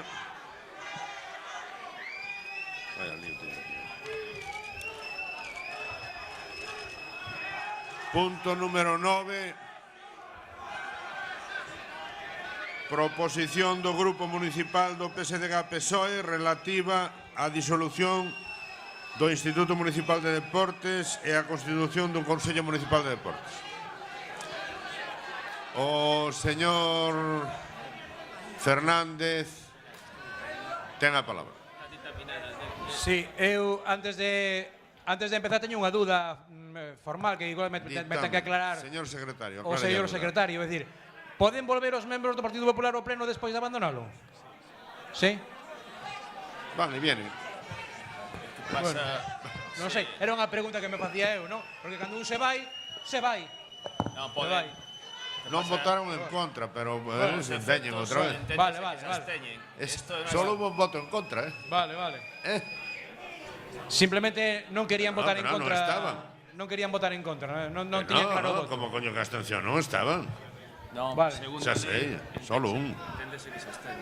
Non tiñan claro o voto. Se se abandonan os antes, da igual, vai quedar como que non está. Non están, non votan ni, o sea, non están. Cada cousa é por seu. Por que vai ser técnicamente a abstención? A ver, É o que di o regulamento. Estás seguro? Sí. Pero bueno, tanto tempo. Eu non estou de acordo. Bueno, aclarado o asunto de si poden volver ao pleno, que poden volver. Vale. O señor portavoz do Partido Socialista ten a palabra. O ditamen da comisión, señor secretario. Na Comisión de Réxime Interior, o presente asunto determinouse favorablemente coas abstencións dos membros do Grupo do Partido Popular e Ciudadanos. Moitas grazas, señor Fernández. Vaya intervindo. Vale. Irei intervindo mentras vai salindo a xente. Bueno, tal e como se di na moción, o IMD naciu para cumplir unha serie de fins fundamentais. Por un lado, dinamizar e fomentar o deporte entre a poboación. Por outro, facilitar a participación dos clubes no deseño da política deportiva. Ambos obxectivos foronse cumplindo, con máis ou menos acerto, e, de feito, non sería posible entender a explosión do deporte en Pontevedra se non falamos do traballo que se fixo dende o IMD. Hoxe, Pontevedra é un referente deportivo gracias, entre outras cousas, precisamente a esa labor feita dende o IMD. Pero os tempos cambian e hai que adaptarse a eles. Por un lado, a Lei de Grandes Cidades establece límites e, por outro lado, está claro que a participación dos clubes é moi mellorable e que hai fórmulas mellores para conseguilo. Pero, ademais, Pontevedra ven organizando unha media de entre 80 e 100 eventos de medio e alto nivel cada ano, dende campeonatos galegos hasta campeonatos de Europa e mesmo campeonatos do mundo, pasando por torneos internacionais de enorme prestixio, ao que hai que sumar, ademais, o propio deporte popular. É raro que haya un fin de semana en Pontevedra onde non haxa un evento de medio ou alto nivel. E os que coñecemos a estrutura do IMD sabemos que está sobrepasada pola actividade e só o traballo que fan os empregados públicos fai posible que as cousas vayan saindo, porque ademais de todo o anterior hai que ter en conta que todos os días hai que abrir, pechar e manter as instalacións deportivas e atender o día a día de máis de 70 clubes. Unha situación que agora se complica aínda máis coa imposibilidade de recurrir, como se viña facendo, a complementar a plantilla con traballadores de colaboración a través do INEM. Isto fai que, de non tomar decisións rápidas, nos podemos ver abocados a diminuir incluso o horario de apertura das instalacións. Nós creemos que o IMD cumpliu un ciclo e, ademais, cumpliuno con boa nota. E agora debemos tomar decisións se queremos que Pontevedra dé un salto de calidade no eido do deporte. Porque dentro do modelo de cidade tamén o deporte xoga un papel moi importante que hai que poñer en valor. E, por outra banda, as circunstancias e o número de clubes e asociacións deportivas que hai hoxe en día non ten nada que ver coa que había no ano 96. De xeito que o seu papel no IMD pasou a ser testimonial. Compre, por tanto, habilitar un marco de diálogo e de participación adaptado aos novos tempos que se faga a través de un Consello Municipal do Deporte. Cuestión que se iniciou no mandato pasado, cando xa se empezaron a pedir os informes para tomar esta decisión, unha vez que se demostrou despois de 2 orzamentos que o IMD estaba saturado e que non daba para máis. Se iniciou o proceso, un proceso que non se pudo acabar, pero que creemos que agora, dada a situación complicada na que nos pon a imposibilidade de recurrir ao personal de colaboración, fai que teñamos que tomar decisións canto antes mellor para que a situación non entre nun punto onde nos vexamos obligados a tomar decisións que nadie quere tomar, como é a reducción de horarios das instalacións deportivas. Por eso nós creemos que é axeitado que canto antes sigamos adiante co proceso de disolución do IMD, constitución do Consello Municipal de Deportes, proposta para a cual solicitamos o voto de toda a corporación. Moitas gracias. Moitas grazas, señor Fernández. Señora Rei, ten a palabra. Entendemos que o deporte ten que ser garantizado e fomentado polas institucións como parte indispensable da educación e a cohesión social. E por isto que o Concello debe ser o garante do fomento e a potenciación do deporte de todos e todas as pontevedresas. Son moitas e moitos os cidadáns que traballan altruistamente por potenciar, manter e colaborar co deporte. O que o Concello non pode facer é cada ano que pasa complicar máis o desenrolo deste. Os veciños o que queren é que lle faciliten a posibilidade de practicar o deporte que lles gusta, tanto a eles como aos seus fillos. A posibilidade de ter instalacións deportivas acorde coa cidade onde viven. É moi complexo entender o funcionamento do deporte e da xestión das instalacións deportivas no noso Concello. Temos instalacións deportivas que xestiona o IMD, outras que as xestionan os propios clubes e outras que as xestiona a Concellería de Deportes. É por isto que non entendemos por que o Grupo Municipal do PSOE ten a ocurrencia de disolver o IMD en vez de rexenerar, actualizar e agilizar e darlle dinamismo, co fin de alcanzar de maneira eficiente o obxectivo para o que foi creado. O IMD o deixaron ir morrendo sen saber o motivo e agora non queren arranxar as desfeitas destes últimos anos. Moitas grazas, señora Moreira, ten a palabra. Moitas grazas. Nos estamos completamente a favor desta disolución do IMD e imos apoialo. Moitas grazas. Moitas grazas. Señora Beigón, ten a palabra. Gracias, señor alcalde. Hoy tal vez vamos a tratar uno de los temas o de los asuntos más importantes en materia deportiva en los últimos 20 años de este ayuntamiento, que se resumiría en que el bloque, el PSOE y Marea Pontevedra quieren cargarse el IMD sin hablarlo ni consensuarlo previamente con las fuerzas vivas del deporte de la ciudad. Este es el resumen que hacemos desde el Grupo Popular después de que la Comisión de Cultura dictaminara la moción. Vamos a ver, lo que pasa en este ayuntamiento de Pontevedra en materia deportiva es algo insólito e inaudito. La verdad es algo que es difícil escuchar. Y lo digo absolutamente en serio porque que la oposición, en este caso el PSOE, le haga el trabajo al Gobierno normal, lo que se dice normal, desde luego que no es. A mí me gustaría preguntarle al señor Fernández si conoce a un señor que se llama Antonio Torres Aval. Mientras se lo piensa, le digo que la moción que trae hoy al Pleno, en estos momentos que estamos viviendo y con el modelo de gestión que propone de crear un servicio municipal de deportes, es una auténtica barbaridad. Y creo que en el fondo lo hace para que los deportistas de Pontevedra y especialmente los clubs borren de la memoria la nefasta gestión que ha hecho durante su periodo o su mandato como concejal de deportes. Es la única explicación que le veo. Que quiere que se olviden además de la falta de propuestas e ideas que tuvo para solucionar los problemas del deporte y también creo que quiere que se olviden los 6 meses que les ha privado de percibir la subvención que va del 1 de enero del 2013 al 31 de junio del 2013, porque otra explicación la verdad no lo veo. Mire, señor Fernández, le mentiría si no le dijese que nosotros, el Grupo Municipal Popular, no veríamos con malos ojos reformular el IMD.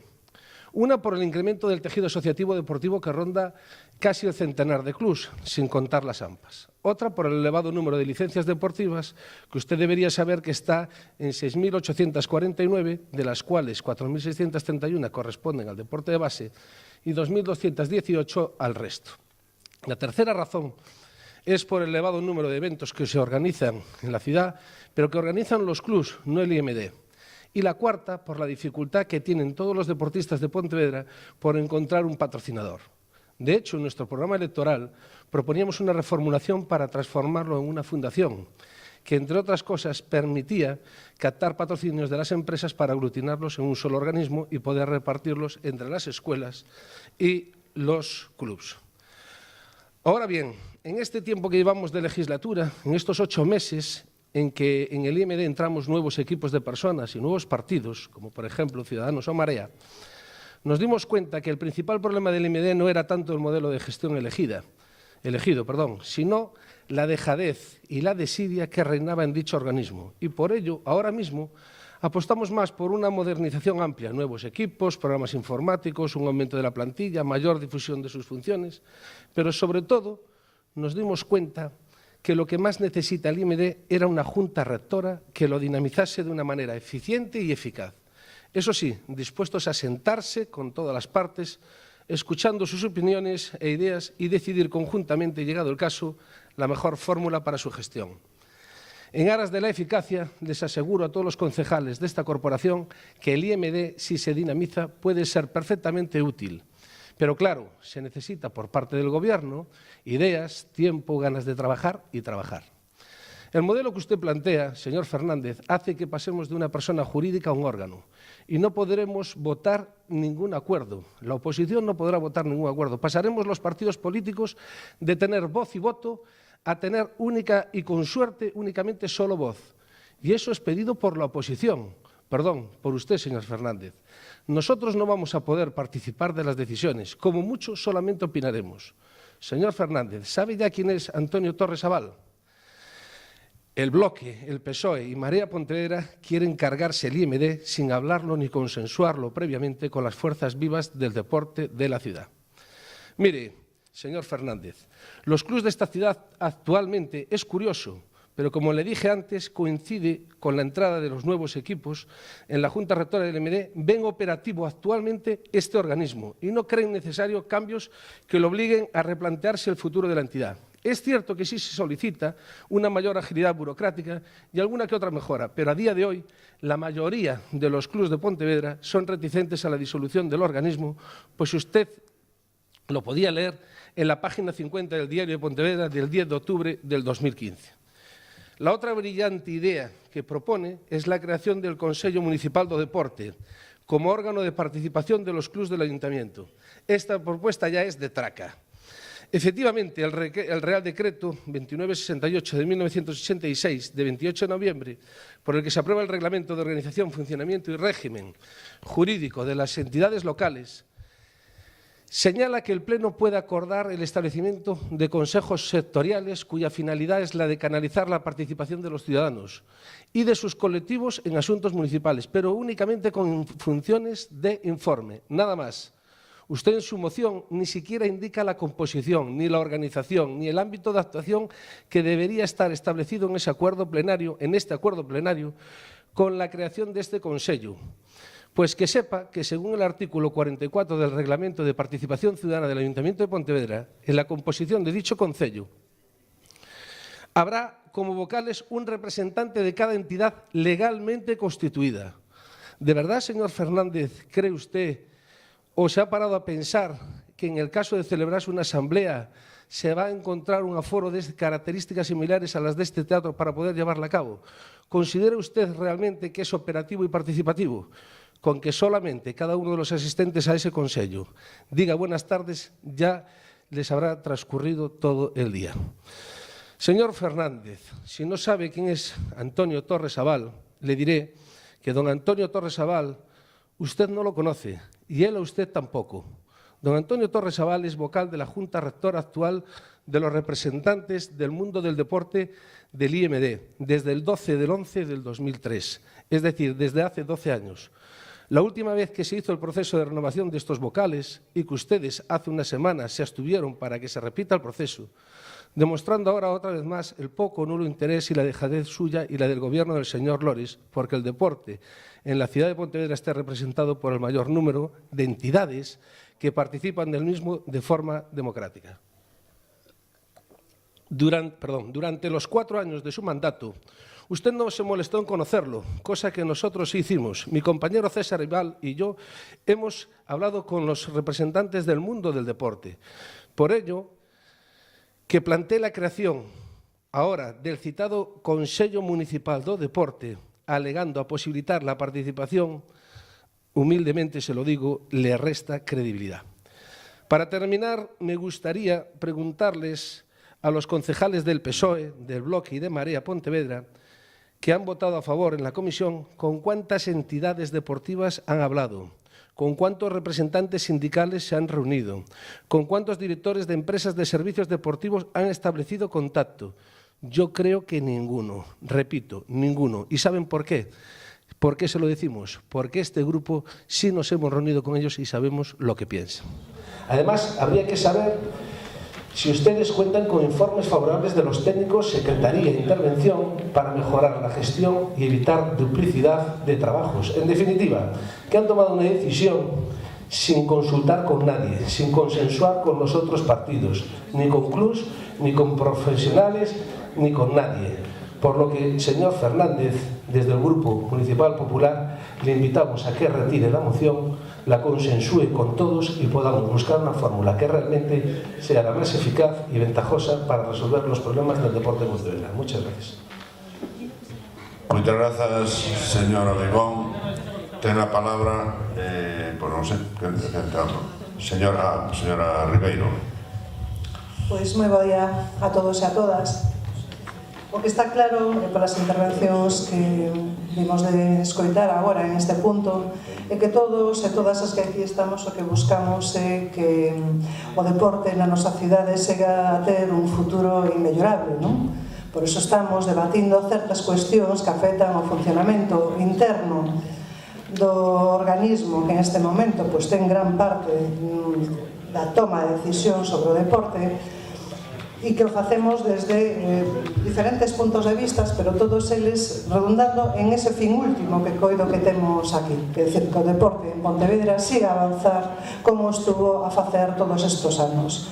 O que tamén está claro, e é certo, é que o Instituto Municipal de Deportes cumpliu unha función moi importante no seu nacemento, pero diferentes cambios normativos, diferentes cambios tamén a hora de sumar novas instalacións deportivas, cambios que facían referencia a onde queríamos chegar co deporte na nosa cidade, e aí están todas as actividades deportivas que se desenvolven no noso concello.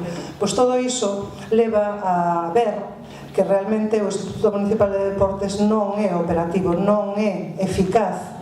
E por riba, se sumamos máis legislación a respecto da imposibilidade de crear emprego tal organismo, pois entón ainda nos poñemos máis en esa decisión de revisar como queremos que funcione o deporte da nosa cidade.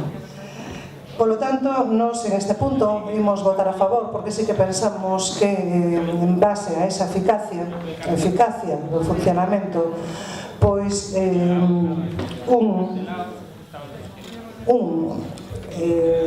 IMD que realmente se ha cumprido esa función non ten sentido, pero tamén é verdade que en estos momentos pues, estamos con informes internos para que avalíen e podamos iniciar ese expediente formalmente de disolución do Instituto Municipal de Deportes.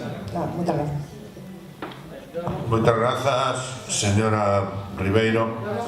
Alguna outra intervención, señor Fernández, ten a palabra? Brevemente, simplemente para aclarar e matizar unha serie de cousas. Primeiro... Probas en silencio público, por favor.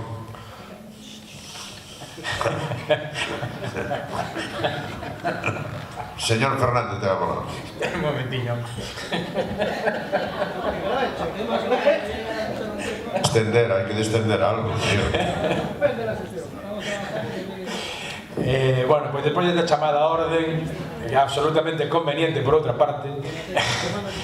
A ver, nós queremos que o IMD xa cumplir un ciclo. O problema é que non se pode redimensionar, é imposible redimensionar o IMD. Entre outras cosas porque redimensionarlo significaría dotarlo de maior capacidade laboral, é dicir, de maior número de traballadores e traballadoras, e desgraciadamente non se pode facer, porque hai unha limitación establecida por un goberno do Partido Popular que impide que se creen novas plazas e, por tanto, non se pode escribir xente do IMD, pero ao ser un organismo autónomo tampouco se pode tirar de listas de sustitución, co cual as baixas son moi difíciles de cubrir. Hai unha serie de problemas importantes desde o punto de vista laboral que o fan pouco operativo.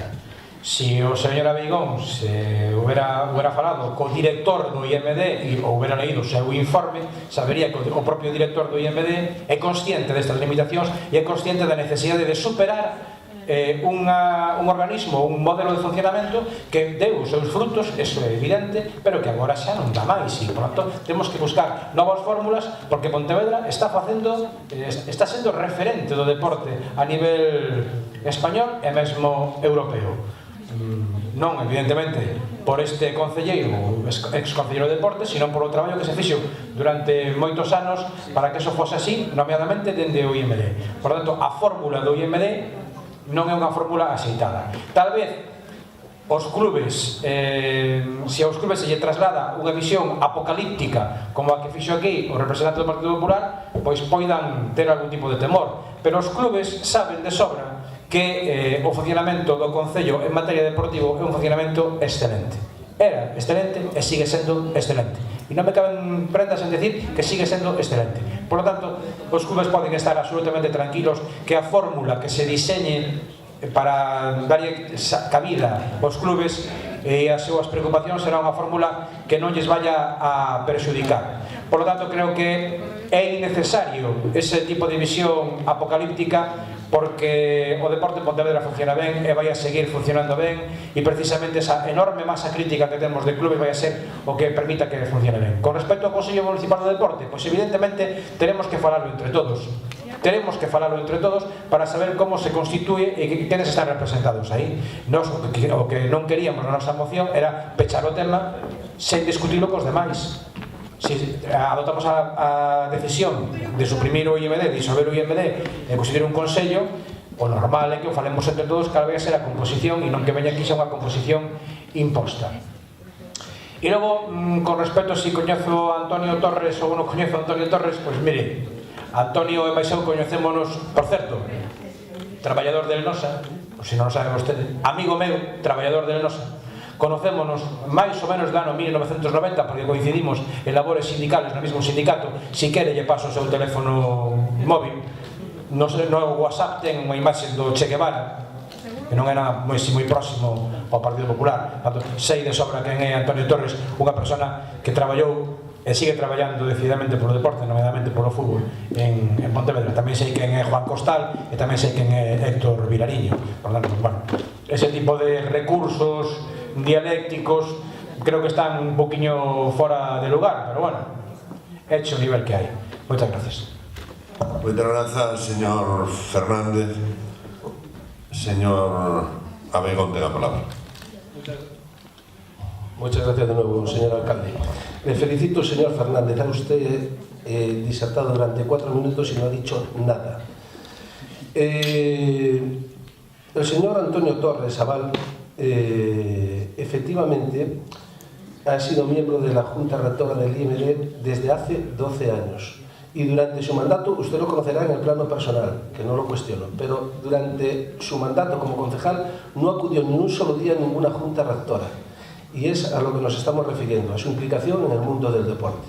Me gustaría saber si la señora Rey, doña María, y la señora Moreira, doña Carmen, han tenido acceso al informe al que usted hace referencia por parte del director técnico del IMD, porque este grupo municipal, popular, nadie nos ha hecho llegar ningún tipo de documento, y eso que lo hemos pedido. Cuando usted afirma que hacemos una visión apocalíptica, no es cierto. Nosotros hacemos una visión real de lo que va a pasar en el deporte de Pontevedra, y que usted debería hacer un ejercicio de autorreflexión, porque va a pasar de tener, repito, voz y voto, a solamente tener voz y con suerte. Me gustaría también, con respecto a lo que le dije anteriormente, saber si con la moción que van a aprobar, que seguramente la van a aprobar, qué voz y qué voto van a tener los representantes de los deportistas, de los clubes y de las asociaciones deportivas en Pontevedra. Ya se lo digo yo, ninguna, absolutamente ninguna. Y también, ¿quién los va a representar? Y también se lo digo yo, nadie, absolutamente nadie. Seguro que Marea Pontevedra, y a lo mejor usted también, no sepan que los partidos políticos hasta ahora representados en el IMD vamos a pasar de tener funciones decisorias a tener solamente funciones consultivas. Se van a difuminar las funciones del IMD y perderemos el Consejo Rector y no podremos votar acerca de los contratos, ni acerca de los presupuestos, ni nada. Y las subvenciones a los clubes deportivos se van a decidir ahora en la Junta de Gobierno. No obstante, esto que usted dice, trasládeselo y dígaselo a los clubes, porque me gustaría saber, señor Fernández, con cuántos apoyos de clubes ha contado usted o tiene usted para presentar esta moción. Nada más y muchas gracias. Muchas gracias, señor Abegón. Eu veño agora este fin de semana de Madrid de recoller outro premio máis que nos dá a Federación Española de Taekwondo ao Concello de Pontevedra por ser un exemplo ou por ser a institución que máis colaborou coa Federación Española a hora de organizar eventos e apostou polo taekwondo. E se digo taekwondo, digo outras máis, en fin, 5, 6, 7 federacións das que temos o Concello de Pontevedra premios de todas elas. Digo, para que vexa o grado de desenvolvemento, non? E de actividade deportiva que ten este Concello. Por lo tanto, bueno, todo é mellorable, indiscutiblemente, e vamos a seguir traballando nesa línea. Todo é absolutamente mellorable. Sometemos a votación a moción. Votos en contra. Ninguén, abstencións. 6, 7, 8. Abstencións 8, votos a favor. Non sei tantos. Maioría da corporación presente neste momento no salón de plenos. Ben, pasamos ao punto seguinte, punto 10. Proposición do Grupo Municipal do Partido Popular para acordar a creación dunha comisión especial de investigación sobre os contratos con CESPA e Aquages Viagua. Ten a palabra o señor Domínguez. Señor secretario, pase a ler o ditamen da comisión. A Comisión de Réxime Interior ditaminou desfavorablemente o presente asunto cos votos en contra do Grupo Municipal de BNG e as abstencións dos señores membros dos grupos do PSDG PSOE, Marea Pontevedra e Ciudadanos. Moitas grazas, ten a palabra o señor Domínguez. Buenos días, señor Luis Rey, representantes del PSOE. El que les habla es concejal del Partido Popular, tesorero del Partido Popular en Pontevedra, y es este concejal el que trae aquí una moción para una comisión de investigación sobre corrupción. Y son ustedes los que han votado en contra. No vengan aquí a presumir de luchar contra la corrupción cuando lo que hacen es absolutamente lo contrario. Estando sometidos al imperio de la ley. Tenemos la misma responsabilidad civil o penal que el resto. Pero los políticos, como todos ustedes saben, estamos sometidos al escrutinio de las personas. Ese escrutinio alcanza su punto álgido cada 4 años en lo que los ciudadanos nos refrendan o reprueban con sus votos, pero no es el único momento. Así existe, por un lado, la responsabilidad jurídica, siempre dirigida por el Ministerio Fiscal o un juez, y una responsabilidad pública inherente al cargo que ocupamos como parte de nuestra responsabilidad voluntariamente aceptada. En los últimos meses hemos observado cómo, a través de la prensa, el Concello de Pontevedra ha sido sometido a registros. A la pericia de los periodistas nos ha revelado partes de sumarios, escuchas, que les voy a enumerar rápidamente. Nos hemos enterado que el alcalde ha sido sometido a vigilancia policial con seguimientos y escuchas telefónicas. Nos hemos encontrado que el fiscal ha visto indicios de delito contra la hacienda pública en la prórroga de contratos públicos. Nos hemos encontrado que los pactos han invadido el concello. Nos hemos encontrado en despachos de gerentes de empresas que tienen contratos públicos de nuestro concello, listados de amigos y familiares enchufados por miembros del concello. Eso no es un enchufe, eso es tráfico de influencias. Nos hemos encontrado con currículos que van directamente desde el concello hasta las empresas concesionarias de los servicios. Nos hemos encontrado con viajes pagados a todo trapo a miembros de la anterior corporación. Y nos hemos encontrado, sobre todo, con una absoluta falta de explicaciones políticas. A cada pregunta al concello da la callada por respuesta. Las explicaciones públicas no existieron o fueron prepotentes, como cuando se les preguntó en este foro por las prórrogas de contrato de jardines y se nos contestó que los jardines estaban muy bonitos. Los pontevedreses tenemos derecho a saber qué está pasando. No soy quien para hablar de responsabilidades penales o jurídicas, pero sí soy quien, pues mis ciudadanos me lo exigen, de solicitar, mejor dicho, de exigir explicaciones sobre lo que está sucediendo en este concello. Entiendo que el BNG, grupo carente de cualquier signo de transparencia, se niega a ser investigado. Y eso, que si yo fuera inocente, daría explicaciones de forma contundente e inmediata. Creo entender que el PSOE no quiere una comisión de investigación, pues varios de sus miembros estaban en el gobierno anterior y probablemente no les interese saber lo que sucedió. Me es incomprensible que el grupo Marea, que presume de querer saber de nueva política y de transparencia, se niegue sistemáticamente a que los ciudadanos tengan declaraciones políticas sobre la corrupción. Señor alcalde, recientemente hizo un comentario sobre el tamaño, y no me refiero a ese comentario soez, grosero y profundamente machista que hemos tenido todo que sufrir. Recientemente dijo que los jueces se dedicaban a investigar la pequeña corrupción en vez de la gran corrupción. Enorme error. Ser corrupto es como estar embarazada. Se es o no se es, se está o no se está. Y la pregunta que nos hacemos los pontevedreses es si en este concello ha habido delitos contra la hacienda pública como cohecho, prevaricación o tráfico de influencias. La falta de explicaciones y la opacidad siempre es la respuesta del culpable. Muchas gracias. Muchas gracias, señor Domínguez. La señora Rey tiene la palabra. Algo está cambiando en este país. Ahora hasta el Partido Popular solicita comisiones de investigación. Eso nos complace. Es indispensable que un grupo como el PP vaya aceptando y pidiendo la transparencia en las instituciones. Este es un gran paso. Esperemos que pronto también las pidan en su propio partido y en las instituciones donde gobiernan. También es cierto que desde el grupo de gobierno no se nos facilita al resto de los grupos municipales la información que necesitamos para cumplir con el mandato de los pontevedreses. No se avienen a sumarse a la política de diálogo y consenso que requieren estos tiempos. A pesar de ello, en este caso se trata de una causa que está siendo judicializada, por lo que entendemos que no es el momento hasta que no haya unos indicios claros si llega a verlos. Nos abstenemos a la espera de ver cómo se va desarrollando y, en caso de que sea oportuno, solicitaremos que el Partido Popular retome la moción. Muchas gracias, señora Rey. Señor Rey, tiene la palabra. Bueno, brevemente. Aplicamos neste caso o mesmo que se aplicou cando nos propusemos a través de iniciativas levar adiante tamén investigacións de distintos aspectos do Concello. Como están en sede judicial, están investigando estes asuntos, en principio damos por boa investigación que fagan os xuíces. en este caso non votamos en contra, simplemente nos abstemos. Si a partir do que surda nos xulgados ou mesmo de elementos novos que vayan aparecendo, consideramos que se xa conveniente abrir unha comisión de investigación, non teña dúbidas o señor Domínguez que apoiaremos, pero agora non vemos o oportuno facelo e imos absternos.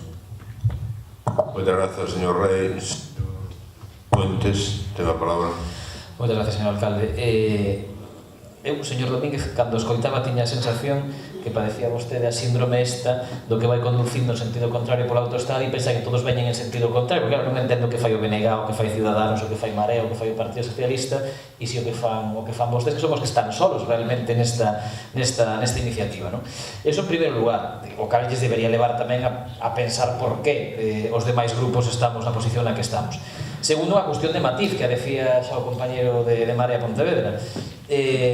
Nós non votamos en contra desta comisión de investigación na comisión informativa correspondente, nós nos abstivemos e ademais constará en acta porque o fixemos. E fixemos fundamentalmente polo informe que emite o secretario municipal ao respecto, co que concordamos plenamente, que, home, xa que tanto airen os informes do secretario do Pleno terxiversados, manipulados e sesgados cando lles interesan, como no caso de Mariano Rajoy, poderían ter en conta este, no seu pleno sentido e reproducido da primeira letra á última, non? Entón, en base a iso, nós non estamos, e que quede clarísimo, non estamos en contra de que se investigue nada do que se teña que investigar sobre que calquera concelleiro poda ter sospeitas sobre a xestión no Concello de Pontevedra. Todo o contrario, o único no que discrepamos, e por eso nos abstemos, é na fórmula que o Partido Popular elixe para facer iso. Nos entendemos, como di o informe do secretario municipal, que a solicitude de información, o requerimento a funcionarios municipais ou a cargos políticos do Concello para poder dar explicacións e, polo tanto, o traballo de control que os grupos da oposición temos que facer en este e en outros asuntos se pode facer perfectamente na Comisión de Réxime Interior ou en calquera outra comisión informativa que o propio goberno ou o aparato administrativo do Concello poda decidir, non? Polo tanto, investiguese o que se teña que investigar, pero non entendemos que sexa necesario crear unha nova comisión informativa, un novo órgano que duplique representacións, que duplique gastos en definitiva e que duplique, sobre todo, traballo administrativo do Concello. Si hai fórmulas para facelo evitando isto, fagámoslo. E nos entendemos así que existen esas formas, que, como decía, son a comisión de investigación, perdón, a comisión de réxime interior que xa está creada neste momento. Por lo tanto, se esta moción incluíse o que nos decíamos na comisión informativa, que era que todo isto se faga no seo da comisión informativa de réxime interior, nós poderíamos votar a favor, pero neste caso, como non o inclúen, nos imos abster. E despois, eu creo que tamén, en fin, e eu non son a persona directamente afectada, pero creo que por limpeza tamén das institucións democráticas como este Concello, non compre que podamos falar aquí de tráfico de influencias, de malversación de caudales públicos e demais, cando non está aprobado absolutamente nada diso e cando hai unha investigación xudicial en marcha que será que teña que determinar se iso é así ou non é así. Nós como políticos poderemos investigar si un contrato se deu ou non se deu, en que condicións e opinar sobre iso, pero tipificar delitos penais creo que sería aventurado pola nosa parte, máis, insisto, cando neste caso hai unha investigación xudicial, pero como decía na comisión informativa, non hai ninguna persona imputada neste momento, non? Outra cousa é que de iso se poden derivar imputacións e de iso se pode derivar un trámite diferente nos xulgados, pero de momento creo que estamos nun momento moi incipiente, nun momento no que se está simplemente investigando e que, insisto, a Comisión Informativa de Réxime Interior é máis que suficiente para investigar iso. Por iso nós a favor de que se investigue o que seña, medo absolutamente, por suposto, ningún e trabas ningunhas, pero non nos creen máis comisións informativas porque para este caso concreto entendo que non é necesario. Moitas grazas, señor Puentes. Señor García Lejísima, ten a palabra. Ben, boas tardes a todas a estas horas que me toca falar. Simplemente, cando pensei, cando decidiron os compañeros que iba a intervir, a línea iba a ser outra. Pero a estas horas, non é lembrar aquí o que dicía o meu Manuel, pero sí, a mí me apetecía estar sentando. Entonces non me vou atragantar o bocadillo que me poida comer antes de ir ao escritorio con a intervención ácida ou agria que se merecía, non a moción, pero sí, con todo respeto, a do señor Domínguez. Porque ou vostede ten línea directa co xulgado ou con alguén, ou que dixo aquí, é un atrevimento gordo, porque os calificativos penais que vostede largou aquí non se poden largar sin fundamento. Eu que lle garanto é unha cousa, señor Domínguez. Do que eu sei, e sei bastante, o señor alcalde non foi visitado. Vostede seguramente, ou eu seguramente, podo, en calquer tipo de investigación que hai unha conversa, poden pillar, estou seguro, algunha sei, hai 15 anos que aparecín nunha conversa e non me estaban investigando a mí. Simplemente unha persoa investigada pois chamoume a mí. Eso non quere decir que me estiveran investigando a mí, como aquí non ocorre eso. Se non o quere retirar, polo menos sexa prudente nesas cousas e non diga eso, porque eu sí que non o vou a calificar. E ben, dixo vostede outras cousas que non se está informando. E aquí, desde que eu presido a Comisión de Réxime Interior e Persoal, informei puntualmente e absolutamente de todas as intervencións que houve neste Concello. Incluso lembro unha que era unha denuncia dun particular, non vou dicir quen, dirixida contra 2 funcionarios deste Concello, e vostedes tiveron cumplida información do que eu sabía.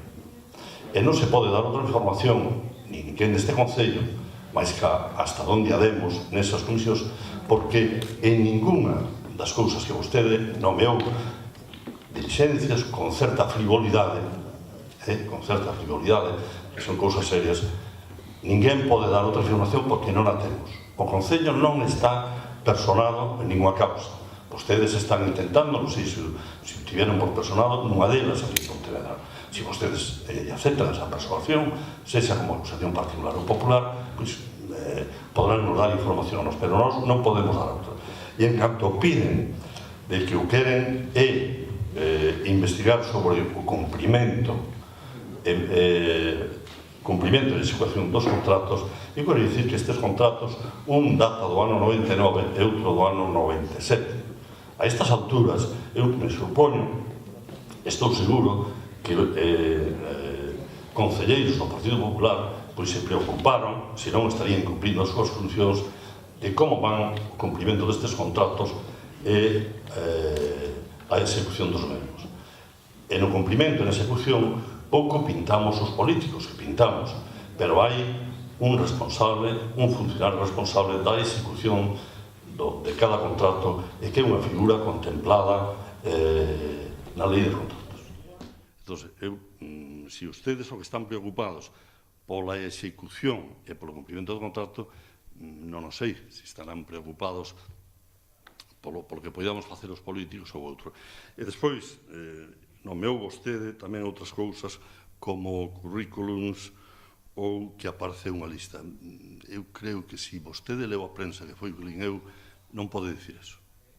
Ao mellor eu sei algo máis, pero non pode dicir eso e garantolle que eso non é así. E por outra parte, se vostede quere saber, calquera de vostedes quere saber algo de que contrata esta empresa, está. Aí vexan os TC2, que os presenta cada unha das empresas mensualmente. Este concelleiro, pois, dedicoulle o tempo necesario a unha das empresas para ver canto persoal contrataban. E podo dicir que son uns cuantos dentro do ano 90, uns cuantos, non vou dicir cantos, porque non lle vou facer o traballo de vostedes. Fágano, e igual que fixen eu, vayan ver os TC2, e aí verán. En canto a política de contratación, pois, descoñezo, pero o que lle podo dicir é que vin un dos escritos que manda esa empresa que vostede lle preocupa, a Santiago, que lle autoricen a contratación dunha persoa, e aí non vin nada do que vostede ve. E a ese modelo tipo sí tiven contrato. Por lo tanto, eu creo que nesto deben ser prudentes. En fin, se vostedes queren aproveitar para poñer o ventilador, fágano, que seguramente se quedan a gusto, pero creo que non é o camiño adecuado. E calquer tipo de información non dubiden en pedilo na Comisión de Réxime Interior e Persoal, que da que eu dispoña dareilles. Pero facer estas comisións nos parece absurdo e que só buscan algo. Eu se xa tiveron vostedes aquí o seu minutos de gloria, entón deixeno para mellor ocasión isto. E a mí me parece, sobre todo, que cando hai investigacións deste tipo, cando se irrumpe, como se irrumpiu no Concello de Pontevedra, dunha maneira desmesurada, desmesurada, incluso implicando a funcionarios que algún están aquí, que tiveron que estar hasta as 11 da noite buscando unha documentación, non hai investigación que teño que calificar de irresponsable e de absurda. Con todo o respeto, sí, con todo o respeto ao xulgado. Mire, se estuveran estrados nun xuicio, sería moito máis duro, pero aquí non o vou a ser. Porque a ninguén se lle ocurre levar 350 tomos de facturas dentro do ano 2009, creo que é, deixando o Concello sin a documentación, cando unhos funcionarios respetuosos que viñeron aquí a Pontevedra, e respetables, e unhos funcionarios do Concello de Pontevedra, podíanlle haber facilitado as fotocopias de todas esas facturas, e que ocuparían única e exclusivamente 3 tomos e non deixarían este Concello sin el. Bueno, é outra cousa. Se vostedes queren averiguar o de Viacua, pois váyanse á Oficina de Vixilancia Aduanera, sei que están ali os contratos que se levaron daqui, porque se levaron absolutamente todo. Entonces, malamente aí se podía facer. Pero en canto ao seguimento dos contratos, teñen a abondosa documentación para vela. Traballen e vexana, e se teñen algunha dúbida, pregunten, consulten, e se teñen algunha dúbida de algo que faga referencia a todo isto, na comisión poden preguntar. Agora, do que sabía, díxose absolutamente todo, e creo que se informou puntualmente, e incluso algún telefónicamente, creo que lles chamei no momento en que se estaba producindo o registro. Antes de que souperan os medios de comunicación, eu creo que tiven a delicadeza de chamar, o que me colleu o teléfono, o que me colleu non, eu que vim polas escaleiras do Concello tamén lle comentei todo o que había. Nada máis, e moitas gracias, por eso, naturalmente, que imos votar en contra disto. Moitas gracias, señor García Lejísima. Señor Domingo, ten a palabra. Lo primero que hice fue diferenciar el perfil político del perfil judicial que no me compete. El perfil político es el que me compete y hablo de lo que se habla en la prensa. Yo no juzgo los delitos que se hablan en ellos. Ahora, con permiso de los periodistas aquí presentes, voy a intentar contestar a los principios básicos del periodismo.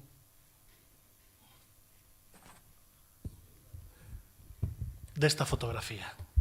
¿Quién? El alcalde Lores entrando en una comida con gerentes de una empresa privada con contrato vigor en el Ayuntamiento de Pontevedra. ¿Dónde? En Santiago de Compostela. ¿Cuándo? Finales de 2012. ¿Qué? El juez ante indicios de delito autoriza el seguimiento de estas personas, así como la intercepción de sus llamadas.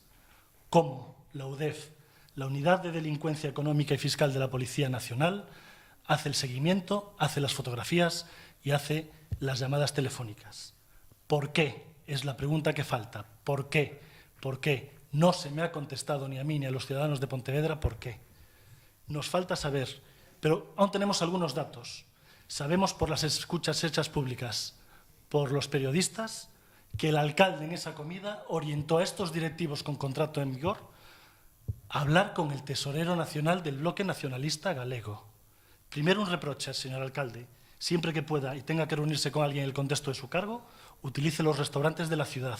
Son muy buenos y son magníficos. Ahora una pregunta. Si no hay una comisión de investigación, conteste. ¿Por qué un alcalde en funciones orienta a unos gerentes de una empresa privada con contratos públicos al tesorero del bloque nacionalista galego? Si tanto tiene, tanto valor, digo, puede contestarla aquí. Y ahora los representantes de los ciudadanos, ¿quieren ustedes saber? ¿Quieren ustedes depurar responsabilidades políticas? ¿O van a seguir escudándose en el gasto, en la forma? El Partido Popular entiende que la mejor forma de investigar es una comisión de investigación y por eso vamos a votar a favor. Muchas gracias. Alguna outra intervención? Eu quero que conste en acta unha cousa deste tema e que conste textualmente. Pensa o ladrón que todos son da súa condición. Vale? Iso é o que quero que conste ademais en letra grande. Pensa o ladrón que son todos da súa condición.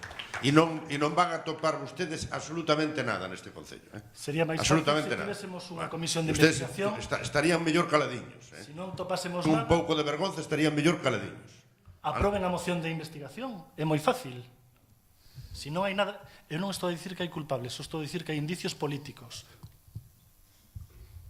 Non, mala xente non, señor alcalde, non lle permito iso, non. Estou aquí a expor uns actos públicos, non houve insultos ningún. Se somete o punto a votación. Perdón. Señor Puentes, ten a palabra. Sí, brevemente, a mí me desagrada profundamente o que acabamos de vivir aquí, nos desagrada profundamente. Nós non queremos participar de un espectáculo deste tipo, nos parece gravísimo que hoxe parece que se acabou o cartón pluma en Pontevedra, pero nos parece gravísimo, no? Para mí é moito máis grave sacar unha foto no pleno, posta como se acaba de poñer e insinuando que se acaba de insinuar, e a mí me sería moi fácil facer demagoxia e votar a favor, que total comigo non vai, pero eu creo nesta institución, creo neste pleno, creo nesta casa do Concello, e non me gusta, de verdade, eso digo con todo o respeto, non me gusta isto que acabo de ver. Creo que as comidas dun político cunha empresa que poda prestar servicios municipais, sin ela se fala de como se prestan os servicios municipais, non teñen que ser malentendidas, e máis, son lóxicas, son normais, son naturais, e polo tanto que se insinúe o que se acaba de insinuar, a mí, insisto, mentre judicialmente non se demostre o contrario, a mí me molesta, e nos vamos cambiar o noso sentido e vamos votar en contra desta moción.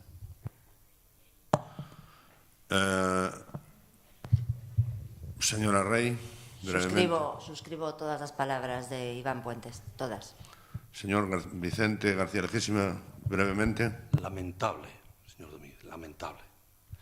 Xa ten vostede o seu retrato, o que non se preocupe, o que saia nos medios de comunicación con esa foto, por aí no meu despacho, para que cada vez que entra algún grupo popular sinta vergoña do que fixo hoxe un representante do Partido Popular aquí.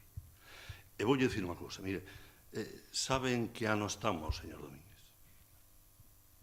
Saben que ano? De que ano está falando vostede? Vostede cree que se no 2012 houbera algo do que vostede indignamente di, non estaría xa alguén investigado ou imputado no seu día? Lamentable, señor Domínguez, lamentable. Non digo nada máis, porque, en fin, pero lamentable. É bochornoso. E, sobre todo, unha persoa que se estrea neste mandato na Corporación Municipal sigue ese camiño, que terá ese retrato que vou a conseguir no meu despacho para retratalo a vostede no seu inicio da andadura política. Moitas gracias. Moitas gracias, señor señor García Legísima. Somete o punto a votación. Votos en contra. 18, pode ser. Non. 12, 15, 16. Non, é que non vexo. 15 abstencións, 3 votos a favor, 7 rexéitase por maioría. Ben, pasamos ao punto seguinte, o punto número 11, proposición do Grupo Municipal do Partido Popular para instaurar a Gala do Deporte Pontevedrés. Señor secretario, ten a palabra.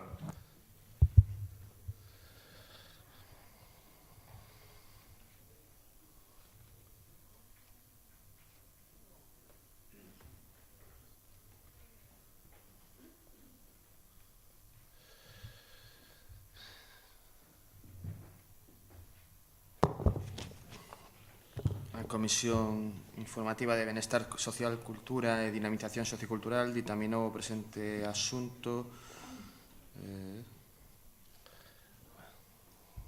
en contra. Cos votos en contra do Grupo Municipal do BNG e a abstención do Grupo Municipal do Partido Socialista de Galicia, PSOE. E os votos favorables dos restantes. Moitas grazas. Ten a palabra, señora Beigón. Gracias de nuevo, señor alcalde. Haya paz, que vamos a volver a hablar del deporte, y el deporte solo evoca sentimientos positivos.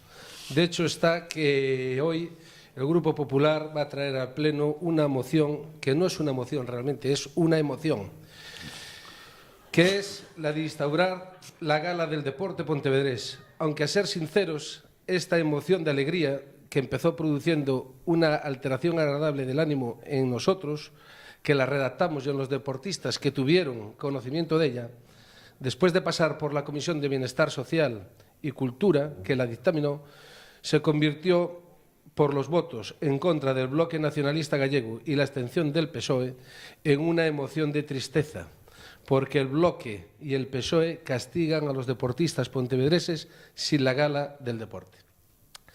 En la exposición de motivos, como habrán podido leer, el primer párrafo es un texto íntegramente copiado de la Ley del Deporte para poner en valor la práctica deportiva. Es algo que suelo hacer o solemos hacer casi siempre, pues como sabemos que las mociones en materia deportiva casi nunca nos las aprueban, pues tratamos de colar una serie de mensajes para difundir las virtudes y las excelencias del deporte.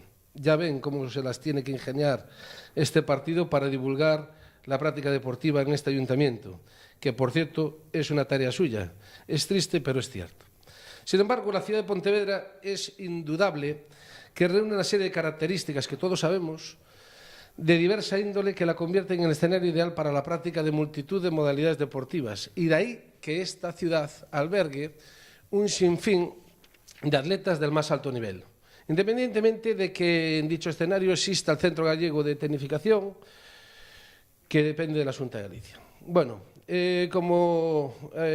atendiendo a la sugerencia que me hizo el señor alcalde en mi última moción, que me pidió brevedad, y lo voy a ser, tanto por el número como por la calidad de nuestros atletas, los éxitos y las medallas conquistadas por los deportistas pontevedreses vienen a mostrar una vez más el talento de nuestros competidores locales, que nos sirven para sentirnos orgullosos de la identificación de los valores propios del deporte y también para reforzar los vínculos comunes y el sentimiento de pertenencia a una gran ciudad, que es Pontevedra. Convertir Pontevedra en la ciudad del deporte, que probablemente es el objetivo que tenga el Bloque, aunque no lo alcance, el Partido Socialista, Marea, Ciudadanos o el nuestro, pasa por reconocer y estimular a nuestros deportistas locales de competición, como así a todas aquellas personas que trabajan en favor del deporte. Por lo tanto, elevamos al Pleno para su debate y aprobación una propuesta de acuerdo en la que se apruebe instaurar, bajo la tutela del Instituto Municipal de Deportes de Pontevedra, el IMD, dependiente de este ayuntamiento, la organización de la Gala Municipal del Deporte pontevedrés. Y se redacten las bases reguladoras en dicho organismo autónomo para la concesión de los premios y reconocimientos otorgados durante la misma, dándole publicidad a los principales medios de comunicación de la ciudad, así como en la página web de nuestro ayuntamiento y el blog del propio IMD, con el fin de reconocer, como ya se dijo, los éxitos, las medallas y el trabajo de todas las personas de Pontevedra que con su esfuerzo y dedicación contribuyen al engrandecimiento de nuestra ciudad, como dije al principio, en una práctica tan noble como es el deporte. Muchas gracias. Muchas gracias, señor Abegón, especialmente por la súa brevidade. Ten a palabra, non sei quen vai a intervir, señora Castro, ten a palabra. Sí, brevísimamente. O Partido Socialista vai votar en contra desta moción. Creemos que dende o Concello debe darse publicidade, debe impulsarse, promocionarse o deporte, tanto o deporte barxe como a actividade e o exercicio físico das nosos veciños, así como os diferentes clubes que forman parte da nosa cidade. Pero organizar unha gala do deporte, sinceramente, señora Vigón, creemos que iso é de outra época ou de outro réxime. A min as galas lembrame aqueles actos que facían determinados sectores sociais para quedar ben co facer beneficencia ou caridade, ou tamén aqueles actos que organizaban naquelas épocas para dar premios aos que os secundaban, os que eran afíns a eles. Sinceramente, non creo que teña nada positivo facer unha gala do deporte, senón que va a ser un gasto en un orzamento destinado a unha partida orzamentaria destinada ao deporte que se pode utilizar a cousas moito máis productivas, como é o impulso do deporte ou apoio aos clubes da cidade. E tamén, por outro lado, tampouco creo que traia nada positivo porque supondría aumentar a competitividade ou o conflito entre os diferentes clubes que se forman en Pontevedra e incluso aumentar as rivalidades que se asisten. Por eso ímos a votar en contra. Muchas gracias, señora Castro. Señora Ribeiro, ten a palabra. Bo día, outra vez.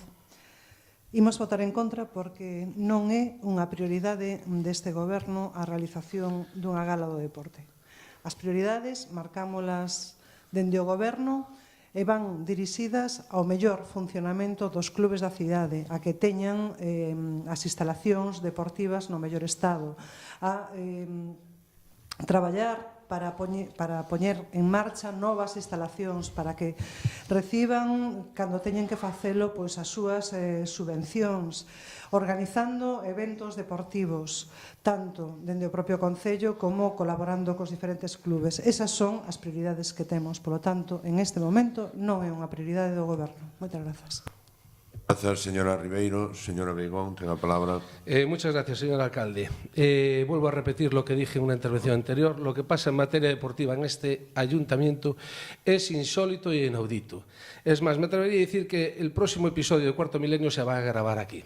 Porque realmente lo que escucho, que ahora lo voy a argumentar, es no de traca, sino de retraca. Me gustaría decir que el Bloque y el PSOE castigan a los deportistas pontevedreses sin la gala del deporte. Este es otro titular que lo suscriben ustedes. Yo creo, señores del Gobierno y señores del Partido Socialista, que su obcecación para que esta gala no se celebre tiene como única razón posible que no son ustedes quienes la promueven. Y es el Partido Popular quien toma la iniciativa. No hay otra justificación. Es cierto, y sí les doy la razón, que en materia deportiva casi no hay ni un solo proyecto novedoso. Señora Ribeiro, no hay ni un solo proyecto novedoso, pero hombre, si nosotros nos molestamos y pasamos el trabajo en aportar dicha idea, aunque solo sea por gentileza, deberían apoyarla, porque esta es la única forma de estimular y reconocer a los deportistas locales y a todas aquellas personas que, como dije, trabajan por el deporte. ¿Qué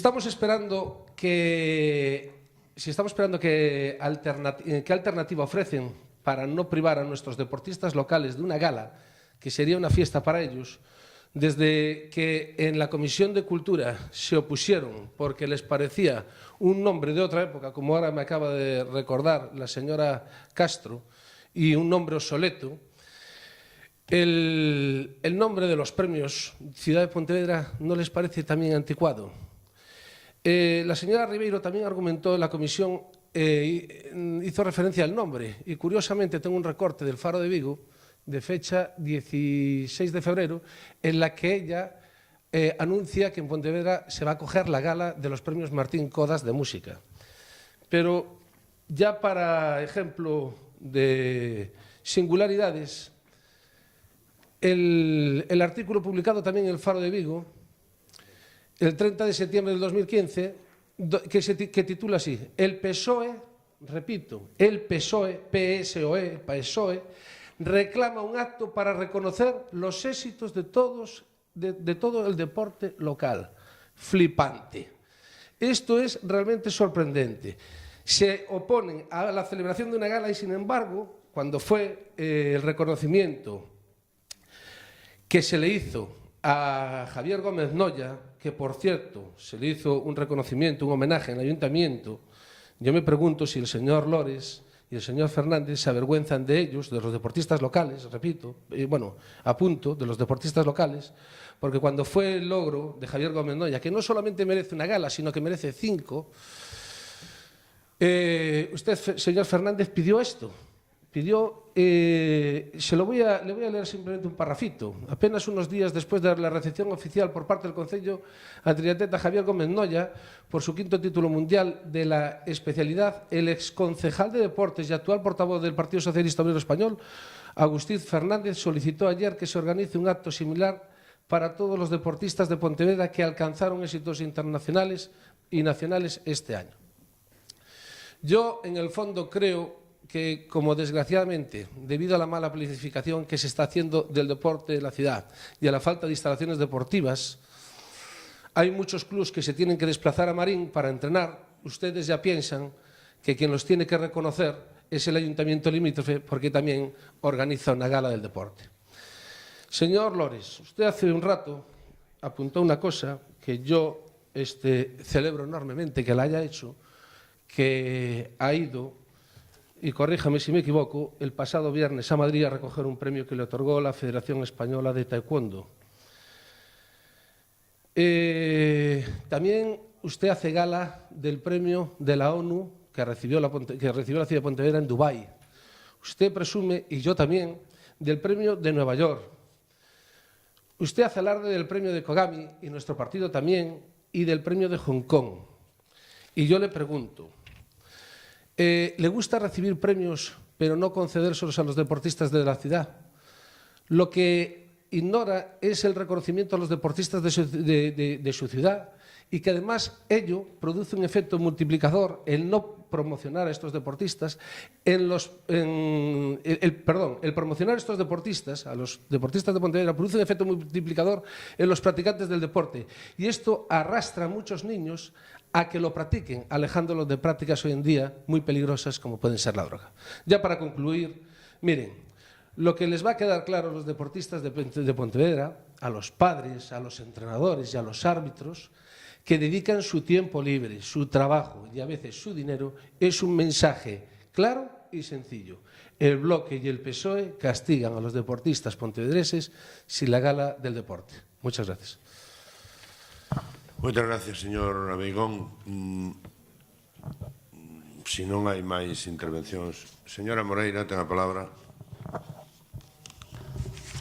Sí, gracias. Un apunte simplemente. Nos nesta comisión votamos a favor. Agora, a partir da proposta da disolución do IMD, nos imos abster. Gracias. Bueno, entón sometemos a votación o punto votos en contra, 15, abstencións, 2, votos a favor, 7, rexeitas, 8, perdón, el que César ten a cabeza moi grande, o señor Bexo aí detrás.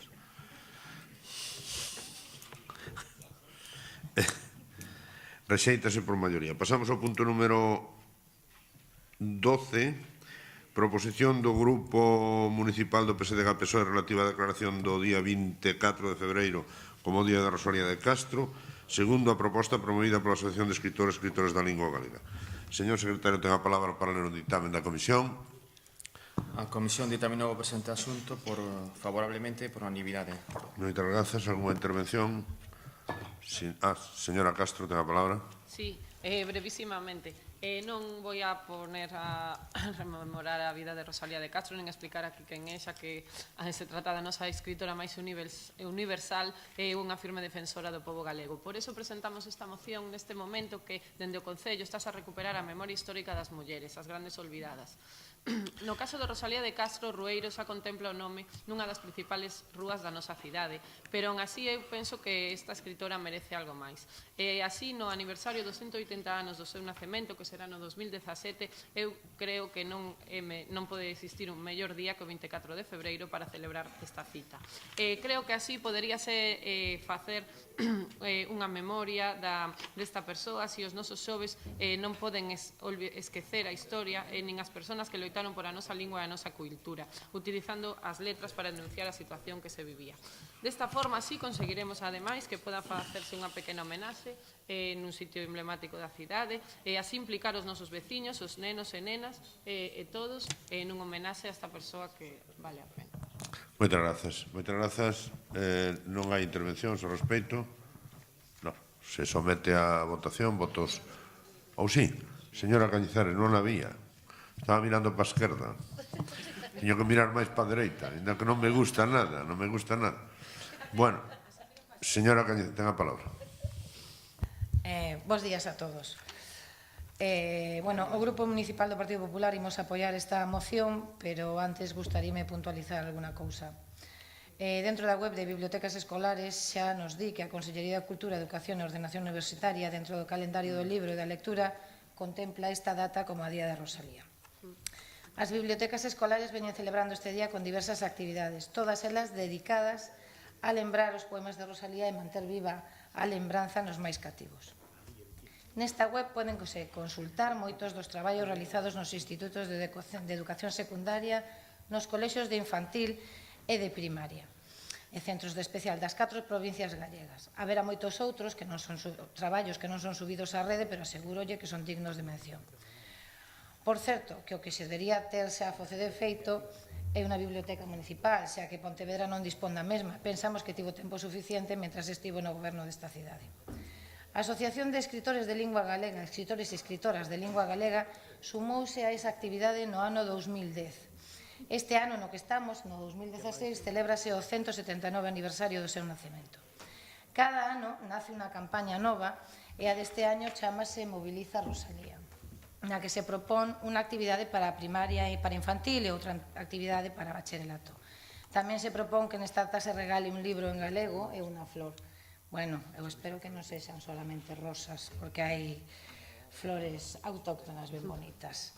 Eu digo tamén que dende esta asociación están a pedir aos concellos que declaren o día 24 como Día de Rosalía, e supoño que este concello xa o ten recibido, e esta petición foi aceptada polo concello según a páxina web da asociación no ano 2011, pois así consta na web.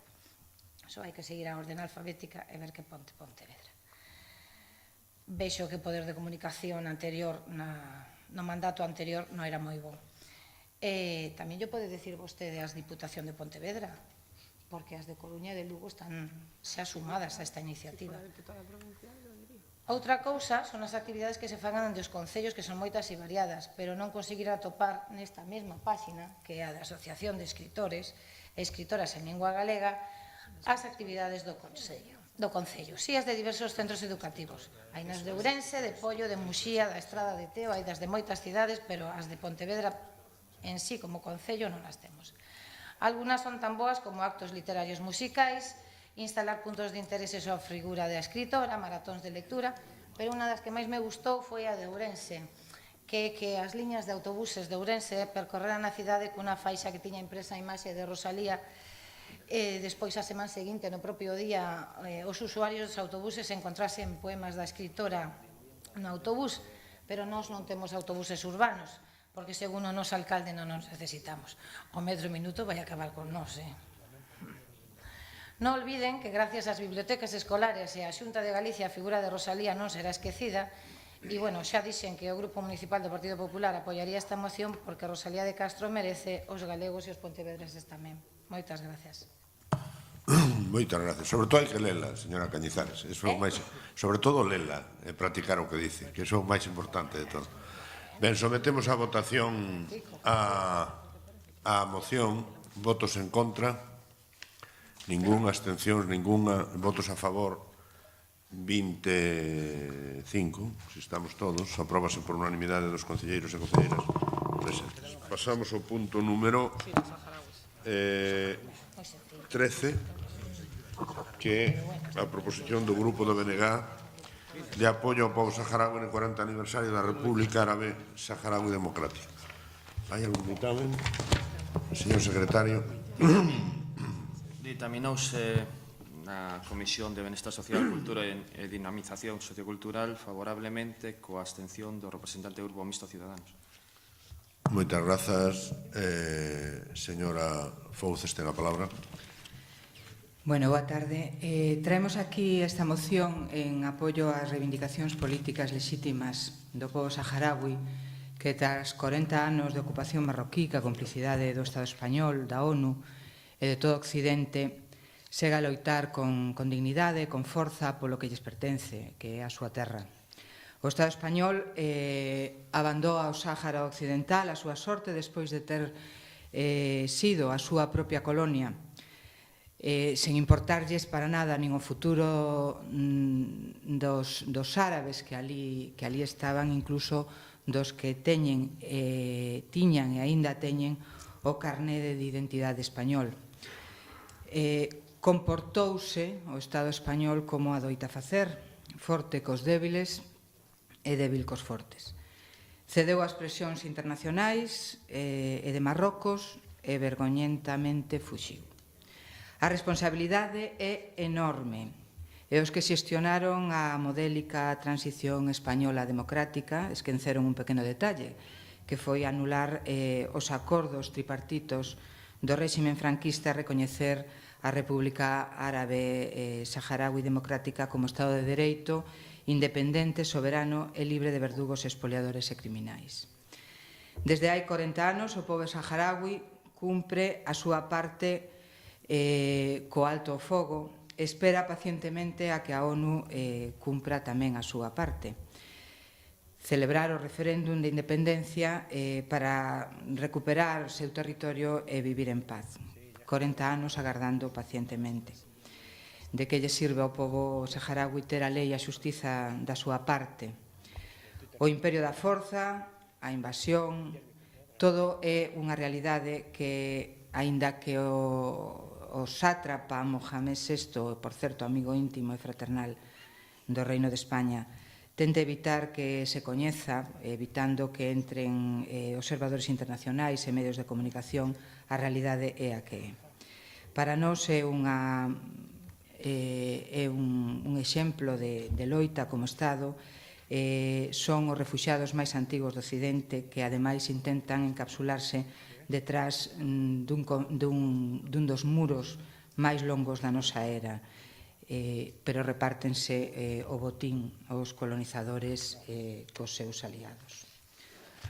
Por todo isto, o Concello de Pontevedra manifesta o seguinte: reafirma o seu recoñecemento ao lexítimo goberno da República Árabe Saharaui Democrática e o Frente Polisario e manifesta unha vez máis o dereito de autodeterminación que legalmente asiste ao pobo saharaui. Así mesmo, pídelle ao Goberno de España que lle dea o estatus diplomático á representación do Frente Polisario en España, único e lexítimo representante do pobo saharaui recoñecido pola ONU. Instar ao Goberno de España e á comunidade internacional a que promovan todas as iniciativas políticas que sexan necesarias para lograr unha solución xusta e definitiva mediante a celebración dun referéndum conforme ás resolucións de Nacións Unidas. Insta ás autoridades marroquís a que cesen as persecucións contra os e as activistas saharauis de dereitos humanos, a que liberen aos presos políticos saharauis e esclarezan o destino de máis de 400 persoas saharauis desaparecidas. Instan ao Estado español a que asuma a súa responsabilidade histórica e traballe activamente dentro da Unión Europea e aproveite a súa presencia no Consello de Seguridade de Nacións Unidas para que a MINURSO vexa ampliado o seu mandato a vixiancia dos dereitos humanos no Sáhara Occidental. Reafírmase no seu compromiso de traballar tanto nos campamentos de poboación refuxiada en Tinduf, Arxelia, como nos territorios ilegalmente ocupados por Marrocos, como mostra do apoio mayoritario da sociedade pontevedresa e lexítima loita do pobo saharaui pola súa liberdade. Agradece sinceramente a colaboración desinteresada e xenerosa dos cidadáns e cidadás pontevedresas que fan posible proxectos de cooperación co pobo saharaui, tales como a Caravana pola Paz, Vacacións en Paz, etc. Por todo isto, pedimos o apoio á moción que nos presentan os representantes do pobo saharaui. Moitas gracias. Moitas grazas, señora Fouces. Algúnha intervención? Señor Moreira, ten a palabra. Brevemente, se anunciou que na comisión votamos en contra. Eu creo que se debe tratar dun erro porque nos votaste a favor. Bueno, en todo caso, o que si pedimos é se se pode votar por puntos, porque no que non compartimos en o punto 1 de aprobar de un modo tan evidente o Frente Polisario, máis que nada por coordinalo un pouco coa postura oficial de España. Entón, se permite votar o punto 1 por separado e o resto dos puntos por separado, en outro bloque, pois votaremos a favor do resto dos puntos. Gracias. Esta moción foi presentada tal cual, así, por os propios representantes. Non sei se para votar por a nosa parte. É unha moción conxunta, en todo caso, se socata a votación na súa integridade, obviamente. Votos en contra da moción, en contra ningún, abstencións, 7, votos a favor, 18, máis ou menos. Apróbase por maioría dos concelleiros e concelleiras presentes na corporación. E pasamos ao punto número 14, proposición do Grupo Municipal do Partido Popular sobre ubicación dunha planta de biomasa. Señor secretario, ten a palabra.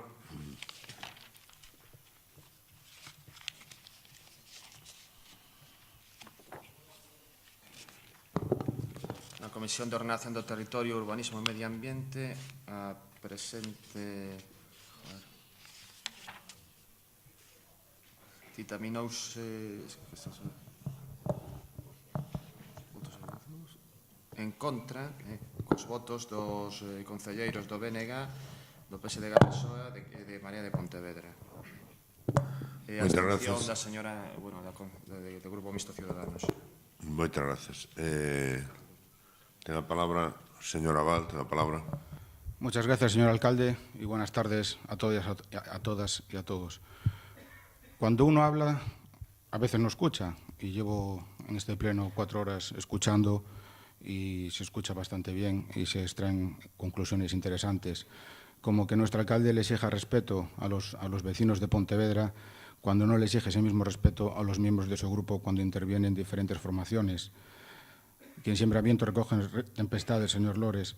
O como cuando se le pide mesura a mi compañero de corporación, Rafa Domínguez, se le pide por parte de señor legítima prudencia, al PSOE le molesta, y luego ustedes tienen la libertad, o se creen por encima del bien y del mal a la hora de atribuirnos, como dice la concejala Carmen da Silva, que nos hizo una moción, el señor del PSOE, que en la prórroga de ENCE se decía un Consejo de Ministros, o el señor de Marea incluso alude al 3%. Afirmaciones gravísimas que se han dicho aquí en este pleno.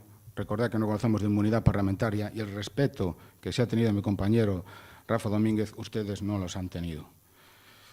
Entrando en la cuestión de la moción, esta es una propuesta que la hacemos obviamente en consonancia con la prórroga de la planta de ENCE, energía y celulosa.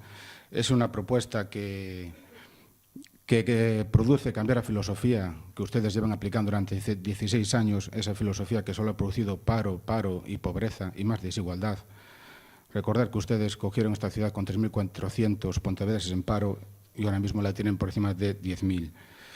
Requiere una posición activa con el empleo, requiere coger el teléfono a las empresas, requiere reunirse con las empresas, requiere buscar terrenos, requiere trabajar codo con codo y allá donde hay una oportunidad de empleo, una oportunidad de inversión, trabajar y esforzarse por conseguirla. Ejemplos tenemos muchos y de este partido podemos presumir de uno. Cuando ustedes abdicaron de sus responsabilidades con el problema que afectaba a todos los vecinos de La Parda, con el tema del crematorio, ustedes dieron la callada por respuesta. Aquí nuestro presidente y nuestro portavoz ofreció unos terrenos, se encargó de buscar, de patear Pontevedra y ofrecer unos terrenos a una empresa.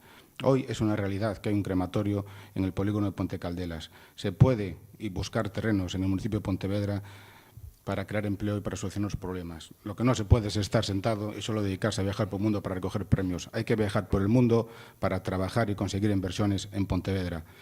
Es de coña que tenga que ir a Hong Kong y tenga que ser la novia de uno de los que se encuentran quien les enseñe que se puede viajar consiguiendo inversiones. Es de coña. Que ustedes no tengan un proyecto como nosotros lo denominamos un investimento, un plan de investimento como se hace en Vigo, Inves en Vigo, no tenga usted una cartilla, un plano que lleva en sus viajes sobre las bondades de Pontevedra. Es de auténtica coña, produce bochorno que tenga que haber sido una chica. De casualidad se la encontraron, si no se la encuentran hubieran ido a Hong Kong, hubieran vuelto igual que volvieron de Dubái, igual que volvieron de Nueva York sin haberse producido ningún contacto comercial. Triste, muy triste, señor alcalde Lores.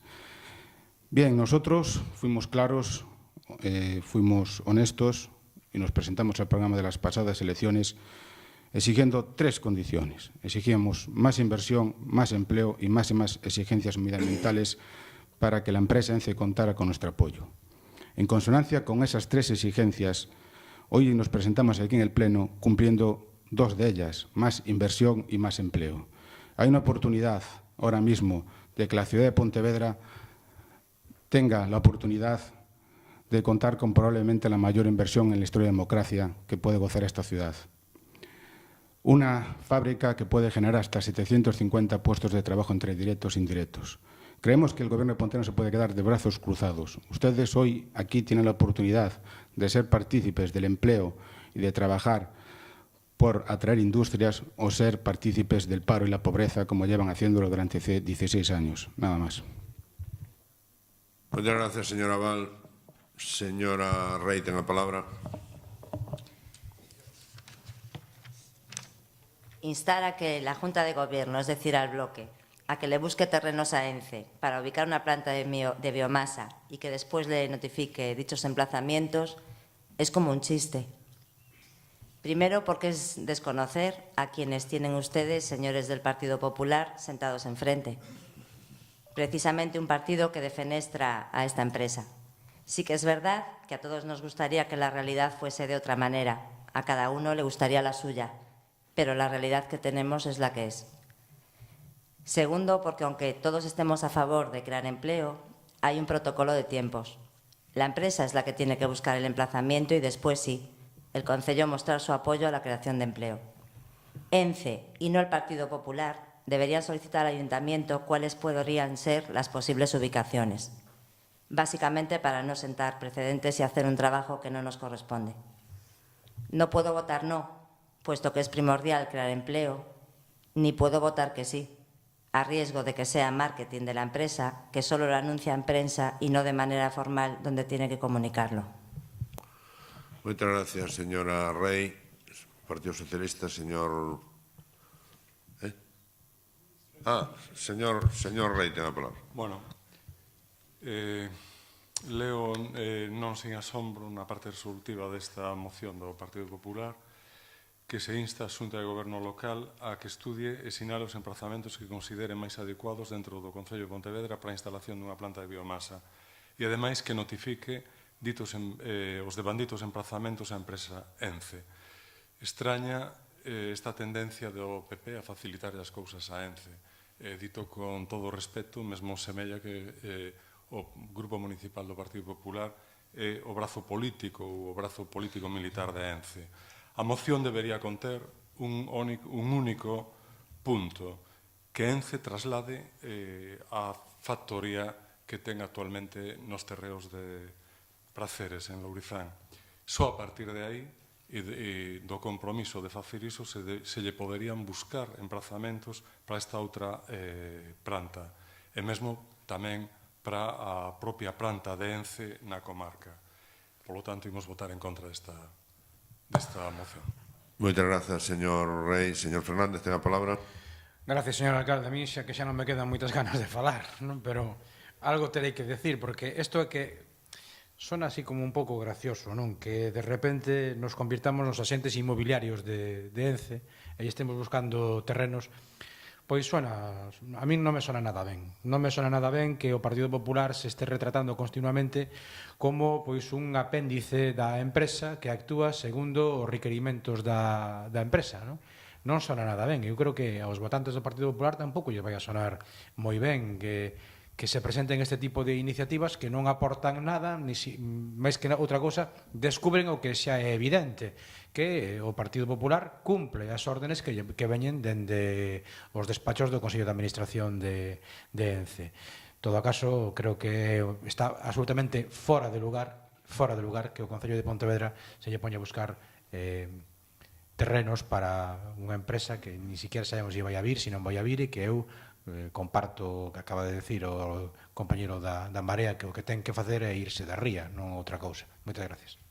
Moitas gracias, señor Fernández. Señora da Silva, ten a palabra. Grazas, señor alcalde. Boas tardes. Señora, vale, é certo que vostede cando fala non escoita, pero que non se escoita a sí mismo, porque senón non diría as cousas que di. E, sobre todo, algúns comentarios profundamente machistas que fixo na súa anterior intervención. O respecto da moción que traen a pleno, e eu non digo que a fixese ENCE, digo que está en párrafos enteiros copiados da nota de prensa de ENCE. Neste caso, non ya mandaron feita, tuveron que copiar os cachos. Pero que é certo que está copiada textualmente da nota de prensa de ENCE. E vostede sabe, porque teñen fío directo coa empresa, porque toman as decisións que toman para que se prorrogue a súa permanencia 60 anos na ría, que ENCE non vai facer a planta de biomasa en Galiza. Sábeo perfectamente. Por iso trae esta moción aquí, para intentar xustificar que o Concello non busca uns terreos. Solo faltaba que lle tuvésemos que buscar os terreos a ENCE. Acaban de regalarlle, ou pretenden regalarlle durante 60 anos, un montón de espacio de dominio público. Se realmente ENCE tivese intención de montar unha planta de biomasa en Galiza, o señor Núñez Feijóo, o señor Rueda estarían correndo para decir que gracias a eles se está ubicando ali. Saben que é falso e saben que ENCE prometeu en Huelva que a cambio de pechar a produción de pasta ia incrementar a produción de enerxía baseada na biomasa en 50 megavatios. Acaban de concederlle na subasta 40. Sabe vostede que en Huelva lle din que só van supoñer 40 postos de traballo, toda a produción de biomasa. Aquí son 750, e que a máquina de contar postos de traballo que teñen ustedes en Maixence en Pontevedra está un pouco acelerada, cando menos, non? E tamén saben que en Villaturiel, en León, que outra das propostas de ubicación que ten ENCE para esa planta de tratamento de biomasa, ENCE xa ten o terreo adquirido, xa ten a aprobación do estudio de impacto ambiental, xa ten a autorización administrativa e xa ten a tramitación urbanística feita. E concederon 50 megavatios condicionados á facilidade administrativa. Polo tanto, señora Val, non veña aquí dicindo que o Concello lle ten que buscar os terreos, porque só faltaba que lle tuvésemos que buscar os terreos a ENCE. Pero tamén non veña dicindo que ENCE vai montar unha planta de biomasa en Pontevedra, porque non é certo e vostede o sabe. Porque se fose así, se houvese algunha intención por parte da empresa de ubicar en Galiza unha planta de biomasa, asegúrolle que xa tiñamos unha bonita foto do señor Feijóo, do señor Rueda, do conselleiro de Industria, coa ubicación prevista. Entón, a ver, fáganse trampas as xustiñas, traballan para favorecer os intereses de ENCE, isto é unha nota de prensa de ENCE, e a súa moción é unha copia dunha nota de prensa de ENCE. Moitas grazas, señora da Silva. ¿Alguna intervención? Señora Val, ten a palabra. Sí, antes de seguir, me gustaría que me aclarase cuál fue el comentario machista, que usted se sintió ofendida.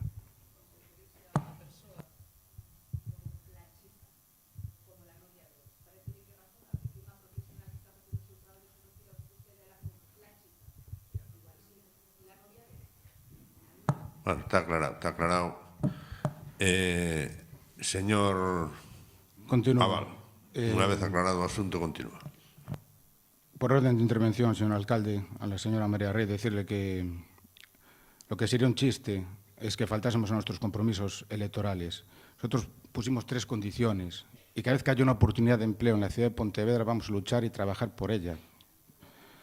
Duramente, señora María Rey. Sería un chiste si nos, habiendo esta opción encima de la mesa anunciada en los medios, no trabajásemos por ella. Luis Rey no esperaba otra cosa, no esperaba otra cosa que lo que ha hecho usted. Me podría indicar aquí, tiene una oportunidad para indicarme cuántas mociones que ha traído al Pleno se refieren a la generación de empleo en esta ciudad. No me esperaba otra cosa. Usted es más de lo mismo, una copia mala del alcalde Lores. Sigue, es más abrupto, más agresivo en el vocabulario, pero al final, cuando se trata de crear empleo y de trabajar porque esta ciudad cree empleo, más de lo mismo. Señor Agustín Fernández parece que no recuerda que usted, su partido, ofreció unos terrenos en Pontevedra a una empresa, aquí la famosa planta de las baterías de litio. Y fueron corriendo, ofrecieron una planta, ofrecieron terrenos para que se instalase. Su animadversación hacia esta fábrica, pues bueno, es comprensible, pero los argumentos que ustedes han dado aquí hoy de que cada vez que una empresa estudie la opción de instalarse en Pontevedra no van a hacer absolutamente nada, no va con nosotros. Nosotros vamos a ser activos, a ser muy proactivos en la búsqueda de empleo, en la búsqueda de inversiones. Es lo que tendría que estar haciendo el alcalde, pero ya sabemos cuál es su postura. Y presume de ello, que es lo que más me puede horrorizar aquí. Luego la concejala Carmen da Silva habla de 40 empleos. Usted, teniente alcalde, creo que antes de hacer estas afirmaciones debería decirnos en qué se basa. ¿En qué se basa? Bien, como el que habla no sigue ningún criterio de ninguna empresa y hace su trabajo y busca y se informa de lo que puede suponer una planta de biomasa, le voy a leer informe de la Universidad de Massachusetts. Tranquilidad. Tranquilidad. Muy bien, señor Mosquera, usted siga así, siga así. Se refiere a 16 empleos por megavatios producidos. Imagínense para una planta de 40 megavatios. Bien, no les gusta la Universidad de Massachusetts. Le voy a hablar de la FAO, el informe de la FAO. El informe de la FAO sobre la generación y los beneficios que genera el empleo de una planta de biomasa. La FAO habla de 15 por cada megavatio, de 15 por cada megavatio. La Agencia Internacional de la Energía Renovable, IRENA, también habla de 15 empleos por megavatio. Ustedes no sé dónde sacan esos datos. Y antes de salir a los medios y hablar del esperpento, son 7 empleos, dice usted. ¿En base a qué? ¿Qué representante tenemos en Pontevedra que dice 7 empleos y se queda tan tranquila? ¿Cómo pueden desbotar de esta manera una oportunidad de este tipo? ¿Por qué no buscan alternativas? Saben que Galicia es la comunidad con más arboleda de España y España es la segunda de Europa. Ustedes pueden trabajar. Esto serviría. Ustedes se gastaron una millonada en el plan de Monte Vivo para tener todos los montes ordenados. Esta solución ya le facilitaría a todos los montes de la comarca, a todas las comunidades de montes, unos ingresos importantísimos, una generación de empleo importantísima. Pero bueno, el trasfondo de todo es la manera de entender la política local. Ustedes son los del paro y la pobreza y nosotros somos los de la generación de empleo y de inversión. Y cada vez que haya, llame quien se llame, una oportunidad de empleo y de inversión, vamos a estar trabajando por ella. No les quepa ni la menor duda. Nada más. Moitas gracias, señora Val. Se non hai máis intervencións, que creo que non, sometemos o punto a votación. Votos en contra da moción 17. Bueno, 17 ou... non sei. Cantos faltan aí? Estamos todos? No. Son 11, 15, 14, perdón, 16. Abstencións, unha. Votos en contra, a favor, perdón, 7. Rexeítase a proposta por maioría da corporación. Pasamos ao punto seguinte, que é o punto número 15.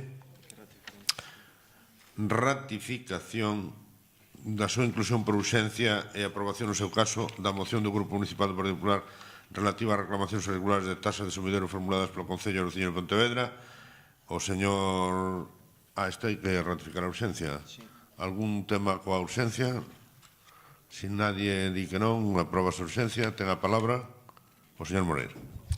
Gracias, señor presidente. Moi brevemente, porque está perfectamente explicada na moción. Esta moción trata de que se dean as ordes políticas oportunas para que, unha vez coñecido cal é o criterio do Tribunal Económico Administrativo do Concello de Pontevedra, un órgano afortunadamente independente do propio goberno, pois aplique ese mesmo criterio que anula as liquidacións dos 4 anos anteriores ás persoas que non teñen o servizo de sumidoiros, non están conectados ao Servicio Municipal de Sumidoiros, e as que non se lles comunicou da forma que exixe o Tribunal Económico Administrativo a posta a disposición desa rede, por lo tanto non se lles pode exixir esa conexión. Nada máis, simplemente ratificar esta proposta e someter a votación agardando o apoio a esta proposta para evitar con esta injustiza que está afectando a moitísimas persoas nas parroquias de Pontevedra. Moitas gracias, señor Moreira.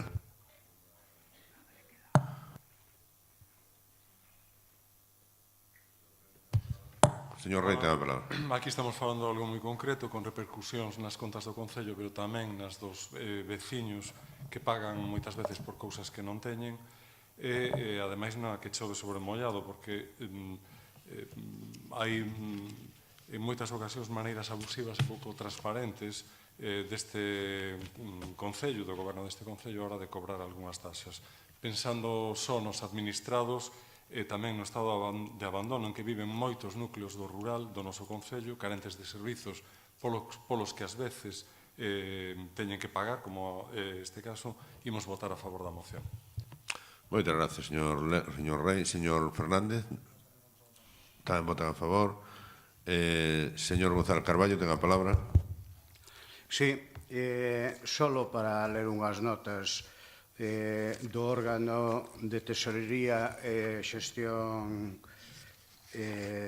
tributaria, no que solo, bueno, máis que unhas notas, é un informe de 7 folios, pero, bueno, solo lerlles así o primeiro, dado avanzado, non? O primeiro órgano de tesorería, desde o momento que se crea, é un órgano independente, tanto ou máis independente que o TEAM, o sea, o Tribunal Económico Administrativo Municipal. E, en segundo lugar, dice que na moción aquí tratada, ademais de solicitar a revisión de oficio, tamén se sinala o procedimento a seguir. Concretamente, sinálase o previsto no artigo 219 da Lei Xeral Tributaria, isto é, a revogación dos actos de aplicación dos tributos. De acordo con esta norma, Este procedimento é aplicable en casos de actos de aplicación dos tributos que infrinxan manifestamente a lei e que este procedimento se admite de oficio e impón como límites o temporal do prazo de prescripción, que son 4 anos. A xuicio deste órgano non se dá transgresión ninguna das normas tributarias vixentes e co cal a aplicación deste procedimento xa quedaría vetada.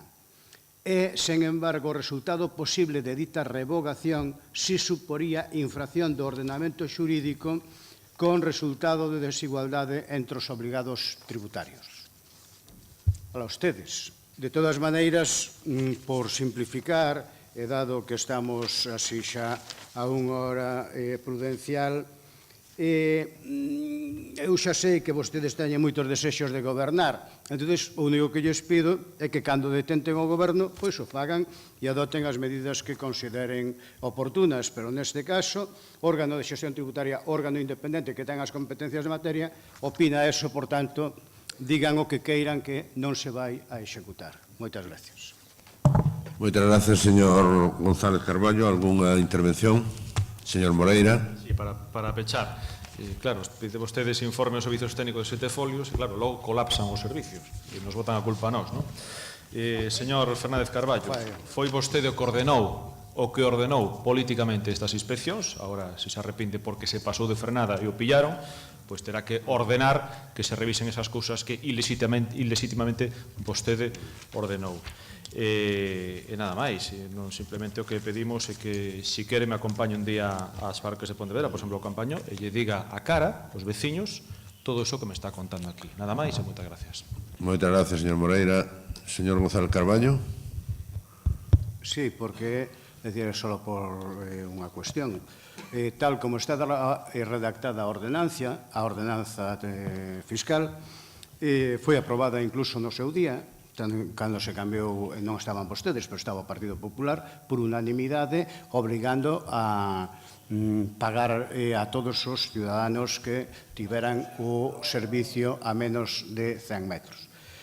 Non vai por ningunha finca privada, ni moito menos, senón que vai por vía pública, e tamén lle recordo, se o que tal, fale co TEA, hai situacións que non admitiu, entón, os que non admitiu tamén se lle revoca o que dixo o TEA. Claro, ou xente que estaba conectada ilegalmente e se lle reclamou, resulta que tamén se lle dá a razón. Claro, se defendemos os infractores tamén, pero bueno, alá vostedes. Moitas gracias, señor González Carballo. Señor Moreira. Para pechar, eu non sei por que se revela desa maneira, vamos a ver, esa ordenanza está ben aprobada, o que non está ben aplicada, porque vostede utilizou, claro, vostede non aplicou ben que o que lle dio o Tribunal Económico. Digo o Tribunal Económico que hai que comunicar a posta a disposición da rede, e vostedes non comunicaron a posta a disposición. O fixeron a través dun empregado dunha empresa privada que non é un funcionario. Ese é o tirón de orellas que lle dá o Tribunal Económico. E vostede foi o que ordenou eso. En todo caso, non estamos dicindo que se lle volva a todos, porque a mellor hai casos nos que se comunicou a rede. Por eso decimos, pregarílle que lera a moción ata o final, e que no punto 2 decimos que se devolvan, no seu caso, no que proceda, aquelas persoas nas que, aplicando o criterio do Tribunal Económico, procede que se lle devolva. Nada máis, moitas gracias. Gracias, señor Moreira. Sométese o punto a votación. Votos en contra da proposta do Partido Popular, 12. Abstencións, ninguna. Votos a favor, 13. Non falta nadie. Pois 13. Por saber. Apróbase por maioría da corporación. Pasamos ao apartado de mocións urxentes. E aquí temos unha, non? A moción, cale? Non hai ningunha en orde do día, entonces, a que pode ser... No, pero a esta moción vamos a sí, antes de presentala, porque obviamente se demandou na Xunta de Portavoces que se incluíra no orde do día, e o alcalde non incluíra no orde do día, entre outras cousas, porque era unha moción na que nós consideramos, dado que se aproba unha ordenanza, pois que non podría tratarse, mentras non tivese os informes pertinentes, que naquel momento non estaban emitidos. Por lo tanto, non se introduceu no orden do día e, por lo tanto, ademais, neste pleno deberemos debatir se se incluye como urxente ou non, porque cos mesmos argumentos que acabo de decir non ten demasiado sentido que se trate de urxencia un tema sin os informes pertinentes. Por lo tanto, imos a someter, en principio, a urxencia. El pode falar de urxencia. Sí, exacto. Vale. Señor Martín, ten a palabra para falar de urxencia. Gracias, señor alcalde. Nunca se debate aquí la urgencia. Pero, pues sí. Ya. Claro. Vale, muy bien. No tengo ningún inconveniente. Ya yo expliqué por qué. Vale. Vale. Mal precedente. Vamos a ver. Nosotros presentamos esta proposición el 9 de noviembre. Vale, del 2015. El 9 de noviembre. Y yo quiero denunciar que esto es una mala práctica que ustedes han hecho con esta posición. Vale, es legal que no quieran aprobarla. Ahora, poner impedimentos para que no vaya a una comisión no me parece de recibo. Y ustedes lo han hecho. Y juegan con los técnicos municipales o con los informes de los técnicos municipales. Y me explico. El 9 de noviembre la presentamos. Se tienen que emitir informes, uno vinculante, que es el del secretario del Pleno, y dos que no lo son. ¿Vale? No son determinantes, es perceptivo, perdón, sí. No son determinantes. El señor secretario emite en fecha, tenía 30 días para hacerlo, emite su informe. Dicho informe a los técnicos, en este caso al intendente de la policía local y al ingeniero el señor Gómez Millas. El 16 de diciembre. Y esto es lo realmente importante, señor alcalde.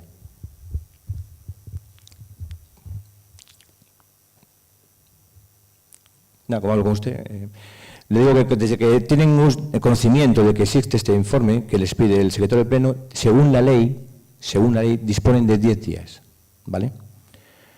Y es cierto, podemos decir ahora que están sobrecargados, que es un informe de una normativa, de acuerdo.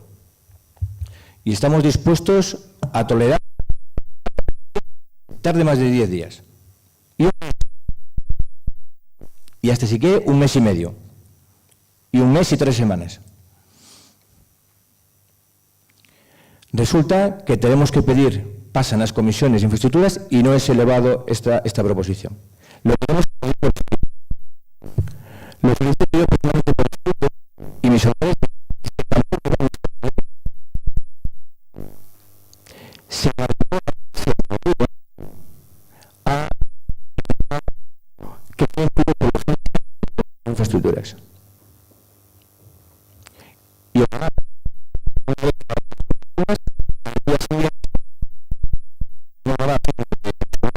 siempre aparece 2 meses. Llevan 16 años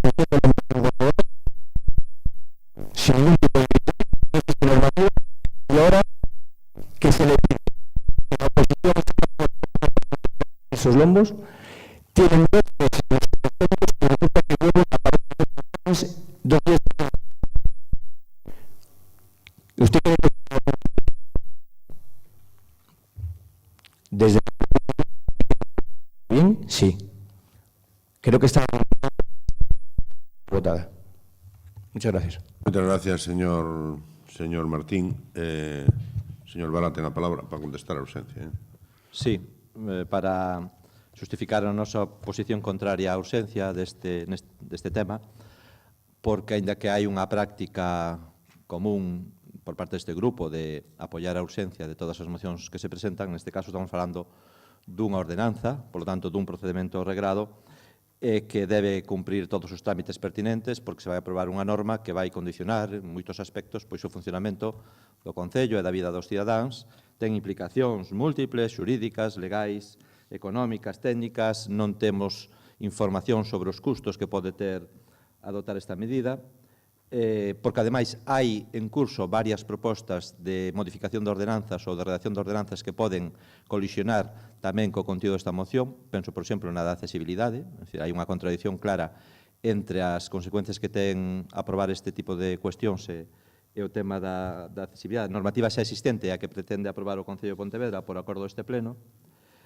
Polo tanto, pensamos que é unha cuestión que merece prudencia e sosego, non? Que non ten presa. Vostedes presentaron unha proposta para que se tratase na comisión do pasado martes e presentaron cando xa estaba convocada a comisión e cando aínda non había os informes pertinentes.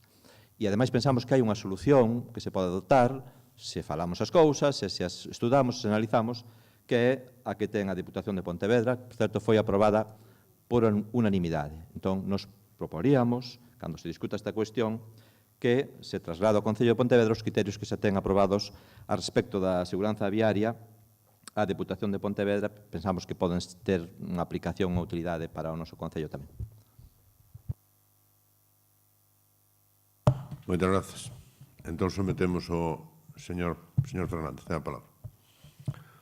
Supoño que todos poderemos falar neste... Sí, hombre. No, digo, nos saltamos... No, pois non sei se era para contestar a urgencia do que propuxo a moción. Sí, bueno, eu creo que romper as costumbres non é bo.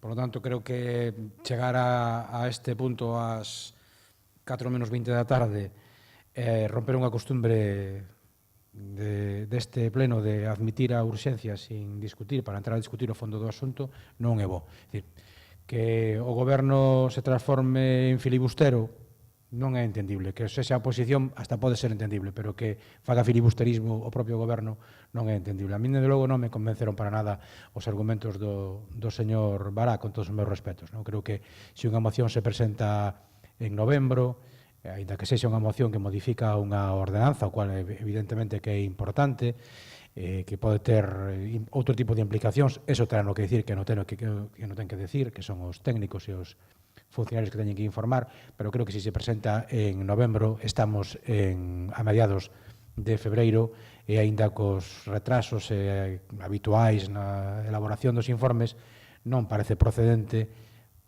que hoxe aquí, primeiro, non parece procedente que non se truxera a pleno no orden do día, e segundo, non parece procedente que hoxe aquí se nos obrigue a decidir se é urxente ou non é urxente, porque a urxencia é un concepto xurídico indeterminado, é dicir, eso é valorable, todo o mundo pode valorarlo, non? Por lo tanto, eu creo que é mal precedente pola súa parte, señor alcalde, en romper esta costumbre, non? A min que conste, que me parece que tampouco é ás 4 menos 20 da tarde dun pleno tan longo un momento para discutir unha ordenanza tan importante, unha cuestión tan importante. A mí non me parece que sea o mellor momento para discutila, pero bueno, nós, en todo caso, mantendo o criterio que vimos mantendo dende sempre, vamos a votar a favor da urxencia. Señor, alguén quere máis intervir sobre o tema da urxencia? Entón, sométese o tema a votación, votos en contra da urxencia, 12, abstencións, ningunha, votos a favor, 13, apróbase por maioría a discutir a cuestión. Señor Martín, ten a palabra. Muchísimas gracias a los grupos por votar en coherencia con lo que he explicado y agradecer al Partido Socialista también esas palabras que ha dicho. Es cierto que va a cambiar la forma de vivir de los pontevedreses, pero para bien, se lo aseguro. El informe del secretario, el técnico del ayuntamiento, así lo dice en sus conclusiones, que trate esta cuestión. Y encima, o sea, es una norma a nivel de Estado que se aplica en todo el Estado, en todo, señor Bará. También se aplica aquí en Galicia, ahora le mostraré ejemplos. El Partido Popular no está en contra de los lombos. Lo dijimos, lo mantenemos y defendemos el uso de los lombos. Ahora, los lombos regulares, el problema que hay aquí en Pontevedra es que ustedes han hecho un uso perverso de los lombos. Los coches. Pontevedra no justifica el alterar las dimensiones de un lombo. Y no que la normativa, todo lo contrario.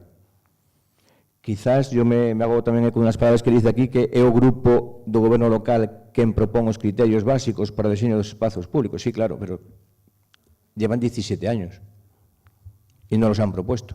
Ahora usted pedía dialogar, o sea, después de 17 años cuando podemos aprobar con nadie. Hemos promovido desde la oposición el adaptar esta norma y usted para sentarnos para tratar esto. No. Viene a reclamar ahora y entendimiento. Y en cuanto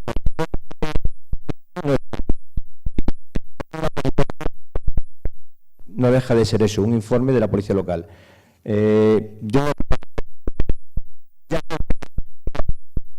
Porque siempre avalamos posturas técnicas, ¿vale? Yo no deja de ser un informe de la policía local y es casi más un informe político que un informe técnico, ¿no? Pone en cuestión una norma que se está aplicando en todo el Estado.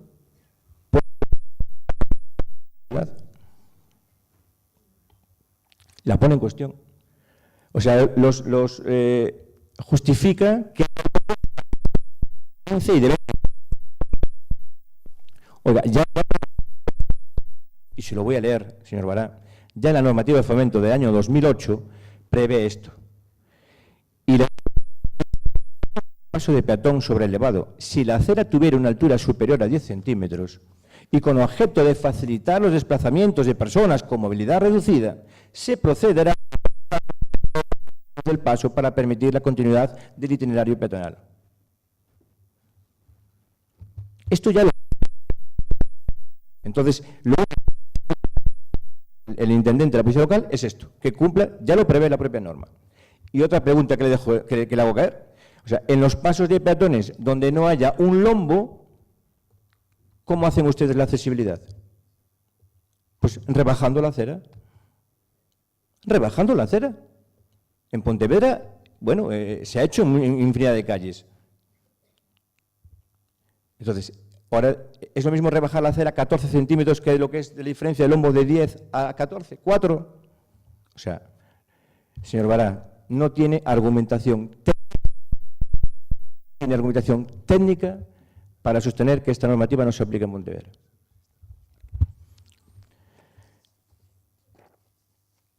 Le voy a decir ahora un informe técnico también, tiene muchísimo valor, porque este informe es de la Unión de Agrupaciones de Arquitectos de la Administración Pública, del Consejo Superior de Colegios de Arquitectos de España.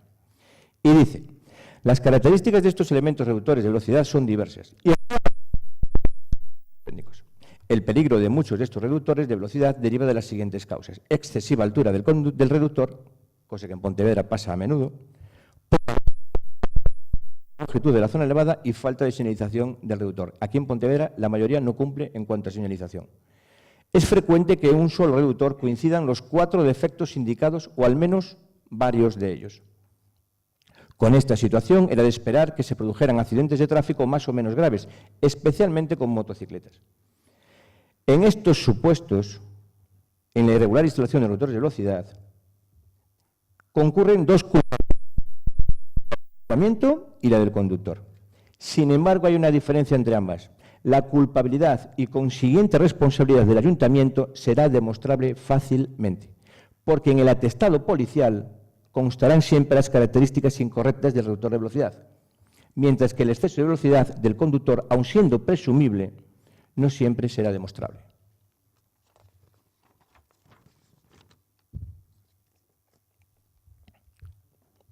Sin embargo, si la reclamación de los perjudicados llega a la esfera judicial, con toda seguridad el tribunal pedirá una prueba pericial o la aportará la parte reclamante.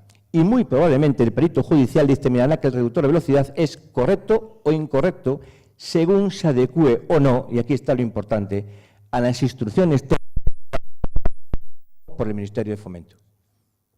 Y no consta que en Galicia tengamos una norma de esas características. En consecuencia, supletoriamente, el Código de Circulación nos remite a lo que nos dicte el Ministerio de Fomento. Asimismo, podemos afirmar sobre la posible responsabilidad personal de los técnicos municipales. Ustedes que se preocupan tanto de ellos, por favor. Responsables de la vialidad municipal. Y a la como la responsabilidad patrimonial o económica. Cuando hay personales más o menos graves Y más aún cuando ocurre el fallecimiento del conductor o de algún ocupante, es muy probable que se inculpe penalmente al funcionario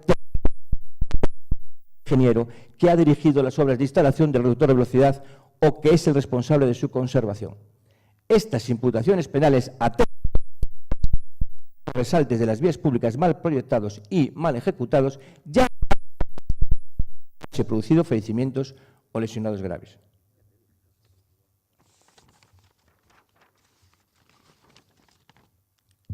Y ya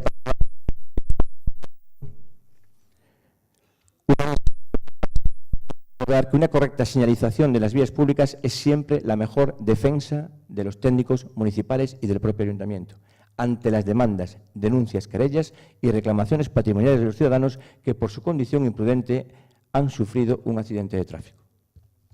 Señor Lores, esto no tiene absolutamente nada que ver con el diseño que usted tiene de ciudad. Todo lo contrario, lo fortalece y lo refuerza. Porque instalarán lombos. No estamos en contra de que instalen lombos. Ojo, los apoyamos. Simplemente decimos que tengan una normativa. No lo han hecho. La iniciativa de redactar o proponer una normativa también radica en cualquier concejal. No es solo de la Junta de Gobierno. Así también queda reflejado en el informe del secretario. Y así lo hemos hecho. Y ahora unas consideraciones técnicas, y ya acabo, porque esto ya fue explicado en otro pleno. Esto no se trata ahora de decir si lombos, no. Ya sé que el señor Bará, en su práctica habitual de confundir, tergiversar y enfrentar a los vecinos, en aquellas famosas reuniones vecinales, que más que reuniones fueron unos encuentros, que bueno, creo que éramos más los de la oposición en esa reunión que los que él había convocado por teléfono, porque ni siquiera los convocaba por carteles, como debe ser. Sí, y en una era repetido, que uno fue 2 veces en la misma. Sí. Eso lo sé yo. Sí, señor Bará. En Os Campos y en Monteporreiro fue la misma persona, haciendo... Yo fui con la presión, pero digo de la... van a venir estos y tengo que tener gente. Entonces, claro. Bien. Los lombos es una concepción técnica que voy a hacer ahora, pero no que la digo yo. Yo me he documentado para venir a ver aquí a hablar, evidentemente. Los lombos no son para reducir la velocidad. No son para reducir. Si ustedes van a la concepción del lombo, claro, también es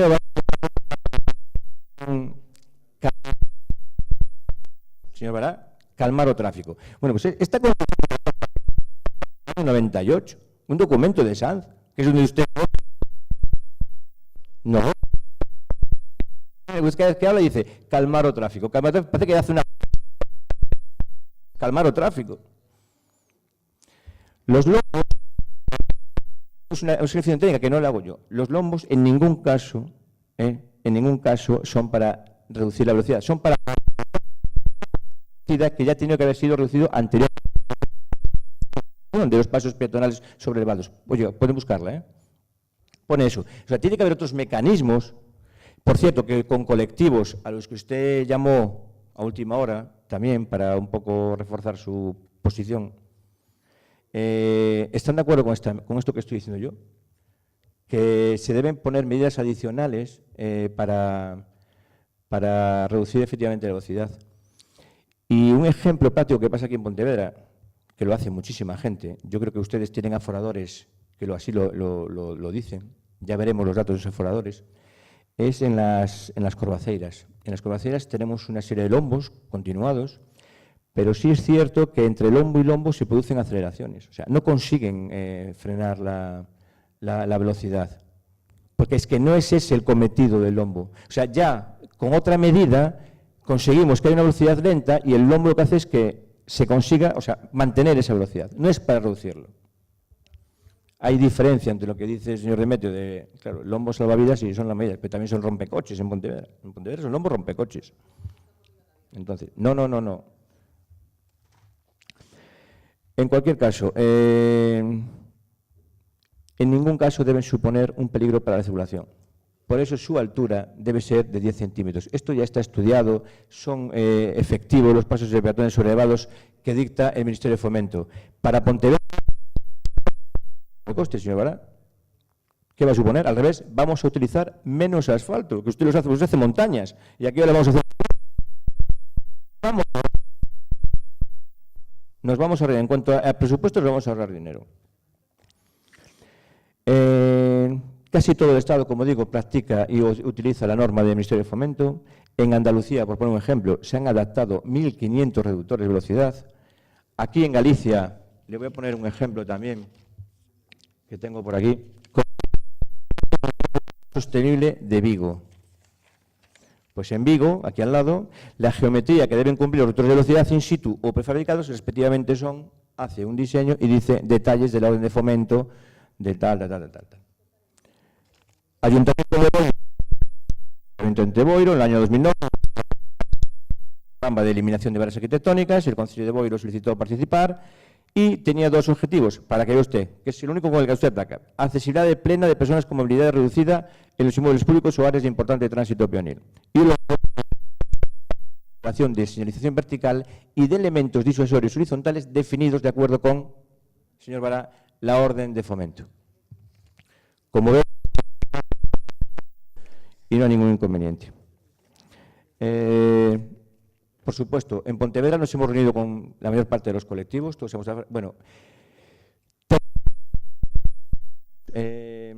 se muestran favorables. Hay que el ingeniero dice, recuerda que las características de los badenes que se instalan en Pontevedra son más suaves que las previstas por el Ministerio de Fomento. O sea, por una parte, el intendente de la policía, que es un informe que no es vinculante, dice que defiende que se hagan de 14, y por la parte del otro técnico municipal, el ingeniero Viñas, dice que las características de los badenes que se instalan en Pontevedra son más suaves que las previstas por el Ministerio de Fomento. Usted, que está de acuerdo con los lomos y usted quiere que sea restrictivo, entonces hágalas como el Ministerio de Fomento. Vamos, que es como dice su técnico.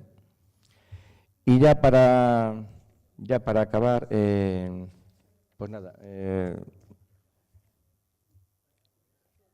muéstreme usted, por favor, o díganos aquí informes técnicos que desaconsejen la utilización de orden de fomento en Pontevedra. Nada más. Técnicos, gracias. Gracias, señor Martín. Tiene la palabra señora Rey non fala, señor Rey, sí. Señora Moreira, tiene la palabra. Nada, moi escueto. Marea Pontevedra está a favor de medidas de calmado de tráfico. Unha delas son os pasos sobrelevados. Os calos do ano 2013 xa levan instalados máis de 300. O que queremos é que se fagan de acordo á normativa. Vemos necesidade de regular os dispositivos reductores de velocidade e que se inicien os trámites para unha modificación da ordenanza municipal reguladora da circulación nas vías urbanas do noso concello. Nada máis, grazas. Puentes, ten a palabra. Moitas gracias, señor alcalde. Sí, eu creo que estes temas o ideal é que se discutisen e se chegasen a acordos, pero eu, no tempo que levo nesta corporación, vin que hai temas nos que é imposible dialogar prácticamente, e entón nós creemos que é mellor que estea regulado que non, e, polo tanto, polo xa debatido hasta a saciedade neste pleno e en comisións informativas, imos votar a favor desta proposta. Grazas, señor Bará, ten a palabra. Sí. Bueno, eu creo que teníamos que recomendar nestes congresos todos que imos por un mundo adiante ao señor Martín como conferenciante pola súa oratoria e tamén polo seu exhaustivo coñecemento desta materia. Sorprendeume moito que descubrira unha nova consecuencia que teñen os lombos, que nós pensábamos que eran lombos salvavidas, e vostede, pola súa disertación, convertiunos en lombos asesinos, en lombos amenaza, en lombos perigosos. Fala de inseguridade xurídica, de imputacións penais, de xente que pode... En todos estes anos que levamos aquí, nós temos constatado que salvar están aí. Non tiñamos coñecemento destas outras consecuencias, digamos, homicidas ou posiblemente homicidas que podían ter os lombos, non? Están vostedes obsesionados con este tema. Vexos, e a vostede particularmente, obsesionado. E, ademais, cun razonamento que a mí me parece que me dá mágoa, que é que todos os argumentos os fan pensando única e exclusivamente nos vehículos, nos coches, e non paran a pensar vostedes nos demais usuarios da vía, por exemplo, nas persoas que van camiñando, nas persoas que van en bicicleta, noutros usuarios da vía que tamén teñen que moverse polos espazos públicos e polas rúas e teñen que ter sensación de seguridade. A normativa de fomento contra o que vostedes din só é de obrigado cumprimento para estradas de titularidade estatal. E non só iso, senón que están e travesías, non para o medio urbano. En zonas urbanas teñense que usar outros criterios que son criterios fundamentalmente de urbanización. Son motivacións ocultas e inconfesáveis para seguir esta cruzada, pero bueno, iso xa sabemos todos cales son. A realidade marcada por unha experiencia xa co desenvolvemento dun modelo de cidade avanzado, un modelo de cidade pensada para as persoas que ten un dos seus eixos precisamente no calmado do tráfico, que é un concepto, isto si yo recoñezo que non inventamos aquí, porque nós xa dixemos moitas veces que copiar que vimos que se facían no mundo e que se podían aplicar adaptadas á realidade de Pontevedra. Ese modelo de calmado do tráfico tivo unhas consecuencias clarísimas que están aí en todas as estatísticas e informes nunha reducción drástica de accidentes graves, de accidentes mortais. Sen ningún, bueno, grazas a Deus, grazas aos lombos e sen mortos na cidade. Isto é de medidas, non simplifique vostede. O calmado do tráfico é un conxunto de medidas de deseño urbano, peonil, medidas de creación de zonas de coexistencia e, sobre todo, de 30. Efectivamente, os logros concreta, viaje, da velocidade e o calmado do tráfico e a prevención de accidentes. Pero a cuestión é que os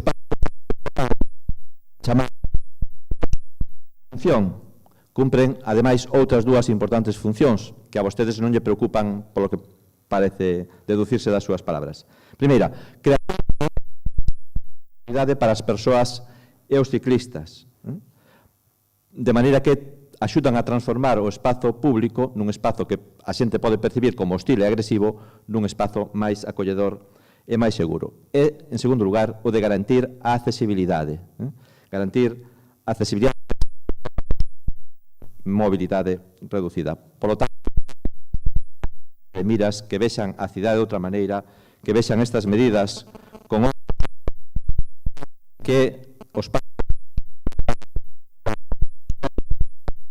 elementos de urbanización, beiras rúas e a altura dos máis que iso é a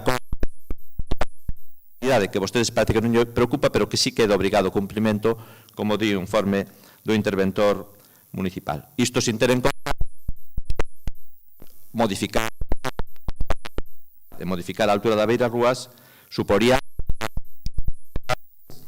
unha incomodidade evidente tamén para as persoas que teñen dificultades de mobilidade ou mobilidade reducida. En este sentido, quixera preguntarles a vostedes se considera, tamén lle preguntaría ao secretario do Pleno, as consecuencias que ten este posible acordo neste sentido, se é de aplicación retroactiva e os gastos que vai ter unha medida como esta. Pensando no ámbito urbano, que dixen que porque é unha normativa rígida, de aplicación universal, e non a cada entorno. Non todas as vías, non todas as rúas son iguais, en cada unha delas temos que prever actuacións diferenciadas e adaptadas. Polo tanto, aquí temos tamén unha experiencia técnica en canto á execución deste tipo de medidas, que, segundo dixo no seu informe tamén o enxeñeiro municipal, se for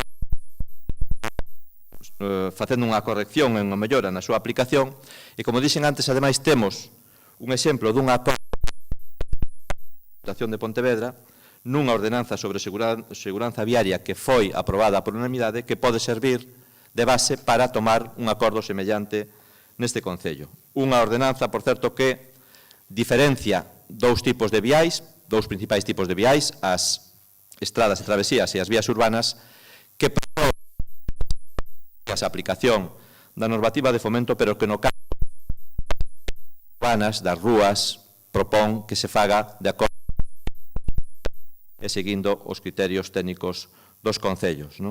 Polo tanto, tendo en conta as consecuencias económicas, as consecuencias xurídicas, a normativa de accesibilidade, distintas propostas de ordenanzas que se están discutindo, non sería retirar esta moción por consenso, e ese acordo pode ser seguindo os criterios aprobados xa pola Deputación de Pontevedra, que, xa digo, aprobou por unanimidade a súa normativa. Muchas gracias, señor Barán. Sí, gustaríame que o secretario do Pleno respondese á miña cuestión sobre repite sobre se a aprobación desta norma tería efecto retroactivo e, polo tanto, habría que modificar os pasos que xa están construídos. Remítome xa aos informes, pero penso que a normativa non solicita a aplicación retroactiva. Entón, si aplicando o Código Civil as normas carecen de efectos retroactivos, salvo que dispoñan o contrario. En todo caso, si eles entenden que se aplique agora mesmo con efectos retroactivos, que o deixen claro, en cuso caso non sería posible votarlo, entón, porque faltaría o informe de intervención e trámites preceptivos, eso está.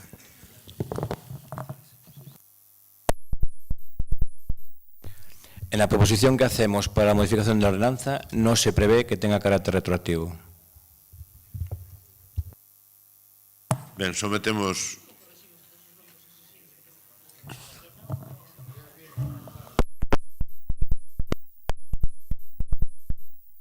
Sométese a votación, votos en contra 12, abstencións ninguna, votos a favor 13, apróbase por maioría da corporación. Pasamos ao punto seguinte,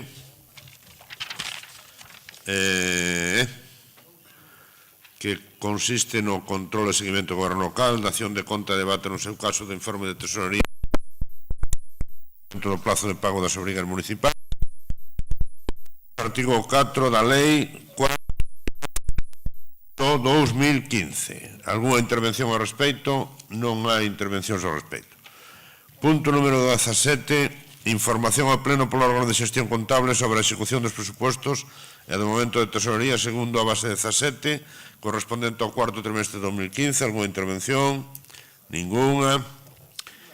Sí? 17. Intervén o señor Domínguez. Muy rápidamente.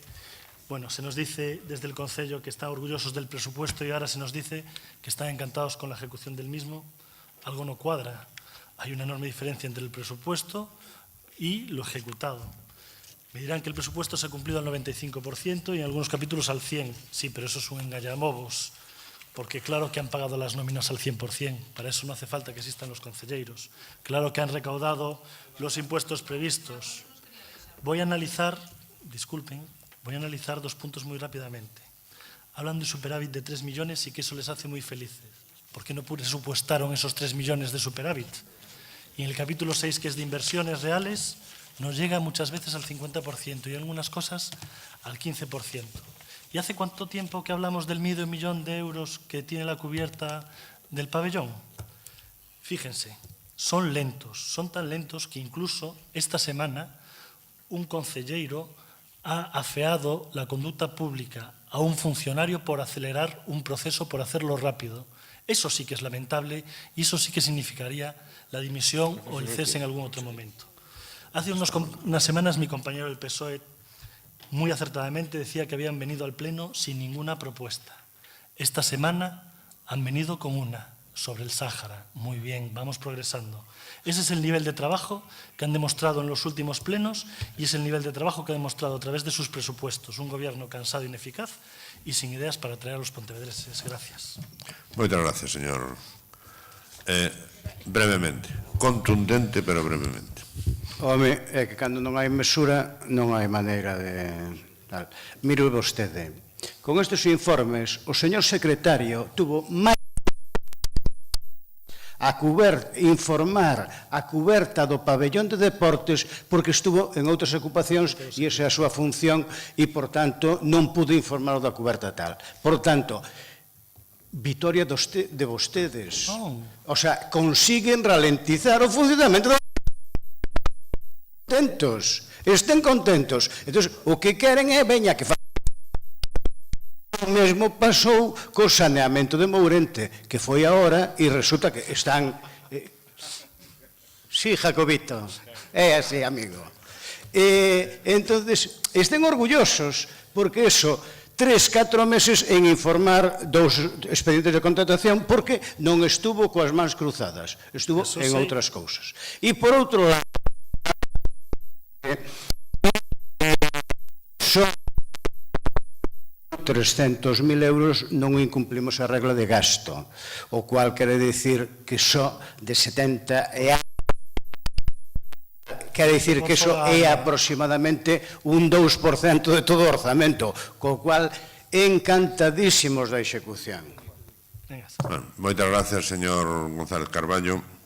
Pasamos ao punto 18, información suministrada ao Ministerio de Facenda e Administracións Públicas en virtude da orden correspondente ao cuarto trimestre de 2015. Isto non estaba xa, non. Bueno, non hai intervencións ao respecto e pasamos ao tema de resolucións e decretos. Alguna intervención? Apartado 20, preguntas. Hai 3 preguntas que son de Marea Pontevedras 3, unha sobre o uso do Concello pola Plaza de Toros de San Roque, outra sobre desfibriladores externos e semiautomáticos e outra sobre incidentes no Estadio Municipal de Pasón. Ten a palabra os portavoz de Marea Pontevedra. Bueno, as preguntas sobre a Praza de Touros é do 3 de febreiro, a dos desfibriladores do 12 e a de Pasarón do 17. Imos darlles unha prórroga para que contesten, non de 60 anos. Esperamos recibir a resposta por escrito, se lles parece, antes do vindeiro pleno, e se non é así, volveremos a traer estas preguntas ao pleno ordinario correspondente ao mes de marzo. Moitas gracias. Conselleira, que lle quer responder xa de viva voz. Sí, porque como as preguntas figuran na orde do día do pleno e forman parte da documentación, non teño ningún inconvinte en contestarlle xa agora a todas as preguntas que están aquí formuladas por escrito, que sería tamén o mecanismo de facelo por escrito. Con respecto a... Perdón, só un segundo. Eu facía unha atención a que este pleno xa se prolongou demasiado, pero si vas manter as respostas, pois entón prefiro formular as preguntas. Que? Bueno, ahora... Señor Rey. Sí, vale. Empezamos polas preguntas da Praza de Touros. Cantos días do ano 2015 fixo uso o Concello do seu dereito a dispoñer da Praza de Touros de San Roque? É unha pregunta moi concreta. Señora, sí, contesta. É que non entendo, porque aquí hai varias preguntas formuladas en cada un destes documentos e a miña intención era non ir contestando unha por unha, era contestalas a todas do primeiro documento formulado. Moi ben, bueno, pois contestas, sí, vale, moi ben. Contesta as 4 preguntas deste documento. A primeira pregunta, cantos días do ano 2015 fixo uso o Concello do seu dereito a dispoñer da Praza de Touros de San Roque? Pois todos os que a precisou. Que foron nos dous pases da Feira Franca, que nos dous pases, teño que decir, que se quedou xente fora despois de facer cola durante moito tempo. Cales foron os eventos organizados nese recinto polo Concello? Bueno, pois foron variados, pero fundamentalmente polo seu uso máis masivo e os dous pases da Feira Franca, que este ano, ademais, polo feito de ser en galego, houve unha novidade importante e houve moita máis expectación e máis asistencia. Solicitou ao Concello orzamentos a empresas especializadas na montaxe de recintos para acoller espectáculos públicos? Solicitou, non é que solicitou, é que solicita constantemente en función do tipo de espectáculo público que se produce, pois as gradas para a chegada da volta ciclista, etc. E en concreto, para a sustitución do espectáculo das xustas medievais da Praza de Touros, fixos unha solicitude a unha empresa especializada e que ofrece a garantía de seguridade suficiente na que se nos manifestara, nos comunicara un orzamento, evidentemente ten carácter provisional, porque para unhas 8.000 persoas, 15.000, no momento en que se solicitase máis concretamente, cambiaría, pero entre 150.000 e 200.000 euros, tal como dixo o señor Mosquera, que así xa lle respondo a seguinte pregunta, nun pleno desta corporación. O que non fixo o Concello de Pontevedra foi autorizar nunca a instalación de plazas portátiles de touros que necesitan de licencia municipal para a súa ubicación para realizar xustas medievais e que, ademais, como non cumplen as condicións de seguridade necesarias, o mismo día que empezou a facerse esa xusta medieval se desplomou unha parte da grada habendo persoas feridas. E isto pasou no mes de xullo de 2015 no Concello da Coruña. Aquí non nos vai pasar iso, aseguro.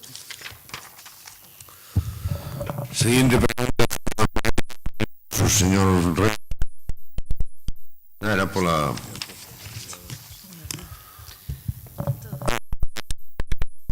Vale, ves, non me equivocara, As nosas preguntas en canto a desfibriladores é cantos desfibriladores externos semiautomáticos van a mercar, que partida orzamentaria hai consignada tal fin e a cuantía da mesma, cantos axentes de policía local van a formar para o manexo destas desfibriladores, que custo económico ten esta formación para o persoal da policía local e que orzamento ten reservado para o material funsible que precisan. Moitas grazas. Moitas grazas. Pois moitas grazas novamente. Cantos desfibriladores externos semiautomáticos vai mercar o Concello? Pois un por cada patrulla da policía que está na rúa. Estimamos que son necesarios 6, pero probablemente fagamos unha compra por un número superior por si en algún momento hai algún problema con algún. 8, máis ou menos. Cal é a partida orzamentaria consignada a Tanfil? Pois as partidas que en intervención se considere que hai que asignarlle e as que son para o material e medios da policía local, lóxicamente. Cantos axentes da Policía Local van ser formados no manexo dos DESA? Absolutamente todos. Na oferta na que se está traballando e que posteriormente dará lugar ao contrato está Policía Local, porque aínda que non todos vayan os coches nas patrullas, o uso pode ser necesario por algún deles en calquer momento e, polo tanto, todos, absolutamente todos, van ser formados. O custo económico a día de hoxe non se pode saber porque aínda estamos recibindo ofertas no Concello, porque, ademais, polo feito de facer público que se ian suministrar varias empresas das que non tiñamos coñecemento, nos remitiron ofertas ao respecto. Que orzamento teñen reservado para o material funsible que precisan os DESA, o que sexa necesario en función do contrato que se asine? Moitas gracias. Pasamos á última pregunta, que tamén debe... no está... Temos constancia de que polo menos os días 20 de decembro de 2015 e 31 de xaneiro de 2016 no Estadio Municipal de Pasagón, durante a disputa de partidos de fútbol do Pontevedra, persoal de seguridade privada e axentes do Corpo Nacional de Policía impediron a exhibición de bandeiras galegas, ameazando con penas de multa en caso de facelo. Alén diso, na segunda das xornadas engadiuse ademais a prohibición de despregar unha faixa en contra da presenza de ENCE na ría. É consciente o Goberno do Concello da violación da liberdade de expresión que se está cometendo?